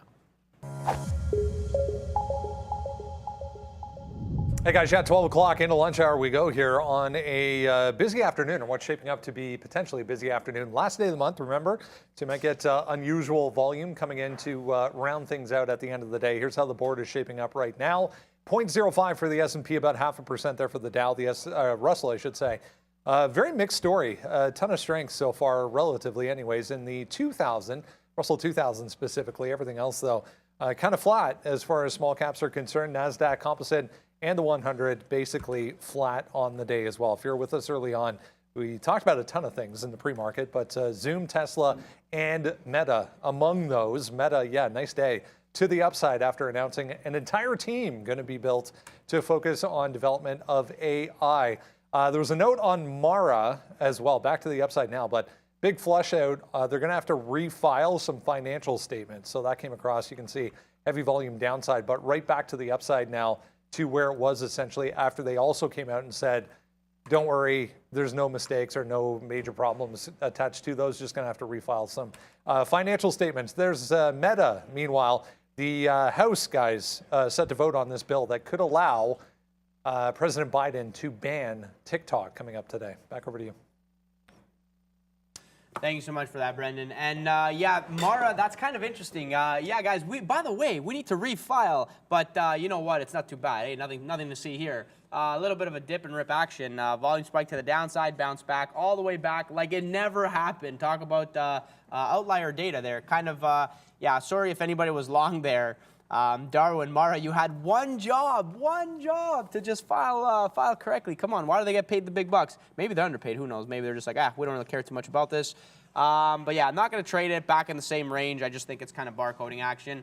Heads up on Google, guys. Kind of interesting. I know Sean was trading this today, but it is holding this general vicinity. So dipping, ripping back to the upside, holding in and around 90. So like 90 holding, popping, dipping back, VWAP holding in and around 90 again, and then doing it a third time and then back to the upside. I wonder if we get more moves to the upside here and break this kind of 90-33 and then pop. This feels like the over-under action, so like once, twice. So do we get it the third time? I wonder, I mean, the thing is you know, at 10 o'clock, it's one thing. At, you know, 11:30, it's another. But at, you know, approaching 12:30, 1 o'clock, it's going to be a little bit less muted. So I wouldn't myself, I don't necessarily want to like, I kind of want to short and long this name. But let me just see where this is on the daily, because a lot of these names are sort of in the same range that they've been in. I'm not really too sure what to expect, and I feel like we're going to get some moves going into the close. So I don't want to get like too excited or aggressive in anything. Yeah, I know Google had like the kind of up and down here and then downtrend. Now we're getting like inside days moving to the upside. Yeah, okay, you know what? If we get closer to high of day, 950, I think for myself short, it's it goes to 958, reverses 2 times off of 958, can't even break 960. So let's see if that gets up there for a potential fade back down. But yeah, not really like super excited with it. So we'll see where that one wants to go. And let's check my Nvidia order to see. I know I canceled this, but I wonder where we go. Okay, we're actually like back up here in this area. So yeah, I'm gonna try. Let's see if I'm gonna try short here. I don't know if this. I like the again the same area that I had before. I kind of put these lines out there.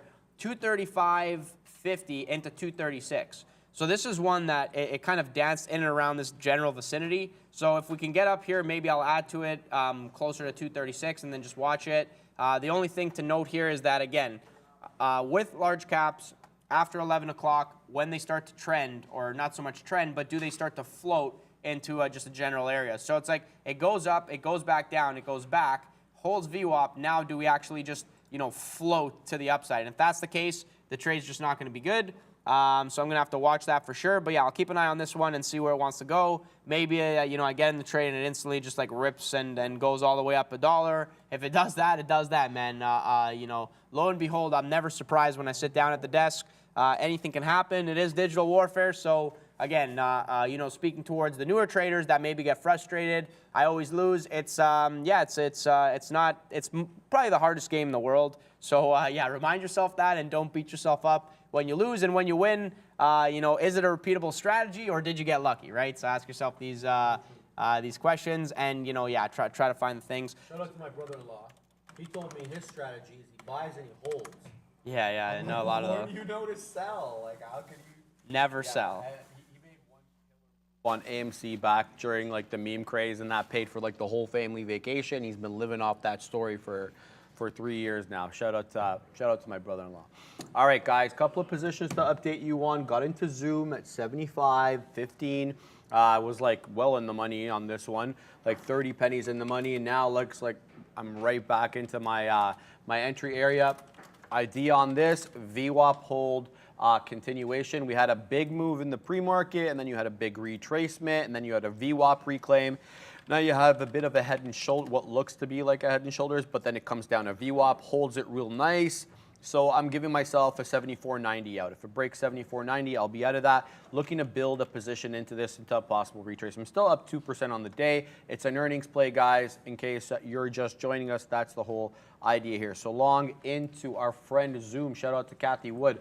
Also long this CDIO. I got in, I'm like, look, man, look, it's making a bull flag. You have several levels off which to work.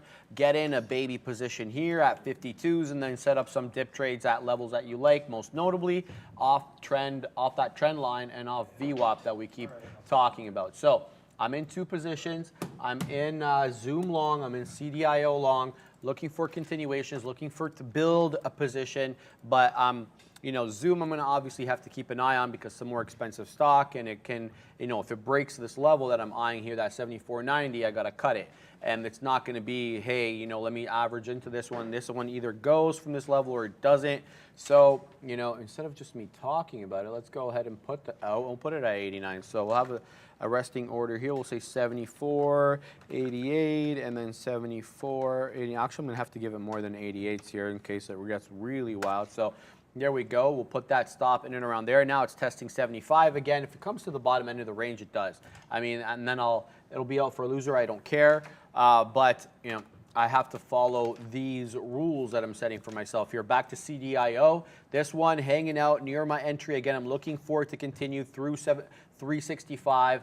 $4 is a high. Luca was actually showing me this earlier this morning. He's like, look at this. Before the bell rang, it popped all the way up to like 370, continued at the bell, $4. Did print 1 penny above $4. Usually something like that, you bamboozle people, you trigger a lot of stops, and then flush right back down. In that case, it didn't. It's been kind of a puzzling one, this CDIO. So keeping an eye on Zoom, looking for a pop back up of VWAP, keeping an eye on CDIO for continuation, then it's reclaimed VWAP, Luca.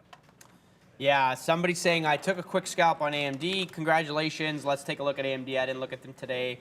It's, at the upside, 79, guys. 79 is the interesting area that I just think, like, over and over, this thing is going to, like, continuously stay around 79 for the time being. It is the 200 period on the daily. So anytime you get a 200 period on the daily and something is coming into the level, then it's going to act as maybe a potential bounce and then over-under. And if it sells off, same thing to the upside. But if it drifts there and then stays there, I just feel like it's very, very susceptible to just like printing that level over and over again. Very technical level, very robotic level. I say generally potentially a fair price for the time being.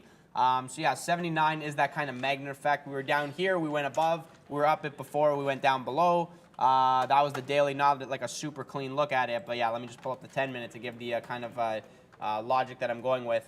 I spoke about this yesterday, so I'm not going to repeat the same thing twice, but essentially coming down after the earnings move and then sort of drifting to the downside and then going back to 79, right? Drifting to the downside, back to 79, back to 79, back to 79, back to 79, just over and over and over again. So the areas of interest for AMD for myself is kind of like that 80 into 81, which is a wide level for sure. And then the 7650 hard level, but more like 7750 into 77 short-term demand zone. So yeah, it seems to be that this area is holding this general support area, but then finding some trouble, getting over 80, 81 for the past few days and actually going back to the upside. So I do think that if we get close to that 80 level, I want to try some type of short on it. And the heads up, Nvidia now over 236 to the upside. I don't know what to, I added to this like another piece on it, but I'm not really too sure how I feel. I just feel like, I don't know. Yeah, you know what? Maybe I'll just CDIO. I'll just wait for the cover. I'll be patient, but like, I'm just gonna potentially just cover this one. Jeez, that one absolutely flushed, taking me with it. I have to get out of that. That's gonna end up being an L. How big of an L is that? Not. Man, that's not good when you Yeah, say that. that's not. Yeah, no, but thankfully I'm adding like 10%, and trying to build into this one. So there's a 20% position loser, but it's for a lot. My initial entry here was at 52s, and then I had 33s on the dip, and this one just absolutely tanked to the south side. So not a good look on CDIO. I'm in another couple of trades, though. I'll get to those quick before I beat myself up about CDIO. MULN, I'm looking for a bull flag continuation, so building into a position here on that retracement, but with tight stops. Zoom moving nicely through my 16 take there, moving up to 40, but I'm looking for a curl here off VWAP. This is what we're looking for, you know, a continuously higher lows and just gradually higher highs, you know, just a little bit separating each candle to kind of make that curl up. If it wants to retrace in a V shape, great. Otherwise, you know, I'll take the incremental steps up here as long as it's directional and predictable. That's what I'm looking for. Anyway, Zoom holding nicely, looking to test the $0.5. The 50 period on the 3-minute also is the $0.5. So, you know, I'm always weary a little bit about these 50 period retracements. They may or may not mean anything at this point.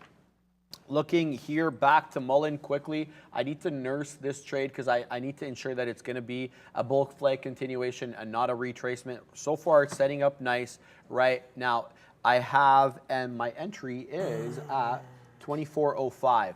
Now I'm going to look to add at 23.60. So that's 0.2360, guys, right? Not $23, just in case people out there. I'm looking to add here because the bottom end of that range, I'd like to find possible support into that range for maybe a pop back up. So let's go ahead and put another little order here on MULN at 23. Let's go 0.2361. And we'll, oh, geez, I fat fingered that. Okay, I just took my position out of Mullen there. That is a silly move. I really need to concentrate better.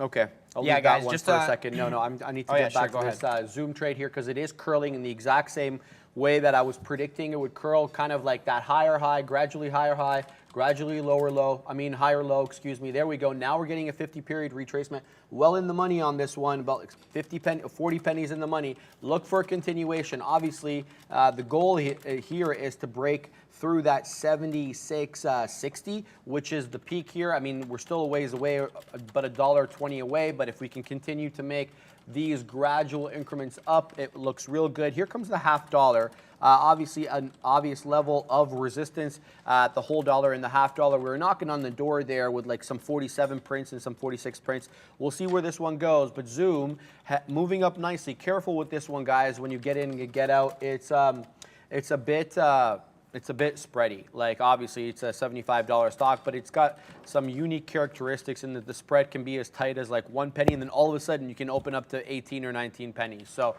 careful with that one. Meta moving also to the high side here. Should have left that one in, Luca.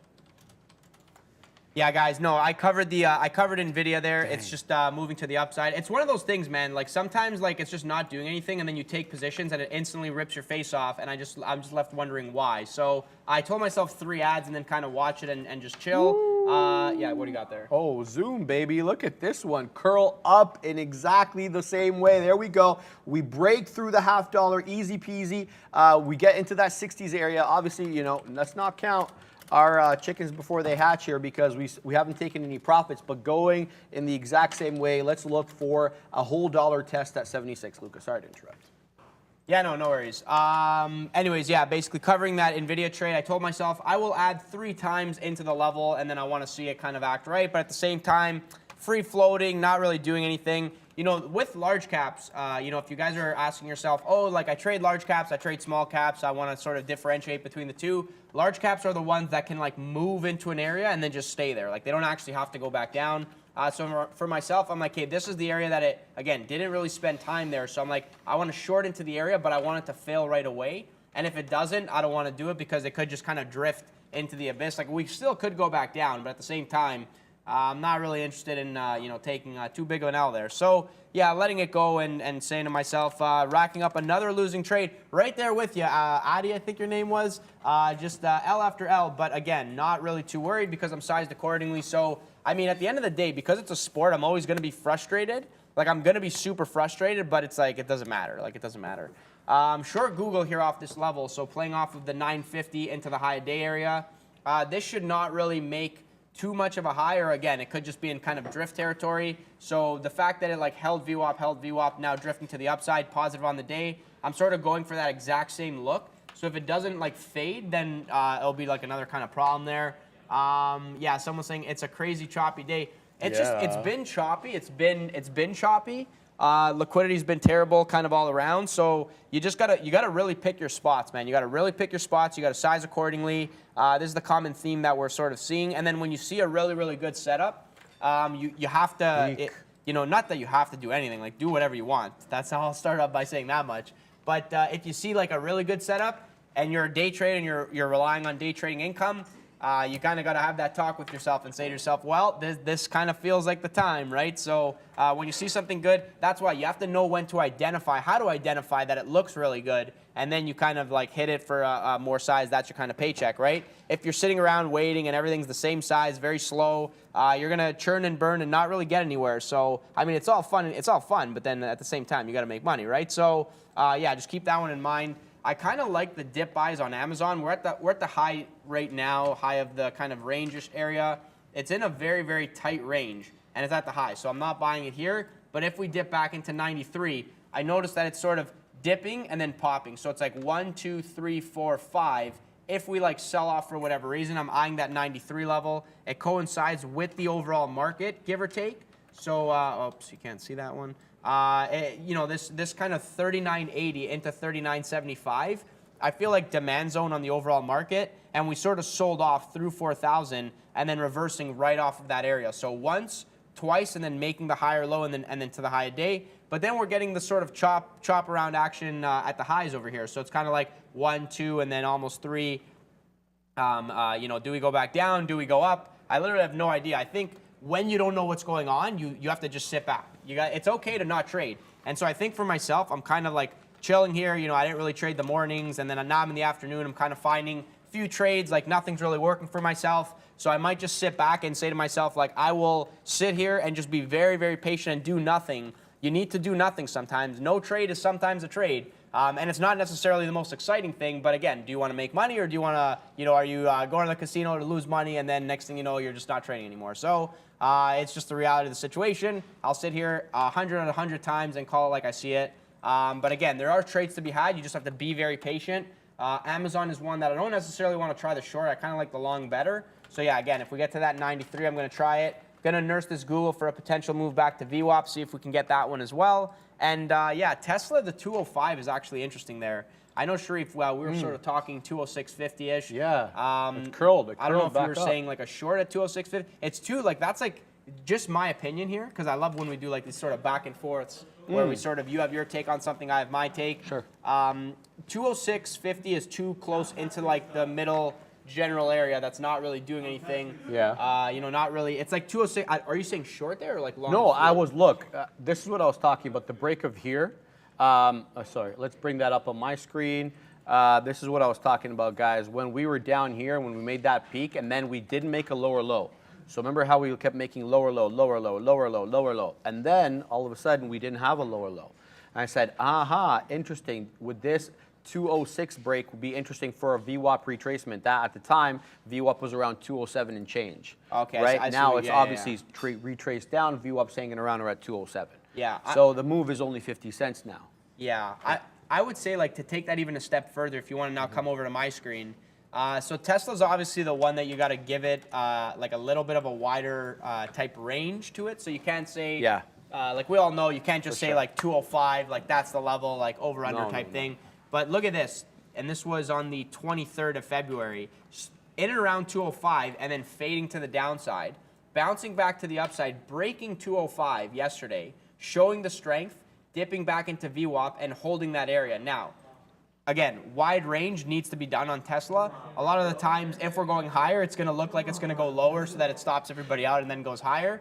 But essentially, holding the 205 area and then running to the upside, starting the day much higher, then fading, selling off from 211 into the 205, initially showing that it wants to hold that level, then dipping, ripping, and then holding again, and now maybe just kind of drifting back to the upside. So this is the thing, in my opinion, and it's so much easier to look at somebody else's trades and then say to yourself like, yeah, no, I see this one here. So the thing is 205 is the level, but if you use the hard level, you would have maybe stopped out, 1 point risk, give or take. You gotta definitely like be discretionary, use a wider range, and if this needs a 2 point risk, and you're like, oh, but I can't take 200 shares on a 2 point risk because I don't want to risk that much, then you have to take less shares, take 50 shares, right? Take whatever it takes for you to give it the proper risk. And Tesla definitely the one where it's going to try to stop everybody out along the way, but the risk to return has to make sense. So again, if you're saying long 205, my stop will be 203, just to make sure that no games, or my stop will be 203.50. If you're risking $1.50, you want to try to at least go for $1.50, if not $3. So that would entail that you're getting out at 208. If you're getting in here, you got VWAP in around 207.50. Maybe you justify make 250, risk 150. I'll run that trade every single time. But then at the same time, can you scale it a little bit better? So I think you didn't have the wrong idea. There's a difference between making money and being right, and I think this is a good example and a product of that, and that's why I wanted to bring this up, because I don't think you're wrong, right? You're like, oh, it's going to go up. But remember, I talked myself out of it. I said, why am I looking for strength and weakness? And this one's been the weak one, so I kept saying to myself, why am I looking for a balance on Tesla? Is it because it's Tesla? Well, yeah, right? Maybe, but the thing is I don't think you're like that. It looks good. It looks good. It's holding the 205. But what I'm saying is, if you long 206.50, right? Because you're waiting for confirmation. When you finally get that confirmation, it's too late, right? And this is why when people, I hear you. You know, in the world of trading, people will sit back and be like, look, it did the confirmation. That's why I did this, and blah blah blah, and then that's how I made money. But the reality is, I mean, this is why I love this channel, because we literally sit here and it's like, look. If you bought 206.20, which sometimes I do, honestly, but if you bought 206.20 and then you're going for like 207.20, you're going for $1. But then if you're opening up your risk because you buy 206.20, now you have to put the 203 stop. You're risking now $2 to make $1. You know, like that doesn't make any sense. But then it goes up, right? So you might be sitting back as a novice trader. I know I did this in the past, and say to yourself, oh, like I knew it, I called it, it did exactly what I wanted it to do. But the reality is that doesn't mean anything, because if the numbers don't make sense, you will just be out of your job like very, very fast. So yeah, there's a difference between making money and being right, and I think that's a good example of it. You could have risked off the 204.50, or sorry, 203.50 if you had the 205 long for the move back up. It seems to just be a longer trade. If you had it in the morning, you probably wanted a V-shaped recovery on it. At least I would have wanted a V-shaped recovery on it. The fact that it then puts you through so much stress before dipping, getting back to the 205, barcoding, now drifting up. I think if you let this happen, if you let it stop everybody out, and then it bounces back, you could have had maybe a long here and an add here, 205. Now you have the low, so you know your defined risk. You don't say 203 anymore. You say maybe 203.75, and now it's sort of drifting to the upside. And now, even though it's a longer trade, it's like less stressful, right? You're already in the money on it. So again, you might be right all the time, but you might not make money. There might be easy fixes that you can do, and one of those fixes is just thinking differently about the execution. So think differently about the way that you execute on these trades, and yeah, you open up the door to so many different you know, opportunities, and how that kind of works out, you know, in your favor or not. So again, if you're struggling, you know, because again, I'm not going to sugarcoat it. Day trading is not easy. I struggle all the time. I just say, what can I do differently? And I like to kind of talk it out in real time and say, okay, maybe I'm just executing incorrectly on these trades. So for example, in real time with this Nvidia trade, even though I honestly think that it could come back down, the thing is I'm not willing to like hold. What if it drifts? What if it stays up here? I didn't even want to really be in this trade. I didn't like love it. I'm like, yeah, I'll take the trade anyways, whatever. So I just feel like if I lose, I'm gonna be really mad, and if I win, I'm not even gonna be happy. So it's like I'm like, let me just like take the L on it. But the thing with this trade, what could I have done differently? Like really nothing. Like I could have done nothing differently. I would have had to maybe give it a 237, but then I would have to go for like all the way down here, and that doesn't make sense. So it's playing with fire doing that, and I understand that. But it's all good, man. I know Crypto Gangster saying, Luca, talk Amazon to me. Why is it boring? Inside any whistleblower confirmation, zigzaggy. why? The thing is yeah, sometimes like I just, you know what? I sit back as a day trader, man. I'm chilling. You know, life is good. I'm saying, where is this volume going to come from? Right? Like, where are we going to get this volume? And then all of a sudden, I take a short on coin, and this volume comes out of nowhere. It's the highest volume spike of the day, and like I didn't even trade today. Like, you know, I take a trade, boom, volume spike. So I go, where is this volume going to come from? Ah, that's where it's going to come from. It's going to come from, you know, these bots doing the little dance and, you know, playing with fire, trying to short a name that's up 10%. So thankfully, sized accordingly. So when I lose, I go, ah, you got me this time, but it was no size, amigo. So we'll see what happens next time. But yeah, going back to Amazon and your question, it's really like, yeah, where is the volume going to come from? I mean, Amazon, 15.8 million shares traded. I mean, it's barcoding. It's at 93.70. A 70-cent range on Amazon? Come on, man. 70-cent range on Amazon? We talking 70 cents, man? I'm not trading this name. Come on. You gotta be kidding me. But again, if we get to 93, I like the long end to end of day. If I could actually get a good fill there. But it's just not giving. This is the market, man. You got to take what it gives you. The mornings are sometimes fire. The afternoons are fire. Middle of the day, sometimes slow, not doing anything. Oh, I just noticed Google's like all the way up here. Okay, I gotta. Yeah, let me just get out of this trade. I'm just done with this one too. All right, I'll have a look here. Nicole Harris asking about HIMS. I actually really like this for a long right now. It's another VWAP retracement name. I'm punching into this. Let's go. Do I get the fill? Yes. Where do I get it? I get HIMS at 39s. Okay, so essentially 40s. I like this for a VWAP retracement. This is something we've been watching for a little while. HIMS, it's been a multi-day mover, having a big day yesterday, another big day today, getting kind of breaking out of that $10 range. 1177 is the high today. I get the dip trade, yeah, 1140-ish. So we'll see. We'll see how this one performs, but the whole idea is to kind of have a bit more of a mechanical system so I don't stress myself out with some of these trades. So long, HIMS. I like this one, Nicole. Shout out to you for that. Thank you for letting me know about that one. Mullen, I've been kind of dancing with this one, getting in and out at the same position, really like for very, very, very tiny microscopic losses. Got back in, looking for that bull flag. I know someone, Benjamin, I believe it was you in the chat that was telling me, you know, the bull flag may have failed because of upward resistance at 45s. I don't disagree with you. Looks like we top wicked there at 48s or 248. Yeah, so we'll see if we get continuation. You know, these bull flags never really quite always shape out in the exact same way that you anticipate. But Zoom, making me worried a little bit, but at the same time, showing me strength. It's really holding 75. I mean, it's not holding it to the T. It's breaking down, you know, into the high 90s, mid 90s in that area, but for the most part, holding it and bouncing back up, really finding buyers at 75. The only thing that I don't like is this big wick up here, or sorry, this big wick up here on this candle at 12.12. Oh, we get a big flush down, but then it gets bought right back up. Above 75. So I don't like that break of the 50 period and then a flush down. Same look on my 3-minute chart over here. You had a big pop up to the 50 period and rejection, but VWAP holding, that 75 holding. So we'll see. I've added a couple of positions here, so I'm in a bit of a half position at the moment. By that, I mean, somebody was asking me that yesterday. So like if I designate, say, 1,000 shares as my full position, a half position would be 500 shares. So if I typically take like X amount of shares per trade, you know, in this case, I'm taking less than that usually for strategic reasons, to build into positions or to mitigate risk. There we go. We get a nice pop up here on HIMS. We got in at 40s, pops up to 48s. It's a slow mover, guys, but I'm looking for that VWAP hold. Looks good on my chart. It's up 18.75%, so you're going with the trend by getting on that dip trade. Likewise with MULN, finding a bit of a bottom here, and we get in, so we're in the money on this one, but we're going to need continuation. Continuation is going to come in the form of a 24.20 break here. We need to see it break above these levels over here to make a newer high and continue to pump to the high side for us to test that $0.25. Yeah, it is a $0.25. Wow, it actually is a $0.25 because it's 25 cents. Usually I say the $0.25 like in the $0.25 area.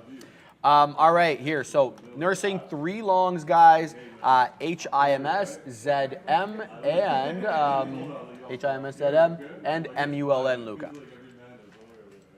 3 trades. Yep, 3 trades on board, baby. 3 trades for the win. We'll see, guys. Let me know what you guys are trading in the chat, what you're looking at, if you guys have any questions. This is the best time to do it, man. 12:30, I am chilling. No positions on board, and I'm not sure if I'm going to take any more positions. So free to answer any questions and look at what you guys are trading. Somebody's saying Timber Pharmaceuticals. Is that what CDIO is? Because you can't just go Timber Pharmaceuticals, because I'm just going to say, well, what's the ticker, man? What's the ticker? Timber Pharmaceuticals. TMBR. I mean, that makes sense. No I, though. No I. Timber Pharmaceuticals, not on the NASDAQ. TMBR, yeah. TMBR, not on the NASDAQ. Oh, on the AMEX. Okay. Okay. Yeah, let's have a look here. 1 million shares traded. Timber Pharmaceuticals. I love when I ask the question, what are you guys looking at? What are you trading? And then just like everything comes through and I'm like, oh God, wait, slow down. No, like, okay, let's have a look at this one first. This is the multi-day mover. I'm not even sure if I looked at this the other day. Anytime I look at this, I go, okay, was this the one that I was like, it's going to die, and then we're up even higher? I guess I'll be eating my words, but again, I'm just kind of going based off what I generally see. This is the volume spike from 2 to 260, or maybe it actually went to 3. Probably did, actually. Went to 328. I would watch this area. So anytime something makes a move and gives you the range, and then closes, if it holds up and then goes back to that general area, like maybe that's where it wants to be, and then you get the potential move back to the upside. So looking not too bad, but just keep in mind that this is the vibe of this stock, where it sort of barcode, this is the daily, guys, it just barcodes, has the move, barcodes, and then kind of like stays there, and then maybe it like wants to barcode again. So, I mean, in this case, if you longed it at like 162, you were never out of the money, so you just generally are not panicking. Then if it goes up again, I mean, I don't know if it's going to go back. I would say, safe to say, the levels that I see on the daily is kind of like, I mean, once it breaks channel, you map the high, you map the low of the channel. As long as it doesn't dip back below, you really have nothing to worry about. But again, biotech company, you know, next thing you know, their next drug kind of fails the tests, and it's back at 60 cents. So that's obviously the risk with holding biotechs. I remember back in the day, and I don't remember the ticker of these names, but I was trading this with my friends back in the day, and biotechs were going nuts. It was maybe 2016, 2015, the era of biotech, and this is when I was referring to this maybe a couple days ago. Kite Pharmaceuticals, Juno Therapeutics, the larger ones of the bunch, but a lot of kind of sympathy plays were moving with them. And the good old days, man, just long any biotech and these things just kind of go to the moon.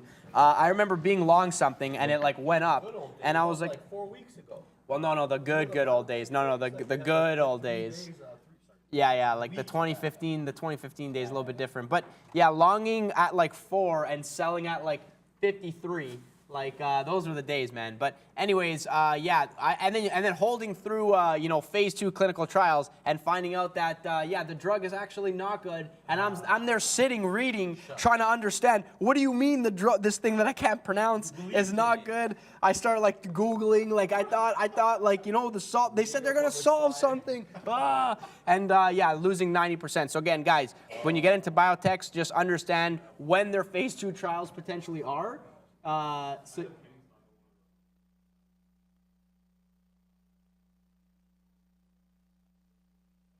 Neil.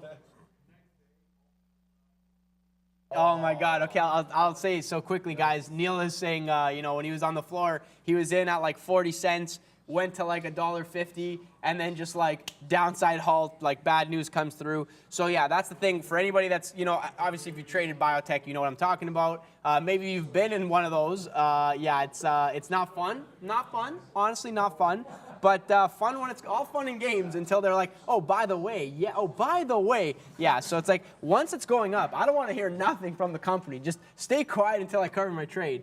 So yeah, that's always the risk. So again, even though you're like, oh, this is a nice channel, it looks good, yada, yada, yada, biotech, you're always susceptible to that fundamental risk. So the only thing I can tell you there is just make sure that you know when news is going to come out. You're never going to know if the news is going to be good or bad on anything, but just make sure you're just aware, right? You can go on their website, you can figure it out, so then at least you know when the catalyst is coming around the corner. If you're long and you're deep in the money and you just don't know what to expect, you know, maybe you could take some off, man. You could take some off. So, yeah, just keep that one in mind. I'm going to get to a few of these other ones because, yeah, the last thing I want to do is say, what are you guys trading? What do you want me to look at? And then I don't look at any of those things. So let me just look at a few of these. Somebody was saying Peloton, so we can pull this one up. I haven't looked at Peloton recently, so anytime I'm pulling something up and I haven't looked at it, I pull up the daily to remind myself where this is. This kind of feels like a bottoming area, just kind of like a gut instinct here. It already had the sell down, then the channel,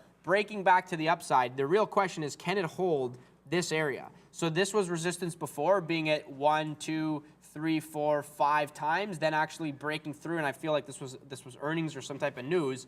Now it's down back below. So anytime you see this sort of setup where it's like it has a big sell-off, it's now bouncing back, it breaks out of the range, what I like to do is I like to say, where did it start that day, right? So that day, it actually started at like 1267, then had the move into 17. Now we're sort of back, and it feels like it's just kind of holding the 1267. So the long was good, right? You don't buy the highs. Intraday, you could, but buy high, sell higher, but better to maybe buy dips, do yourself a favor. But essentially, ripping to the upside, dipping back down, is this area good? So specifically, I would say opening price and then low of day, potentially stronger demand zone, and then where the move actually started on that specific day. So I'm going to assume that the move started in and around 13, and it is now at 13. And I feel like if I had to guess, this past few channel days, 13 is the volume profile. So maybe it chops around. Then once it picks a direction, maybe it just like continues to float. So could float up. If it doesn't hold and then goes back to 12, maybe it wants to just be back into this range and then fade back to the downside. Apply a little bit of fundamental analysis. Say to yourself, look, Peloton, are they actually a good company? Are revenues actually increasing? If we go if we go back inside, then, people maybe buy this thing again. But I feel like the first time everyone's like, yeah, let's get healthy. And if that does happen again, the second time people will be like, no, I'm sitting on the couch and eating chips just because, that's kind of my bet there. So I don't like the long personally, but let's look at this intraday. Chopping around, but giving you that hold the pre-market low feel. How many times, and kind of nice that it actually channeled there yesterday too. So I would say I would map this general area, 1280. It kind of bouncing, not really doing anything too crazy, pretty lackluster. But then today opening and holding that same area and then going to the upside. So if you're ever wondering, I see the pre-market highs, I see the pre-market lows. Do I short? Do I long? I just don't know how to make the decision. Again, it's not a walk in the park. It's not easy. You obviously have to build out your own strategy. But I think you can zoom out, look at the daily, say, well, 1260 is maybe the support zone. Where are we right now? Oh, we sold off. We're stopping in and around this area. 1260 actually is holding. I missed my opportunity to take the 1260 long. Now it's at this area. Are we actually gonna go up? Right? Are we gonna go up there? So. For myself, if I see the 1260 area and I love it and I have high conviction on the trade, then maybe I say to myself, okay, let me take the 1260 trade. In this case, I didn't identify it and I wouldn't have taken it anyways. It's a low conviction trade for myself. If I took it, it would have been with less size. But if I still have the conviction and I miss the opportunity, if I was going to take, let's say, whatever, 100, arbitrary number, 100 over here, and it's at 1260 and I was going to risk off 12, well, I say to myself, well, now we're at 13, we're 40 cents away. I was going to actually risk, call it 60 cents, so with 100, that would be $60. Over here, I still want to risk $60, but maybe I take 60 because I'm still going to give it the proper stop. So scaling, you just make less, right? If it goes down here, and then if it goes here and does that, you're going for 1-to-1, whatever it is. But essentially, you still want the risk to return to make sense, but you want that risk to be in check, right? So there's always a way to scale it. The best part of this job is it's scalable up and down. You don't just essentially go into you're in the big leagues right away, but at least you can control your risk with the sizing that you're taking and stuff like that. So yeah, that's my thoughts on Peloton and the technicals. Again, low conviction trade for myself. I would not even be looking at this unless it gets down to that 1260. But again, if it gets back down there, is this thing specifically just range bound? Or is it actually going to break 1250 and then make a move back to the downside? So yeah, those are the questions you got to ask yourself. Somebody's saying Oxy getting close, so let's have a look here at Oxy very quickly before I go on to the next one. Oxy, yeah, going back to that 59 there. I still like it. I just don't know if I want to trade anymore, honestly. But yeah, maybe if it breaks 59, I'll try a little bit lower just to ensure. Sometimes I see levels and I'm like, okay, 59 is probably going to fill. If it doesn't and it goes up, whatever, I wouldn't have even taken it. I still want it to break 59. But sometimes you look at things and you say, well, let me just throw a stink bid. Because I still don't think selling is going to come in out of nowhere. So I'll throw a stink bid here, see if I can get this fill, and then maybe it'll really be a money fill. So yeah, we'll see where this Oxy trade goes. Maybe get the fill and rip back to the upside. But yeah, pretty lackluster, not really moving. Just got to be very patient with it. Again, intraday, the 1 minute candle, I should say, gives the down move literally doing nothing. 30s is the high, 20s is the low. Just waiting for traders to take trades. I just feel like the closer that you get to 58, if that's the institutional buy level, like they can't sell it through a significant support institutional buy level. So I want to sort of be long at that area. If I'm long in 59, like, yeah, they can sell it down to 58.20. I'll be out of the money and lose my trade, but they still, like, they have this like opening range that they can just fill orders in and do whatever they want, right? So gotta just be very careful with it. But yeah, Oxy is the one somebody was asking. Oxy, Warren buying more. Well, he's not gonna tell you that, right? He's gonna buy more, and then he's gonna tell you after that he bought it. You know, who tells you that they're gonna buy it before they buy it? I do, right? I sit here all day and I go, I'm gonna buy it over here, and then I don't get the fill, and I wonder why. But yeah, no, it's yeah, it is what it is. He's definitely not doing that. I tell you that much. There's another question here. Somebody saying NTLA. I'm not sure if this thing did volume today, but let's look. It's yeah, less than 500,000 shares traded NTLA. I think I'm going to just pull up the daily beside these things because maybe you guys have some questions. Maybe they're swing trade related, but they're not really doing crazy things today. This is up 3% today, holding the pre-market lows, giving you the sort of first up move back down, holding that general vicinity, and then kind of drifting to the upside, but not doing a lot of volume. So like, again, for day traders, you know, I'm not going to get in a name that's not doing volume because I need the volume to actually like get involved there. But essentially, this name bottoming out already at 35-ish area. I think the first thing that stands out to me in terms of like a resistance level is like this 45 into 50. It's a wide zone, but I would almost say 47.50 being like the more of like the hard level. So this area, it was support before. It kind of fell off. It retested it once, twice, maybe double top and fail. Now it looks like it's curling back and potentially wants to go back and test it. Does it get there by the end of mid-March? Maybe. But again, it's in this kind of range. It's very, very open. Not a lot of volume. Not really too sure what the company is. Maybe you have more insight than I do. But yeah, best of luck if you are trading that. I would say the key levels are 45 into 47, and then 50 being that very, very psychological level. All right, so nursing some of these trades here. Most this Mullen trade really kind of like time to develop. Not really out of the money on this one. Long at 2.368, at 2.35. So you know, like I don't even know how much off. Topic. So waiting for it to do things. If it goes long, great. This IMS trade a bit tricky. So it's broken below, but not really enough. That was something to get out. I think I would get out of this if it broke the $0.25. If it breaks below the $0.25 here, I think that's gonna be where I'm cutting it. Crap. Sorry, guys. All right. My mistake. That's on me this time.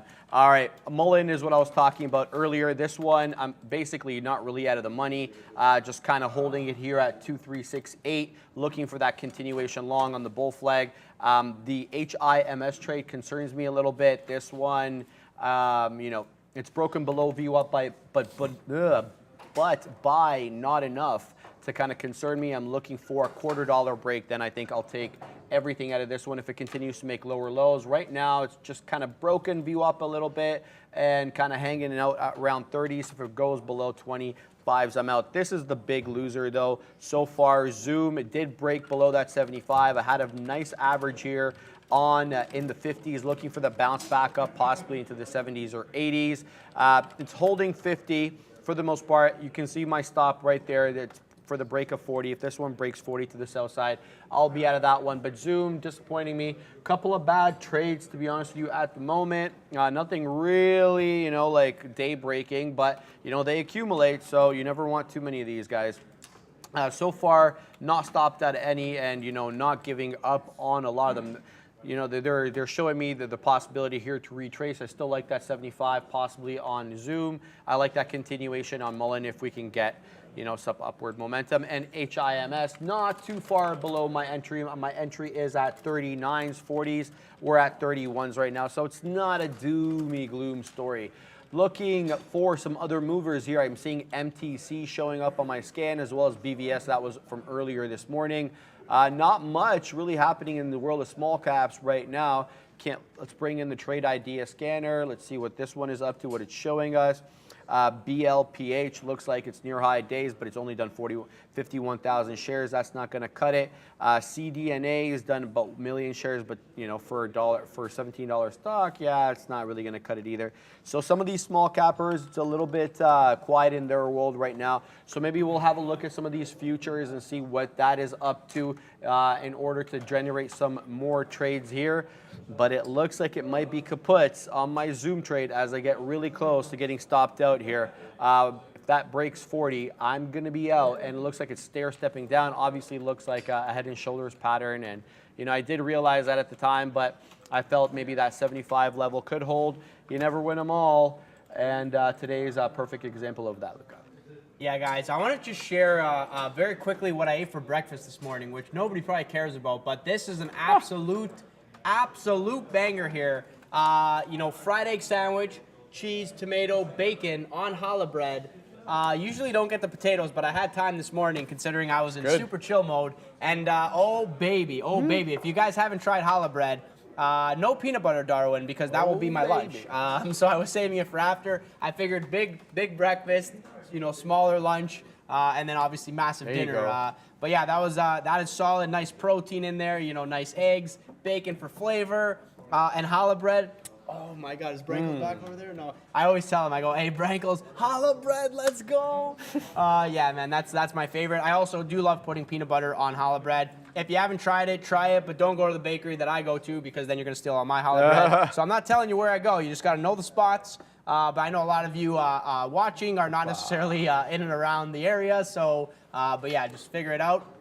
And yeah, clearly bulking, man, clearly bulking. And Ryan saying, great story. You should have said, cool story, bro. And I would have said, yeah, I know. I want to talk quickly about AMC. So again, guys, I was trying the long off this bottom, the 760. If you're wrong on a trade, like don't be afraid to cut it, right? Don't be afraid to cut it. You could always add it back. And, hopefully your commissions are not extremely insane. And because I know that if you're, before it was $10 commissions, the commissions have now come down. But essentially, some people say, well, I can't do it like that because I'm paying commission. But the thing is, you want to build good habits regardless, right? So for myself, it was kind of longing into the 760 area. And there was a buyer at 760, and it was holding 1, 2, 3 times. So I just figured, okay, if this is going to go up, it should go up, right? And this is the way that I structured this risk on this trade. I said, if we break 760, I'm gonna cut the first portion. So I just did two like lots, right? Like let me just like add and then cover, very simple, nothing too crazy. And essentially, let me risk off the buyer on the first one, and then let me risk off the 750 level on the second one. I was like, if we break 750, it's probably a dead trade. But if we break the buyer's level, then it's probably, maybe it's going to be a dead trade. Wow, so essentially add, and then sell. So scaling into the trade, scaling out of the loss, like that's an opportunity as well, right? So essentially did that. It was a good cut. If it stopped me out and then went, I still would have made money because essentially I'm losing like maybe 6 cents or 7 cents on this portion. But then if we actually rip back to 8 and higher, like I do make money on the trade. So I just feel like it's a good habit. But yeah, make sure that you map where the risk is, you know where your out is, and then respect your out. Whether you're scaling out, whether you're getting it all out, doesn't matter. Just make sure that you are respecting it. That's the main thing. And you'll do just fine. And then obviously just be on the right side, on the trade. And to add to that for jokes, if you just, aim for those par fills, man, you will be a great trader. You'll have a 100% win rate there. Guys, CDIO, and Sharif was in this, and I'm sorry, man. I just want to say sorry. I've been there. I'm never gonna, what maybe a flush. That was just, what a flush, man. But this is the thing. It literally flushes. Like, you can't diddle in the middle. You could take less size, I would say, but essentially don't diddle in the middle. Wait for the area. So the thing is I was talking about this, and I was saying, like, if it gets to 384, like, that's an interesting area. Then you have, like, support at, like, that general 3 into, like, the low, call it, like, 294 area. The thing is the support, when it goes down, I feel like I would be getting long for potential high day clear out. Like, that's why I would be long. So the fact that we already went up and then we couldn't hold and then we faded right down into that level, like, I don't really like the support level anymore. If anything, it kind of looks like a flat bottom potential breakdown that it's then going to break 294 and then flush to 260. So the thing is the shorts from up here were money, and if you're still in that short, I mean, I imagine a lot of day traders kind of cover that as the volume sort of dries up. But if you're sort of in this short, being very patient because you have high conviction, you think it could actually go like to 2 or 220 because there's just going to be no buyers on this thing. Well, in that case, then you're still holding this, and I just feel like if we break that 295, I think the low, yeah, is 295. If we break 295, which could happen right now, it's at 298 on the bid. I feel like we potentially get a flush to the 280s there. So, yeah, I'll just watch out for this one. I would not be longing this right now. I'm not going to take a long on this. I think like the up move already happened. If it was going to be good, it would already be at high day. Volume kind of spiked and then dropped and just kind of tanked. And that was a pretty nasty candle for longs there. So, yeah, this is a name that I kind of trail my stops because you don't know kind of where these things move. Yeah, bamboozlement. And yeah, the bamboozlement is real, man. The bamboozlement is real. And you know what, Sharif? I'll say, don't beat yourself up because you're multitasking. You're multitasking. You're chilling. Yeah, you know, you're okay. You know, I should make better decisions, though, to be honest. But it's showtime, baby. It's showtime, and things are gonna happen. I wanted to show quick my workout for the day. So I do something called I do like high intensity interval training. I did CrossFit for like a bunch of years, and in CrossFit, I learned like the clean and the press and the snatch. And so this is what I'm doing today. Look, have a look at this. So this is the session. Nope, no, it's not. We want to get out of this. We want to go all the way back. How do I? Oh, I just want to go through the whole thing. So let me just look real quick here. Man, I should have had this prepared, ready for you to go. But like, you can't pause these stories on Instagram. Like, it's making me go back all the way, and I don't want to do that. There we go. So let's go back over here, and this is it, Luca. Check this out. Okay, here it is, guys.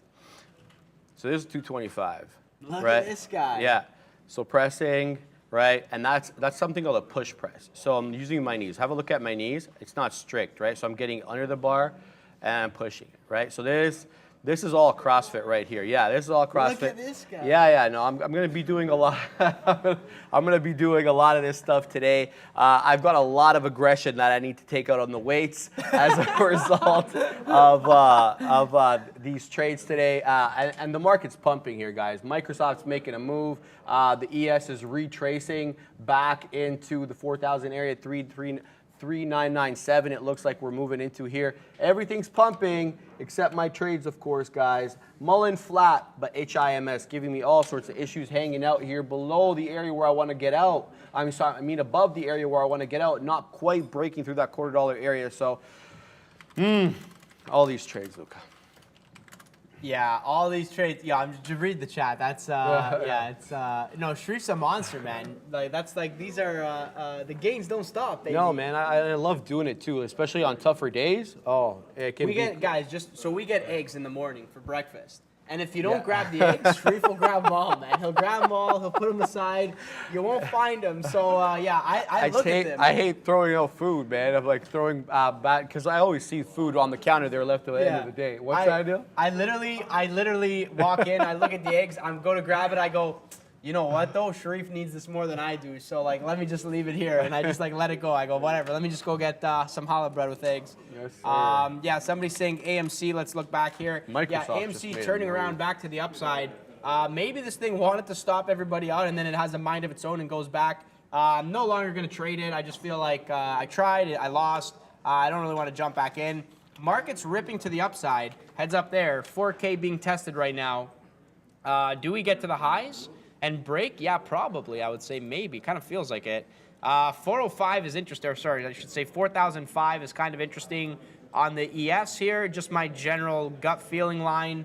But 3980 is the better demand zone, I would say. This is kind of maybe resistance, but if we break out, I still like the kind of break, and then maybe it holds 4K and then goes. I'm not too sure. But yeah, basically what I see is the over-under that took, I'm doing this and you guys can't even see. The over-under that took place, the break, the hold, the pop, the drop, the retest of the level, and then the fade all the way back down, and then the double test, and then the fade, the test again this morning, and then the fade. Maybe we get back there and then get some action. So yeah, I would watch that 4,005. But again, you want to kind of structure those trades a little better than me just kind of loosely talking about them. Not really too concerned with futures. I look at futures as a reference, but I don't really trade futures. So yeah, take my lines with a grain of salt, unless I identify a line that was drawn by like a rune or something. CDM in the chat saying, Luca, head down, executing, love to see it. Yeah, it's like I'm always like, I'm not like looking in the camera, market. like, hey guys, like, you know, I'm just like looking like, oh man, where's my orders? What's going on? I'm always like this, but yeah, it is what it is. Somebody saying check Nvidia, please. Sure, I can have a look back at Nvidia.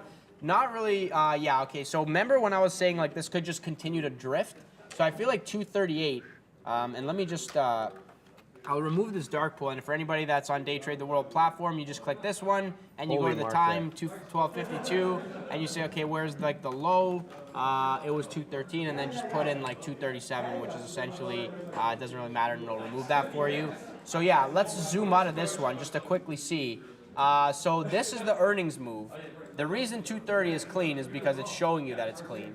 So literally stopping there the first time, stopping there the second time, and then almost this area is like the resistance. So 238 into 238.50 resistance with 240, the psychological even dollar hard level there. So we are now in free float mode, and essentially I tried the short, but as you guys can see, I sort of tried the short and then punched in the last amount to then punch it all out at the high. I just felt like I wanted that last attempt in case it was a over-under, but it wasn't, and then punching it out. I could have gotten my money back by waiting, but Nvidia is famous for like going and then it's like, well, I'll just wait, and then it goes higher, and I just kind of made a game time decision. I was like, okay, like I might punch out if it goes even 10, 20 cents higher, and then it did, so I might have even gotten a worse price if I didn't punch out. But essentially, I would watch now at this point, I would watch the 238 into 238.50 area for like maybe the next resistance zone.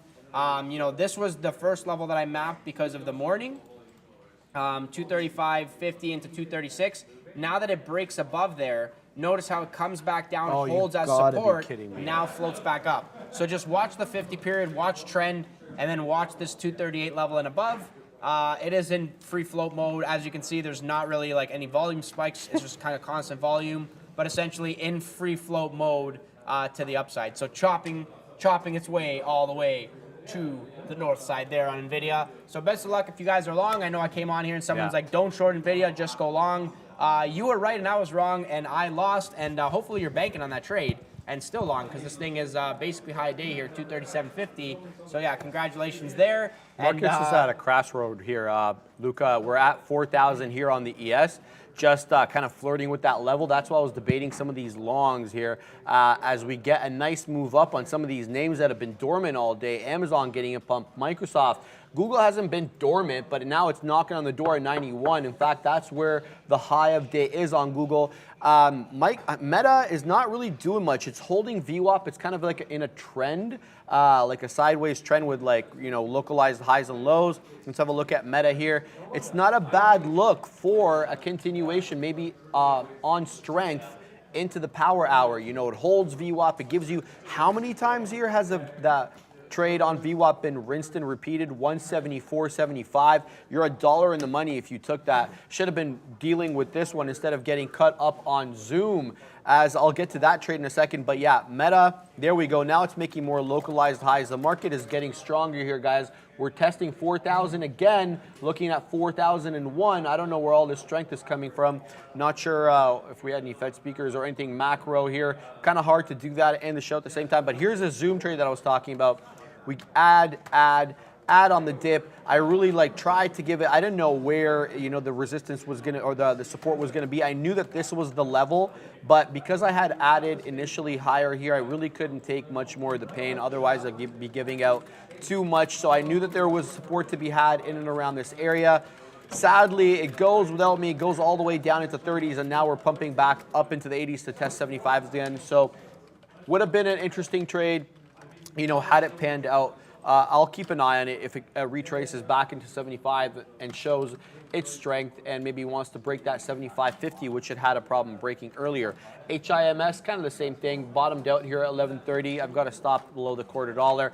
This one's the one that's doing well. Loving the trade on Mullen. It's curling a little bit here. I think the 3-minute shows it a little bit better here on MULN. Have a look. You get that bull flag, and then you get the bottoming out and the curl. If we get that continuation at 24 cents, that would be good news. But you know, it's been tough trading today. My feel for the market's been a little bit off, so we'll have a look and see what we can do. I think this is an important level that we're at. 4,000. You know, obviously it's been a key level of resistance. We've broken through it intraday. But closing above it's kind of been a challenge. We always close a little bit below. There was a period in time where we were closing above it, and that was kind of like the support level. If we would trade below it intraday. We would always see them close above it. Now it seems to be the opposite. You know, that's not to be that's to be expected. I should say. Former support becomes resistance. Nothing new to us and technical analysts everywhere. So, having a look at some of these trades, built in a little position here into HIMS. These are all 10% positions, but you know, they add up, especially if you get one loss after the other, one loss after the other. Kind of a tough day for me today, but can't always have a good day. Yesterday was a very good day, but what's the chat up to? What are we looking at over here? Shella is due, don't be confused. XELA, I know that one. Just eluding me at the moment. So that one, Shella Technologies, that's like what? 5 pennies. Okay, I'm definitely not trading that. NCLH is a provider of transaction processing solutions, enterprise information management. All right, it's had a 1.82% day. Not something that I'm interested in. BVS. Okay, so that one we were looking at earlier. That was a small cap crapper that was making moves. BVS. Let's. What are we going to switch here? CDIO. Yeah, that one I'm kind of mad at. All right, well, it's not really making a move. I mean, it's retracing into VWAP. Michael Noss gave me a scanner that shows me kind of both moves. Retracements down into VWAP and retracements up into VWAP. This one looks like it might be eligible for the latter as opposed to the former. So this one, interesting, you know, maybe if we break above 245, but it's really slowed down. The volume's really dropped off. You know, the move was had, you know, pre-market and right after the bell there till about 10:30, or no, not even 10:20 or so. I mean, I looked at it. I looked at it at all, but I didn't see the very clear trade on it except for the pre-market, so I stayed away. Back to some of these large cappers here. We are finding a bit of a temporary resistance zone to be expected off 4,000 on the ES, and some of these big cappers are slowing down in their ascent as a result. So 4,000 to be expected is a level. We hadn't hit 4,000 since 9:30 bell. In fact, the last time we were at 4,000 was around 7:15 this morning.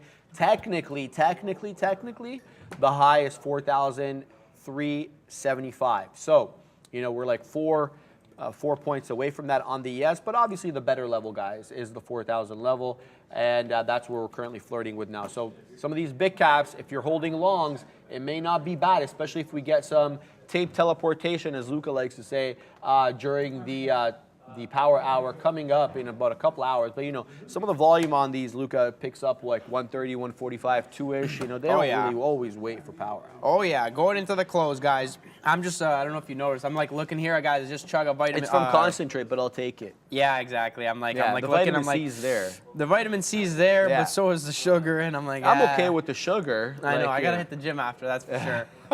Yeah, National Pancake Day. If you missed Pancake Tuesday, which was last Tuesday, don't worry, because today's National Pancake Day. So you get an opportunity to make up for it. At least I'm telling myself that, and my family. I'm like, yeah, we're having pancakes for dinners.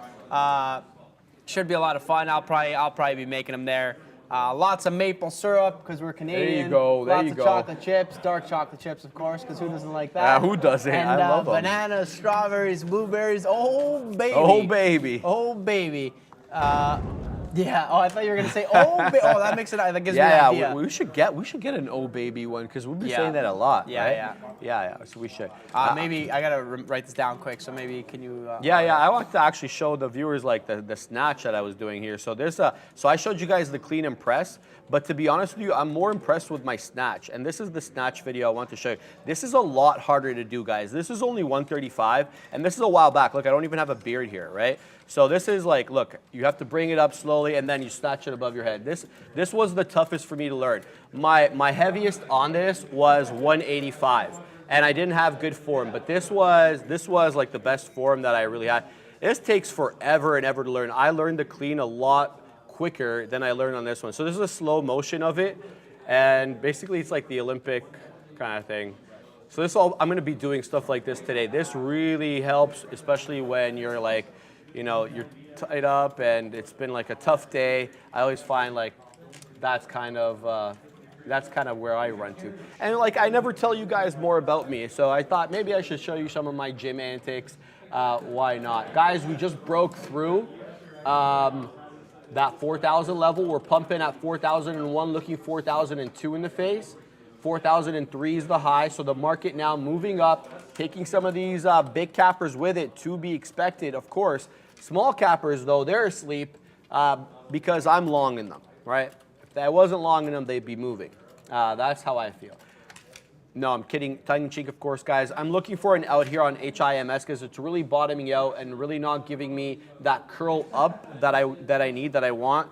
So anything above, anything below that 1125, I'm going to put a stop right now. That's 3 pennies from where I'm at. My cost basis on that is 34, so that will be a 9 penny hit. Sucks to be me today. It's been a tough day, especially with this Zoom now retracing. Oh, where was this like 10 minutes ago? Yeah, I should have definitely had a higher pain threshold on this guy here because there was a clear level of support on this Zoom trade here that I completely did not look at. I was looking too much at my P&L as opposed to looking to the price action on the chart. Rookie mistake, and I paid for it. But wow, these big cappers are moving to the high side now. I'm seeing Apple, Microsoft, and Amazon really pumping. Not to outdo Google. Google also at high of day 91.10. Meta and Tesla asleep. Yeah, man, it's things are moving. Things are moving. I feel like we're gonna rip into the close. That's like kind of my gut feeling. I mean, this 3980 to like 4,000 area on the ES has been holding, and some of these names are showing that they want to go up. I just kind of feel like let me just quickly look back. Yeah, see Amazon making a move to the upside. I really wanted that 93 low area. Couldn't get it. Late to the party. Should have looked at it this morning and taken it. Didn't. Yeah, now above 94. Maybe we get back down and watch that. Yeah, Tim, I know you're saying a bull trap. I see that. It's I don't know what to really expect going into the close. But again, quarterly rebalance on the MSCI side of things, which is a global rebalancing. So just index, global index. It's a lot of kind of countries involved in it. A lot of different sectors across the globe. So not just U.S. So it will be interesting to see what happens there. But I do feel like I want to find some type of lock. I mean, it's showing that it wants to go up. So yeah, maybe buy the dip and see what happens there. But yeah, I know Renato's saying Tesla. I can pull that up again. I know Sharif was just mentioning it, but let me just look at it now. The 205 level is the level, in my opinion, on Tesla. It showed you its hand from this morning. I feel like if we get back there, 205 maybe bounces again. But just this general area of 205 into just below 204 is the interesting area. AMD resistance. I can't believe closer this. to 80. Closer to 80, I would say. Let me just zoom out at the 5 minute here. Yeah, I would say. I mean, this is the thing. Just because yesterday it stopped over here, it was close to VWAP. So I feel like it tested the resistance of 80, failed, and then could not get over VWAP for the rest of the day before then failing. So the fact that it was there before, I wouldn't necessarily say that specifically is the level. I would almost say that 80 into 80-20, very specifically, I'm going to do that. 80 into 80-20 is the resistance zone. If this thing breaks 80 and then 80-21, yeah, maybe it wants to go 50 into 80-81 there. So yeah, a little bit of a wider range. But if you're looking for a very, very, I mean, based on a technical perspective, based on my kind of gut feel, I feel like 80 into 80-20 is that tighter area. And then if it breaks that, you got 80-20 into 81, which is a super loose range. I mean, does it go to 40s? Does it go to 80s? Your guess is as good as mine. But I just feel like 80 into 80-20 is that first kind of stop shop, right? So for myself, if I was going to short this, even if I start a short at I don't know, 79, 87, it doesn't mean I want 87. I want my average to be closer to 80, because then if it actually fades back down, the 80 level is where I like, so I want my average to be as close to 80 as possible. If you're enjoying this video, please take a second and hit the like and subscribe on this channel. And never forget, do not put pineapple on your pizza. Yeah, never forget. Most important part of that thing. But no, I like the video. I like the video, guys. 2.2K likes, 4,600 people watching. What's going on? All 69 of you, hopefully enjoying the day wherever you are in the world, having a nice espresso or maybe an ice cold beer, maybe trading, maybe doing all three of those put together. There you go. But there you go. Yeah, man, hit that like button. It's free. We're here 5 days a week doing the dues. And yeah, man, having a time doing it. Somebody was saying, hey, Sharif, nice snatch. Yeah, someone telling me in England that means something different. But hey, guys, I don't control the name of the move. I mean, the move is what it's called, and it's out of my hands. Looking back here on Zoom, guys. All right, so former support becomes resistance. It looks like it's materializing in this particular case. How we held that 75 level for a while, and that's what caused me to get long. It ends up flushing. I end up losing on it. Now we're back into 75. We're knocking on the door of 75. Nobody's answering because we're heading to the downside again. So is this an area to go short? I mean, I don't want to go short this name when it's an earnings winner. I took it long. You know, that it already flushed, but technicals are technicals. And this level clearly is going to be an interesting level here. So do I get in at this short? It looks like I missed a really good entry, which was that actual pop into 75. Now we're back down to the 70s and 80s. So I've missed a lot of the move, but we have a lower low to contend with here, or sorry, to kind of keep as a target at 74.27, right? Which is about 50 pennies from where we're currently at. So if I was to risk 30 to make 50, you know, you don't have exactly 2 to 1 there, but decisions, especially, you know, that I've been cut up on the name. Do I see it objectively here, or am I getting back into this name in order to exact revenge and, you know, prove to myself that I can get it right? You know, it's always a tricky one, especially with ones for me that I've lost on earlier in the day. So it looks like it's proving me right here. Now it's flushing down into the 60s and possibly really finding a top at that 75 again. But, you know, I wasn't sure. The market was pumping. It was moving back up. It looked like it wanted to reclaim 75. Maybe it was like a bear trap, this flush below 75, and then we retrace, we make a move. We still may do that. It hasn't made a lower low, so I'll keep an eye on that. Same thing with HIMS. My out is at 24s, and Mullen still basically at break even, not doing anything really. The volume has dropped off there, even though it's done 172 million shares on the day. It's a $23 stock, 23 penny stock, excuse me. So yeah, it's been kind of like slow a little bit for me here, but I'm keeping my eye on these big cappers. I think there are some good opportunities given now that we're at 4,000. I mean, if we really reject off this level and we say, nope, this is where as high as we're going to go today, and we reject, we can go all the way back down to VWAP, which is at around 39.87. That's a 13-point move. That's not too shabby, especially if we take, you know, a relatively weak equity like Tesla, or I mean, I don't even really know what's relatively weak. Everything looks good today. We'll take something south. I mean, geez, Amazon here looks like the stronger of the bunch. It had that big move up, but slowing down a little bit now as we really flirt below that 4,000 level. I wonder if there is a short to be had.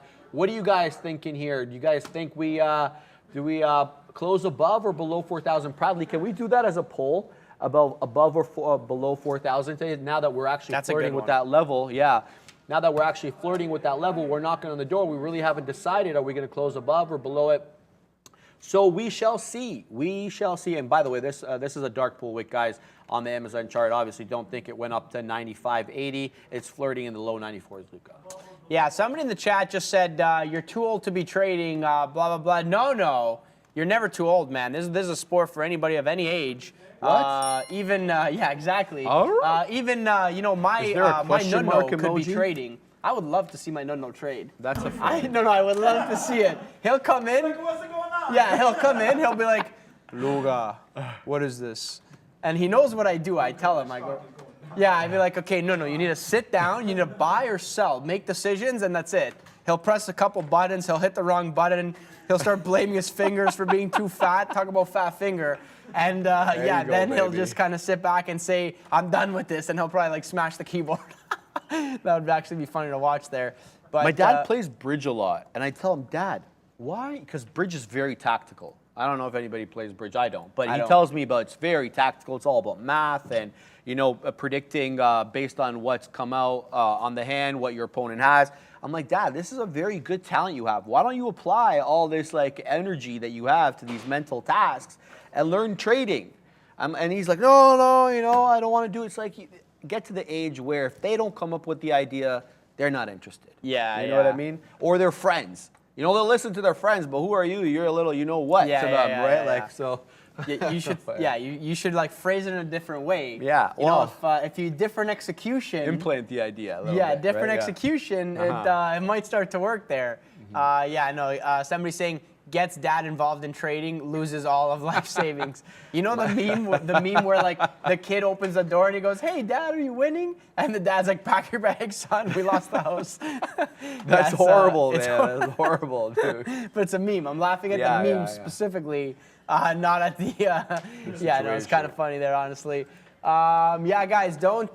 You know, I always joke around saying like, if you lose everything, just go back to work, save a little bit more, and then try again. But yeah, man, don't lose everything. There's no need. Oxy, somebody's like, is anyone listening to this Oxy conference call or earnings call? Maybe Usually they're having it Brendo now. listens to it on like. Yeah, or like he I'm listens like, to updates yeah, of no, it. I'm not listening, but feel free to. That's why I was gonna take a position, but I'm like, man, they're talking, and so am I. I'm here live. I'm gonna take a position. It's gonna move against me, and I'm not gonna know what's happening. But no, Brendo's gonna come in hot if anything changes. Yeah. I just feel like you use that 59, but use it very loosely because 58 is the better level.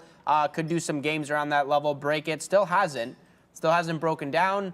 You know, but tapped maybe 03s and then 05s and now back at like 35s. Maybe now at this point it actually wants to drift its way into 59.60. So we'll see where that one wants to go. Peter saying give him a laptop with paper trading installed. That's what I always said good, to him. yeah. That's exactly what I said to him. Yeah. Like I'm like of the philosophy, and again, everybody has a different path in this business. Mine just happens to be this way where, you know, I mean, if I don't really want to put a lot of money on the line until I can prove profitability either in the sim or with small shares. If I can't do that with small shares, I really don't have any business putting like big boy money on the line. Otherwise, you know, it's just like, you know, the cost of learning becomes a lot. So that's just the way that I look at it here. MULN, yeah, this is lulling me to sleep because we are really kind of doing absolutely nothing. Looks like 24 was a top here. We're not even moving off 23.5s here. Like we're basically consolidating, and the volume has really dropped off the last little while. So unless this picks up, it's a completely break-even trade for me at the moment. I mean, so I don't really see a reason to get out unless there's the threat of a flush, and the volatility just isn't there at the moment to kind of believe that. But you know, I saw what happened on CDIO as it flushed there, but that's obviously a little bit different trade than Mullen. Mullen much more thickly traded, now having done 173 million shares on the day, Luca. So same thing all around for me. Still looking for this 4,000 holding. I mean, we're below 4,000 at the moment. We could reclaim it any minute. I'm going to be looking for a high of daybreak on the ES, which is 4,375. That's also going to be on my radar. So a couple of those things materialize here that we hold 4,000. We definitely don't make a newer low, and by newer low, I'm looking at you know, the break of that 39.95. That seems to be a bit of a support top, former resistance. We kind of rejected off 39.95 a couple of times before, you know, eventually breaking it out and then making that 4,002 top. I don't want to see a break of that 39.95. If we do, then, you know, I'll have to rethink this whole long. But yeah, looking for the stronger names to take on an eventual move up, Luca. Yeah, I want to just address some questions in the chat. Always a good time when I'm not really looking at too much. Yeah, guys, I'm short Roblox. I'm chilling, waiting for that to flush. It looks okay. Yeah, short Roblox. Why, you short Roblox? Yeah, short Roblox, baby. Let's see where this one wants to go. Yeah, Roblox is just kind of rejecting VWAP there, so let's see if this thing can flush back to the low days there. Just patiently waiting for that one. And somebody, anytime you guys have questions in the chat, if you're watching for the first time, please throw the ticker. Don't throw the company name, because I see somebody saying, can you please check Tamarack Valley? And I'm just like, Tamarack Valley. Okay, now I got to Google Tamarack Valley. What is the stock on this thing? Okay, I think you were talking about TVE on Toronto. Okay, let's have a look here. TVE on Toronto. This is an interesting question, so let's see where this one goes. I'll pull it up here. So TVE, usually not really trading any Toronto names. Toronto doesn't really give like the range on a lot of names the way that some New York NASDAQ stuff does. But, you know, nevertheless, let's have a look to see if there's any technical levels on the daily here. First thing that stands out is that 4. It's pretty obvious, bouncing here, you know, 1, 2, 3 times, then going back to the upside. Struggling with 480, and I want to say 5 psychological level, and then, you know, 560. But at the same time, if this name is following the general trend of energy, which it kind of looks like it is, I would say that the more significant levels, and sorry, let me just remove this here. The more significant levels is like this like very, very light uptrend. So it is going up, right? And you know, anytime I draw these types of lines, I take them with a grain of salt. So I don't necessarily look at this, watch it bounce, watch it bounce, watch it break, and say, okay, the trade's no good. You want to go off the kind of demand zone that you're playing off of. So yeah, the 4 into like 350 area kind of feels like the better demand zone for this thing on the daily. Just feels like it dips in there and then kind of pops back, and then not even breaking. So giving you like the higher low on the daily, and then sort of maybe channeling, maybe it eventually gets back up there and tests. This thing, I would say that this is probably, like if I had to guess, if you're going to force me to guess on where we go with this thing, I think there's a very high chance it stays in this range. So goes to 5 and then doesn't spend a lot of time near 550, and then doesn't spend a lot of time near like 370, and just kind of channels like in here for like a very, very long time. So I would just say watch oil, watch energy. I don't know if you have any kind of fundamental backdrop, but the technicals sort of speak for themselves. It doesn't want to spend any time near 4. I would potentially try a long at 4 and then kind of risk off of maybe like a 390, so a 10-cent risk to then see if this thing wants to go back to 5. So again, I want to like make a 10 to 1 on this. But if I don't, that's okay, because maybe I would try long again at like the bottom near like 361, and then risk off like that low right there being 330, so 329. So then 30-cent risk, and then in that point, I would be going for like 5 again as well. So yeah, just make sure that the risk makes sense if you are like trading it. Again, it's hard for me to sit here and say like, where's this thing going to be long term? And then the only reason I'm talking long term on a day trading channel is because it's very, very muted today, right? So it had the up move, and now it's just kind of channeling, like maybe it stays here a bit more and then goes up again. But intraday, as you guys can see, I mean, this is the 5-minute, but this is the day, right? It's not really like doing anything too exciting. But yeah, man, that's what I think about that. Richard saying, I need that hat, Luca. Yeah, Trader TV Live, the hat. Sharif, you know. Oh yeah, the shop. Okay, perfect. Great segue, Luca. So let's get to that. Basically, you know, we got a Trader TV Live shop, baby. We call it the merch shop. Proudly educating me in my ear here as we go. You know, I don't do it as well. Here it is, guys. Let's go to the store. We go to the YouTube homepage.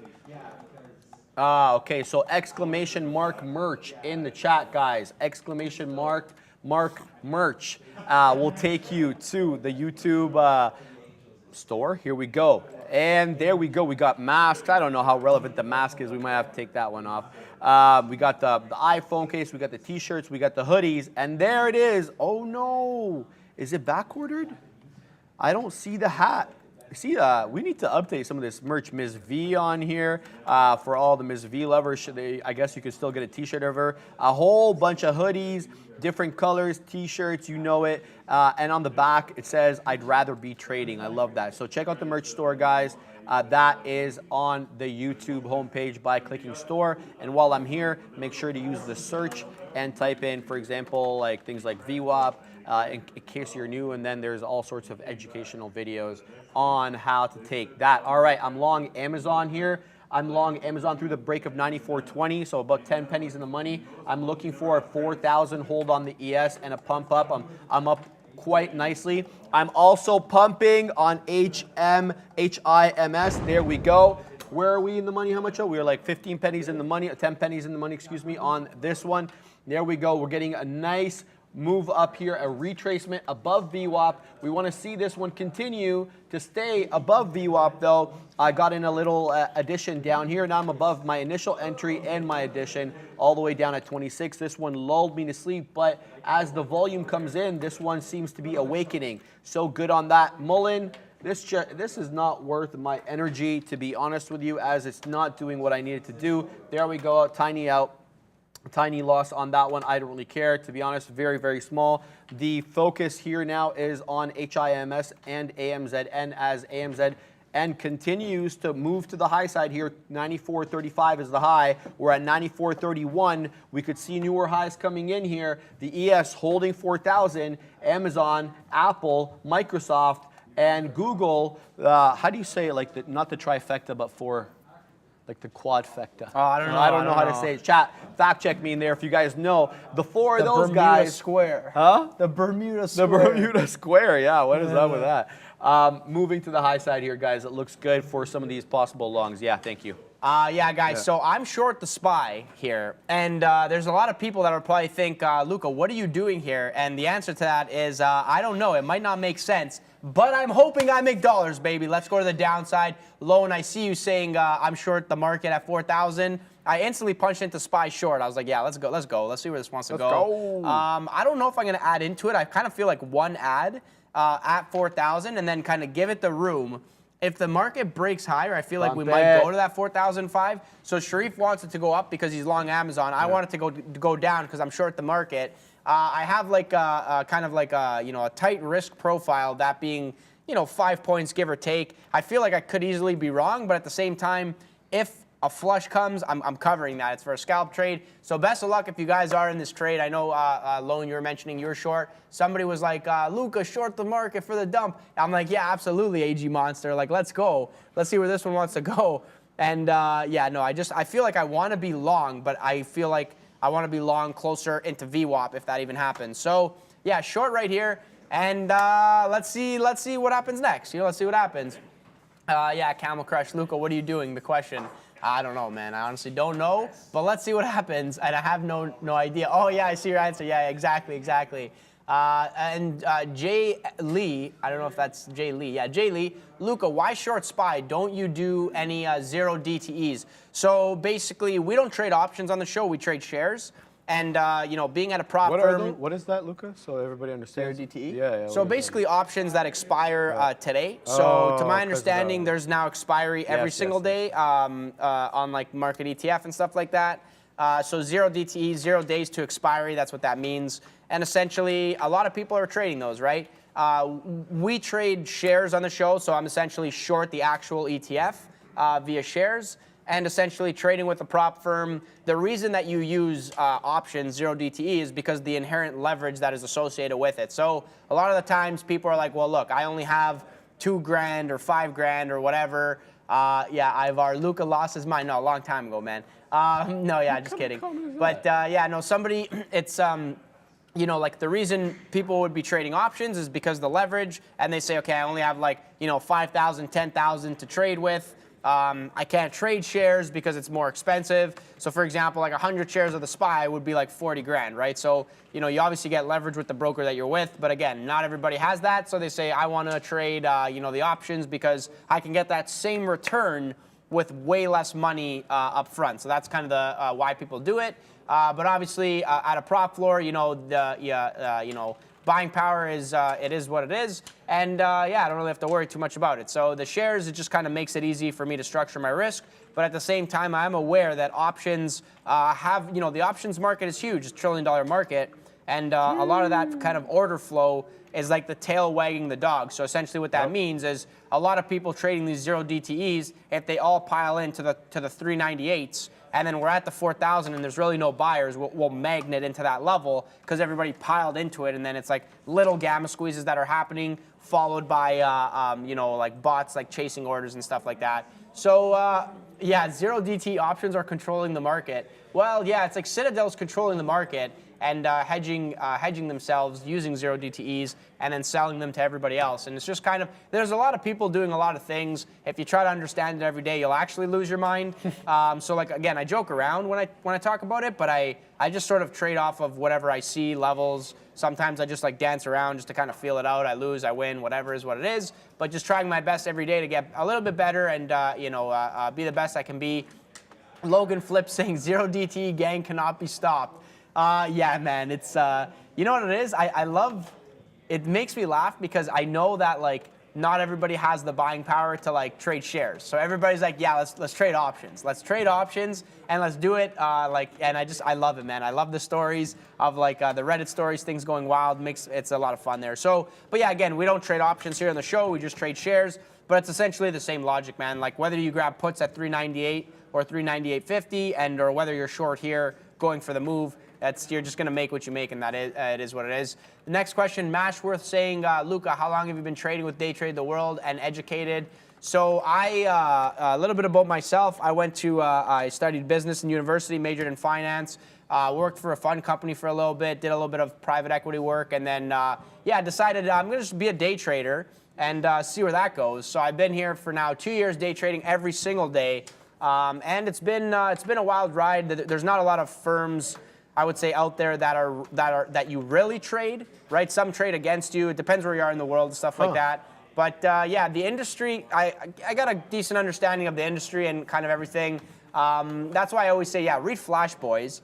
So when you're like, oh, the market's rigged against me, blah, blah, blah, it's like, well, just read Flash Boys, and then you'll be like, oh, yeah, wait, it is rigged against me. And look at this, man. This is rigged against me here. I'm short. And they're like, oh, he's short. Let's go against him. No, I always joke around there. But, yeah, essentially, okay, so this is what I was worried about. The high move, I'll just punch out there and take the L on that one, no problem. But essentially, just like a lot of kind of experience in the industry and just kind of figuring out where I want to land. Day trading is definitely very, very exciting. Can be very lucrative, but it's like, you need to be a different type of beast to be a very, very successful day trader in the long run. Takes a long time to become consistently profitable, so I would say just stick to it. And good things happen to those who wait. So just, chin up all the time, win or lose, try to keep a level head and do things that are repeatable. Someone's saying the algos are challenging you. Oh, yeah, they got me. I took the L. It's fine, though. The thing is, and so with options, as an example, because maybe other people are wondering, if you do 0 DTEs, essentially, this might go down, and then this is the thing, talk about manipulation. So there's something called implied volatility, and that's basically what is the implied move, right? So if everyone's like, oh yeah, we know that it could probably go 40 cents, like no matter what. And then if it goes to 398, like that'll be the move. So like the 20 cents, and I'm talking in like, a micro move here on a 0 DTE, but essentially, if everybody knows that it's going to go 20 cents, and then nobody knows that it's going to go the additional 80, the 20 cents will be factored into the price. That's called implied volatility. And it is implied that this is how volatile that option will be.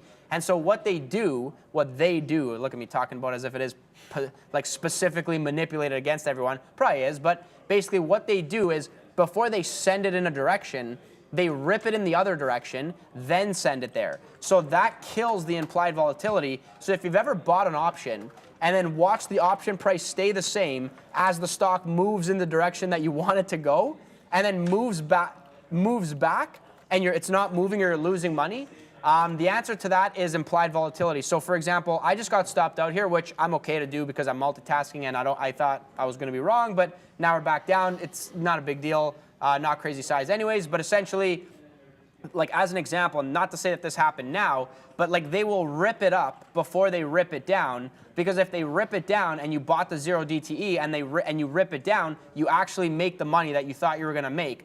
But if they rip it up, then rip it down, they kill the implied volatility, then by the time it gets there, you make way less than if it just went down. And so, as a day trader, I use a lot of these examples where I say, like, look, listen, if you think something's going to, like, go down, like, let it, like, stop everybody out and then let it rip down. But at the same time, this doesn't necessarily mean that people are short and they have to get stopped out, because you might be watching and saying, oh, wait a second, I didn't see the tape. I didn't see anybody actually pile into the short there. But the reality is it could just be an options play where they're trying to kill the implied volatility. So what the bots do is they say, well, there's no liquidity on this side. There's no liquidity on that side. We could literally just pull this side of the bid or pull the offers, drive price this way without really trading too many shares. That'll kill the implied volatility of the option that everybody just piled into. Then we can readjust, put it back. We lose nothing. They lose. We sold them that option. We made more, and then we buy it back for the same price and cheaper, and they do this in real time. So essentially, this kind of play is like very manipulative. Wow. And it's I'm listening to what you're saying. Yeah, this is like very, very manipulative in terms of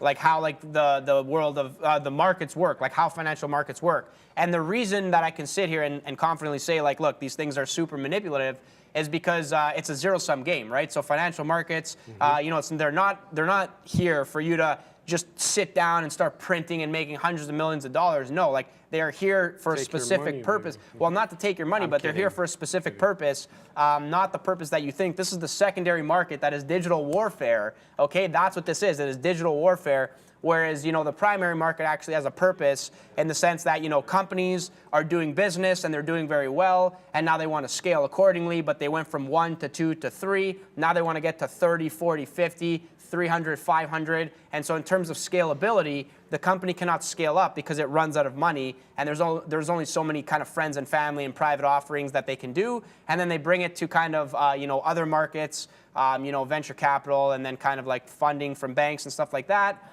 And then they bring it to the stock market as like a last form of, okay, let's let early investors out because they were they took the most risk, they get the most reward, but now let's give it to the public. Let's raise even more capital. Let's see if there's a market for that, and then investment banks do their thing and everything like that. And so essentially, like when I say like digital warfare and I joke around, obviously like secondary market, run by robots, algorithms. This is digital warfare. We are basically reacting to price, trying to trade off levels, identify like who's buying, who's selling, where is it, what is the range, does the probability of the trade make sense? But again, these robots that are saying we will provide liquidity to everybody at every level, like they're not doing it for free. They're literally doing it because they know that they could rip everybody off, or else I'll tell you right now, they wouldn't do it. And if they tell you otherwise, like they're lying to your face, literally. So they will literally lie to your face every single time, and I will not. I will not. I'll sit here and tell you how it is. So basically, product of this, kill the implied volatility, then move it in the direction of choice. Work around. Trade things that are doing volume, trade things that are in play. You get an earnings play that comes through, it's doing a lot of volume. You find a level, you say to yourself, I'm going to jump in at this level because people are actually trading it today. If I'm wrong, it's because I'm just wrong and I was on the wrong side. Not so much, I'm wrong because I got in and then kill implied volatility, stop me out, digital warfare, yada, yada, yada. So yeah, hopefully that gives somebody somewhere some good explanation. I see people saying, thank you for the explanation. Yeah, big brain education or explanation. Yeah, just it is what it is. Just all right. Lots of books out there you could read. On my trade on HIMS, absolutely killing it on this one.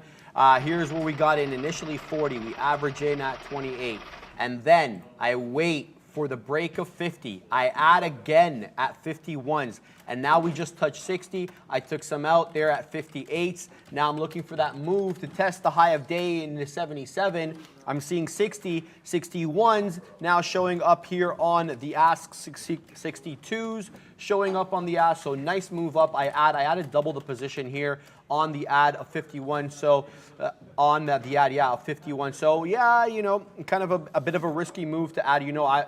This is something new that I've been doing lately, guys. I really haven't been adding to my winners.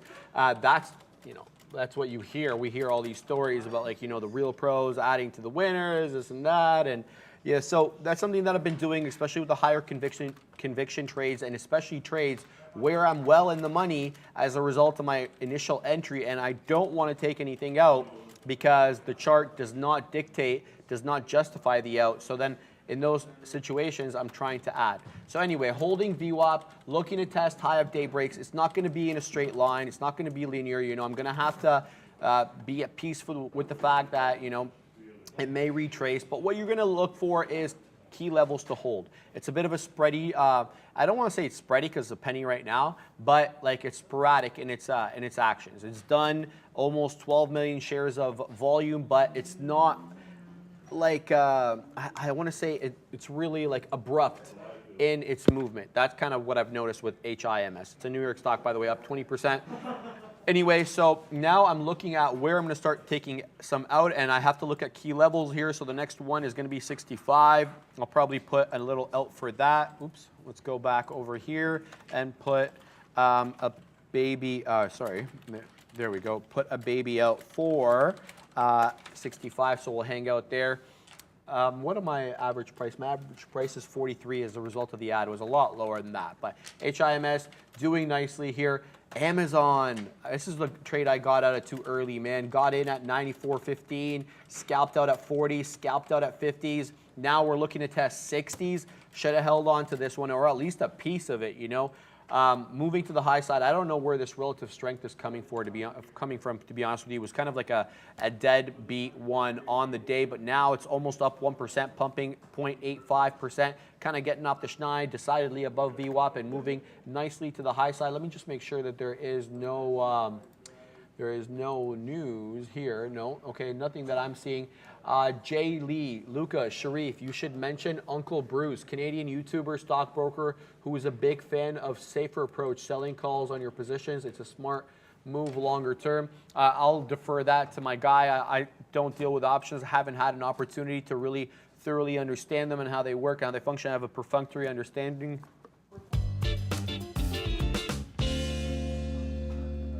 Yeah, I know. It's been the word of the day a lot, but I'm just like, what am I supposed to do? I mean, if it's... now you got to define it for everyone. It's like, just basically like superficial or short-lived. Like, it's supposed to say, like not really of like importance or depth, right? That's at least how I understand it. I mean, maybe the official explanation might be a little bit different. Anyway, Amazon, yeah. So this one continuing to the north side. Let's see what it does.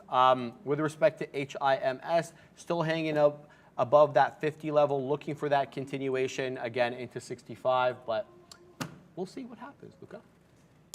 Yes, we 4,000 hold, by the way, on the ES, still flirting with that 4,000, a little bit up, a little bit down, a little bit up. Oh yeah, it'll probably dance around here for a little bit. I'm just not like super convicted with I like the longs better. But I think like maybe you get a brief pullback on it. But yeah, not too sure. I know somebody was like asking about AMD again. So like let me just go back here to AMD. I'm waiting for 80. If it can get to 80, I want to try like a scalp short around 80. I just feel like that's kind of like resistance level. If it gets there and blows through it and blows through like 80-20, then I'll just be wrong on the trade and I'll let it go. But I kind of want to like scale in closer to 80 for a short for a move back down. I would have loved it at this point. So again, if we like channel and then we like touch the 50 period and then we rip all the way into 80, I like it for like the move back down. But now it's like it went up there, it already went down, gave another test, now it's moving back up. So I like it less. So like the thing is going for like, that liquidity vacuum mean reversion back down, I want it to, and again, it's not parabolic, but I want it to like go parabolic into a level, and then so then it can actually go like back down and make the parabolic move back down. If it's like a healthy uptrend, up dip, then I like it less. I'll still play it, but I'll have to play with less size for that reason. Somebody before was asking, what is a liquidity vacuum? Can you please explain what that is? So I think I'll just take a second to explain that, and I will use which example do I want to use here? Let's use CDIO, I think. CDIO on the day. Not a specific super clean liquidity vacuum, but nevertheless still one. So again, this thing moved to 4. And I don't know if you guys watch this in the morning, but it basically rips into the 4 level, right? Goes back down, and this is very specific. I'm going to have to zoom in for this one. But essentially, this is 925, and this is the open 930 right over here. So the opening candle rips, makes the high, and then flushes, okay? So essentially, liquidity vacuum basically means it rips up, right? These are minute candles. It goes up, it does its thing, it flushes back down, and then right before the open, it goes from 365 and explodes to 4, and then explodes back down to 350. And so essentially, there's all these offers that are stacked from 365 into 4 that want to sell, right? And then it like explodes through the offers very quickly, taking the offers. And if bids don't come in, if nobody like bids, if they're all just punching the offer, then essentially there's like this vacuum where like there's no buyers, right? And so essentially buy into the level, heavy resistance level, everybody's crossing the spread, hitting the offer. And then as soon as that buying stops, like one share selling like can just sell it back down because there's just no buyers. So it's like a vacuum. And so essentially you're going to get these vacuums in certain areas, but then you're not going to get them in other areas. So for example, right now, if you guys are looking here, CDIO, like literally like nothing is happening. Like, I mean like, wait, this is not it, but like, let me go CDIO on this. It's like CDIO, like looking at what's happening like in terms of the trading, it's literally like not like, it's like there's no volume. It's not like doing anything really. You're seeing very small prints come through. There's the time of sale. You're seeing lots of bids over here, but you're seeing no offers, right? So if I actually filter this for explanation's sake, you'll see that there's a lot of bids, right? Relatively speaking, this is not really a lot, but relatively speaking, lots of bids, but then there's really no offers. So in this situation, and let's look where it is on the chart right now to kind of line it up with where we are.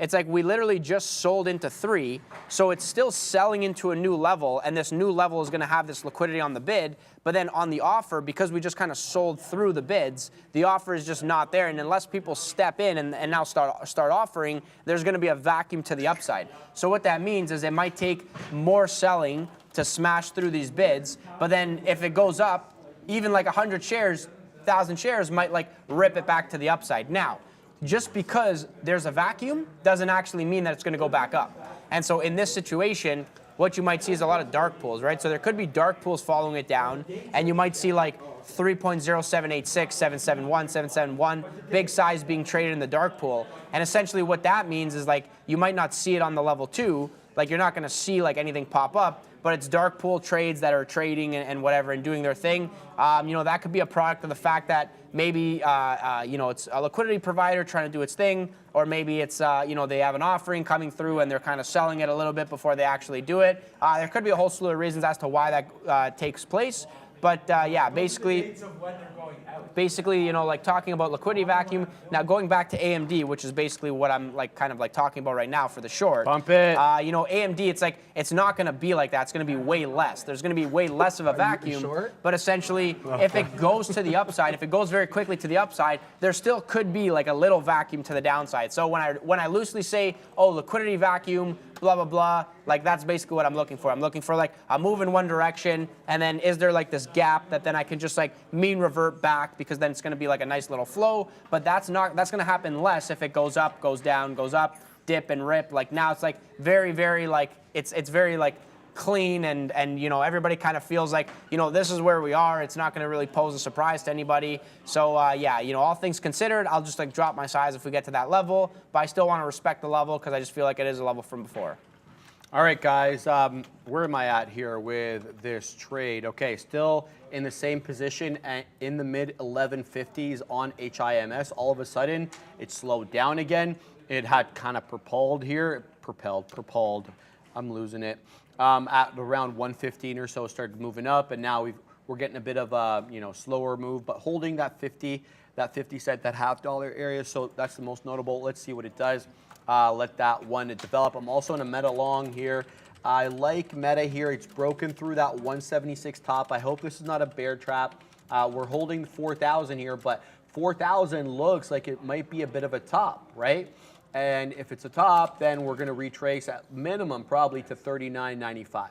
And if that's the case, then we're obviously probably going to break that 176 on Meta. This is going to be one of those ones where if it doesn't go, it's going to be breakout or bailout for me.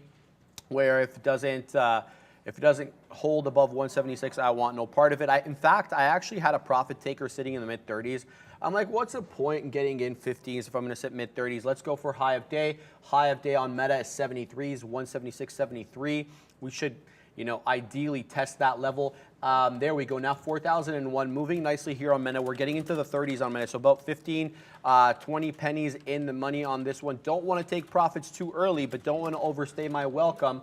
But I do believe that if we get, that 4,003 test and continuation, where are we here on the futures? Like, where would the next level of resistance be?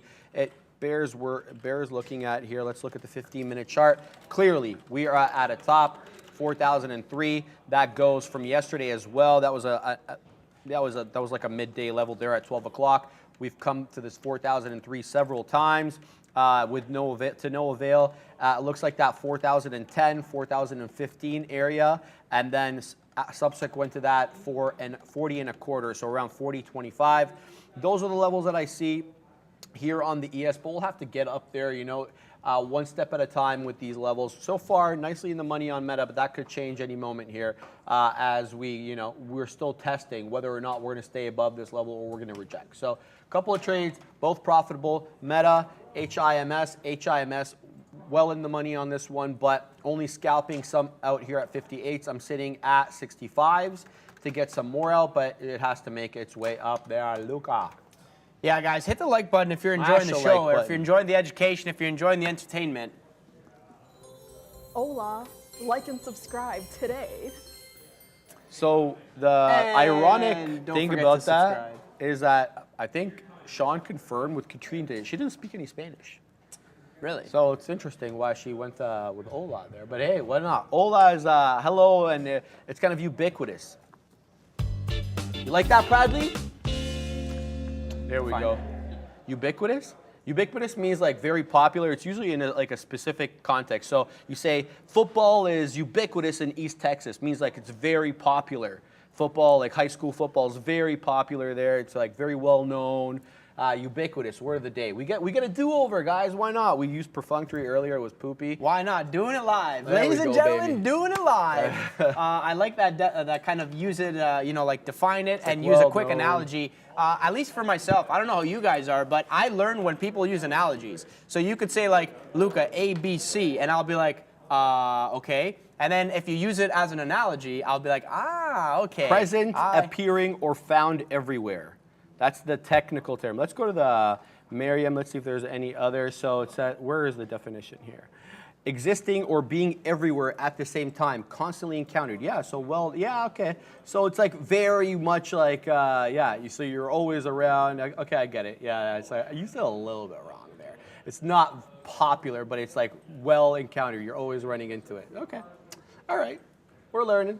Back to this meta trade here, back into my break-even area where I originally got in. Here comes 176 again, but you know, gonna have to leave this one on a short leash because if we break it, I'm just gonna get out of it if we break it. I'm not like in love with the position, but the reason is that 4,003 level, that's a level here. You know, I could just leave this and then see if we do get a test of this 4,003, especially to later, because I don't have a big position at the moment. It's really not going to hurt me.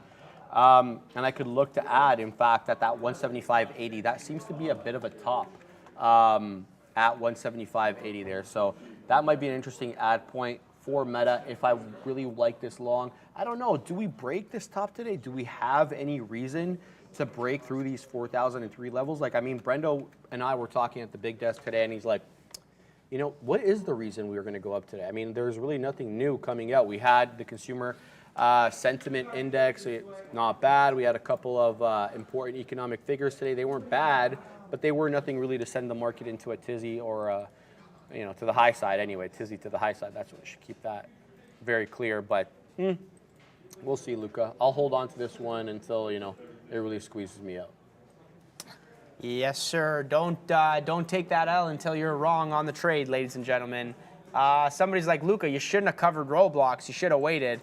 I'm trying to see what I missed here. I covered because the 50s broke and then it didn't actually sell off. So I was worried that it was like a little bit of a dip and rip above the 50s. So I was like, okay, let me just take my little bit of a win here. Pops back to the upside, but then back down. Yeah, maybe you're right, but I feel like it's just kind of barcoding. So, I mean, I'll just take the small win on it. No problem on that one. No problem. What else was I going to talk about? There's another thing. AMD, I'm confident that it'll get to like, I should say I hope that it goes up a little bit higher. I looked at it, I was worried. I was like, oh no, don't tell me 92 is the top here. This can't be real. Is it real? This dark pool? What? That must be a dark pool print. AMD? Yeah, AMD, a little bit of a volume spike on that one. But yeah, I'm gonna see. I'm gonna see. A fake print. Yeah, fake print maybe. Yeah. No, I'm waiting for 80. I'm sticking to it. 80. Let's see what happens if I get the fill on that one. Somebody was like, Luca, mullet. Does that mean buy Mullen? No. Oh, I was in that earlier. I'm not touching that anymore. Sharif was in it before. It lulled me to sleep, dude. I mean, look, we can have a look at it again. What is it doing? Hey, wait a second. I know you're saying hope. Someone's like, hope. You hope? Because I say never use the word hope, but wait a second, Mullen's hold doing on, nothing. hold on, wait a minute, hold the phone. I have an explanation. I hope I get into the trade. Hey. So not that I hope that it goes back in the money, or I hope that, I hope that I get into the trade. So no, but wait a second, hold on. You never use hope when you're in the trade, I feel like. Being out of the trade, or not in the trade yet, I could say hope because I'm not in the trade, right? I want to get the fill, so I hope that I get the fill. Not I hope this goes back. I'm bag holding this thing. So yeah, no, you got me on that one. I saw you. I was like, me. Damn, no, I gotta let me explain myself. Yeah, what other questions do we have here? Logic doesn't work in this market. John saying logic doesn't work in this market. Yeah, no, it's not trading is not really logical. You're sort of playing your own kind of game and hoping that it makes sense. But and then you can find repeatable strategies. But yeah, this market is kind of weird. I feel the same way. Just in terms of like things are not, we lost correlations to a few things last year. They're still like relatively correlated, but like not like extremely correlated as they were. I feel like just a product of the fact that money flows and how they're kind of taking place. So, before it was like heavily weighted into equities, so like different correlation versus if things kind of flow back into fixed income, you're going to like lose correlation in some things and then gain correlation in others. There was an interesting thread that I read about the situation in terms of correlations and how they're sort of deviating. And does that mean that the market's broken, or does it mean that it's just kind of weighting different things, right? So for example, to give you like a loose analogy, it's like in a zero interest rate environment, like nobody's really a value investor because rates are zero. So it's like, well, if rates are zero, how can you be a value investor? You have to take risk. You have to kind of pile into growth, and investors kind of move up the risk curve and stuff like that. But as the interest rates go back up, then you have this kind of different environment. So yeah, maybe in the last 10 years, you could have bought the dip on anything and made money. You're probably telling your friends and family how good of an investor you are. But now it's actually going to matter to be a stock picker. And I think now more than ever, it's more important to reevaluate your own portfolios and your 401ks and stuff like that. Talk to your advisors and ask them, look, are you actually doing your job? Because before, yeah, everybody was making money. But now I want to really see what I'm in. Who is this person? How long have they been around for? If you're with a portfolio manager that's been in the business for years, they've seen multiple different environments. If you've been in the business, if you're with somebody who's been there for like, 2 years and has been doing well, it's like, well, or it's a kind of different environment there, right? So, yeah, these are questions you should be asking yourself. Like, for example, there's, I don't know if I should call like the names of specific funds, but essentially there's a few funds out there that like were insanely good, and like they'd raised so much money. But it's like, but then they did insanely bad. They did insanely bad. Well, that's the name. That's the famous one that everybody knows. But there's a lot of other funds out there with different fund companies, and just don't pile in because past performance is no indication of future returns. Because you talked about you were dealing with that kind of institutional stuff earlier with your finance background. How was that? Like, is it like what it's made out to be in popular media, or like how did you enjoy your time there? Like, what do you mean by that? Well, you were in private equity, you said earlier, yeah, right? Like I was doing. Well, it depends. It depends. Like, yeah, it depends the work that you're doing, and depends what you want to do. I found that it was. I like the kind of people side of the business, dealing with people and kind of talking to a lot of. It was interesting because, talking to a lot of bankers, and I'll give you an example. And the kind of marijuana is going public in Canada, so obviously this is 2018. Yeah. And so if you're on the phone with a lot of bankers raising capital and stuff like that, they have their kind of terms, and everyone's like, I'm talking to these like 50, 60-year-old guys, and they're like, they've got their thinking, they're like, listen, they're gonna put this stuff in pasta. It's gonna be the next best thing. I'm like, listen, buddy, no, like that's not gonna sell. Be like, there's no market for this, man. Like, and then I'm listening to the numbers that they're using and stuff like that, and they're just like, you should be more aggressive. Like, investors don't want to see this kind of conservative metric of risk. Really? And I'm just like, and I'm like, all right, I'm getting a feel for what this is all about here. Even like in Canada, where you like here, they're usually a bit more sensible, good stewards of money. Canadians, like especially Canadian banks, are known to be like more risk averse. And, I mean, everybody wants things to sound sexy, right? So I can sit here and be like, hey guys, listen, I'm gonna buy like what's like a very boring stock here, like I don't even know off the top of my head. Yeah, it's like, okay, guys, look, Walmart is not moving, but I'm gonna buy it today.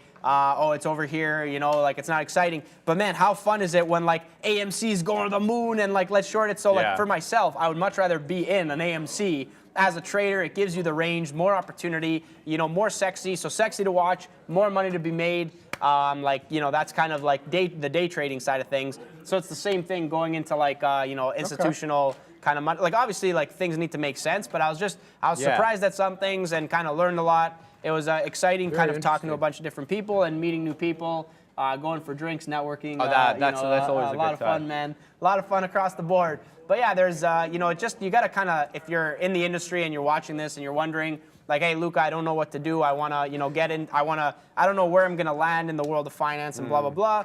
I would say test your luck at day trading, see if it's for you, man, and you'll learn a lot about yourself. No question. If you succeed, you'll be like, this is the best job in the world. Easy. And if you fail, well, guess what? You'll walk away with a whole bunch of memories. Oh, yeah. And you'll learn a lot about yourself. And No any other question. job you do afterwards, you'll be like, well, man, this job is so easy. And then you can tell them, I used to be a day trader. This job is nothing in comparison. Oh, my I remember I goodness. was actually talking to a few my acquaintances, and they're like, oh yeah, like they're like, we're talking about like a different job and whatever. And I'm just like, they're like, oh, how do you handle stress? And I go, listen, man, it doesn't matter what job I do. If I decide to do something else, like I'm not going to be stressed. Yeah, yeah. Like well, I tell you that right now. Like I'm not even going to be you've close to reached your stress. like maximum threshold with this kind of job. Yeah, no man, question day about trading that. is a different beast altogether. Yeah, no question about that, guys. All right, nursing a few trades. Got a Meta long, got an Amazon long. I like the accumulation here on Amazon, but these trades are all predicated on us holding 4,000, and you know that is not a guarantee at all. We've talked about this level. I keep talking about it. 4,003. That's a high a day, but we've got a lot of action in around 4,003. That's from this morning. It goes to yesterday's midday move at around like 1 o'clock. We topped out at that level. So, you know, by no means are we guaranteed for continuation here. And we talked about, you know, the market lacking a little bit of a catalyst here to kind of reclaim 4,000. Why? What has come to light since then? Meta, retracing closer to my entry. It's found a bit of a top here near the 40-ish area. I want to say like in the high 30s, 176.30 is what I'm talking about. So for the moment, we're going to hold, we're in the money on it. Amazon, about a break-even trade. I like the accumulation here on Amazon, but I don't like the fact that it just made a lower low. Not really seeing a flushing on the market, so it's not making me worry too much, but you always look for tells, you know, for signs of weakness, and that lower low always kind of just has me on guard a little bit. So as these trades develop, we'll continue to watch, but we are overtime now, guys. It is all over. The midday show, it's been real, Luca. It's been in some real. It's been respects lots a of fun. forgettable day because I had a lot of dumb Yeah. trades, and and some others we kind of recouped a little bit. So we will see you guys tomorrow, same time, same bat channel. Ciao. Hey guys, welcome back in. 2 o'clock on a busy Tuesday afternoon as we head towards the not only end of the session, but end of February, if you can imagine. Here's how the futures are shaping up with 2 hours to go. In the afternoon, 0.3 to the upside currently for the S&P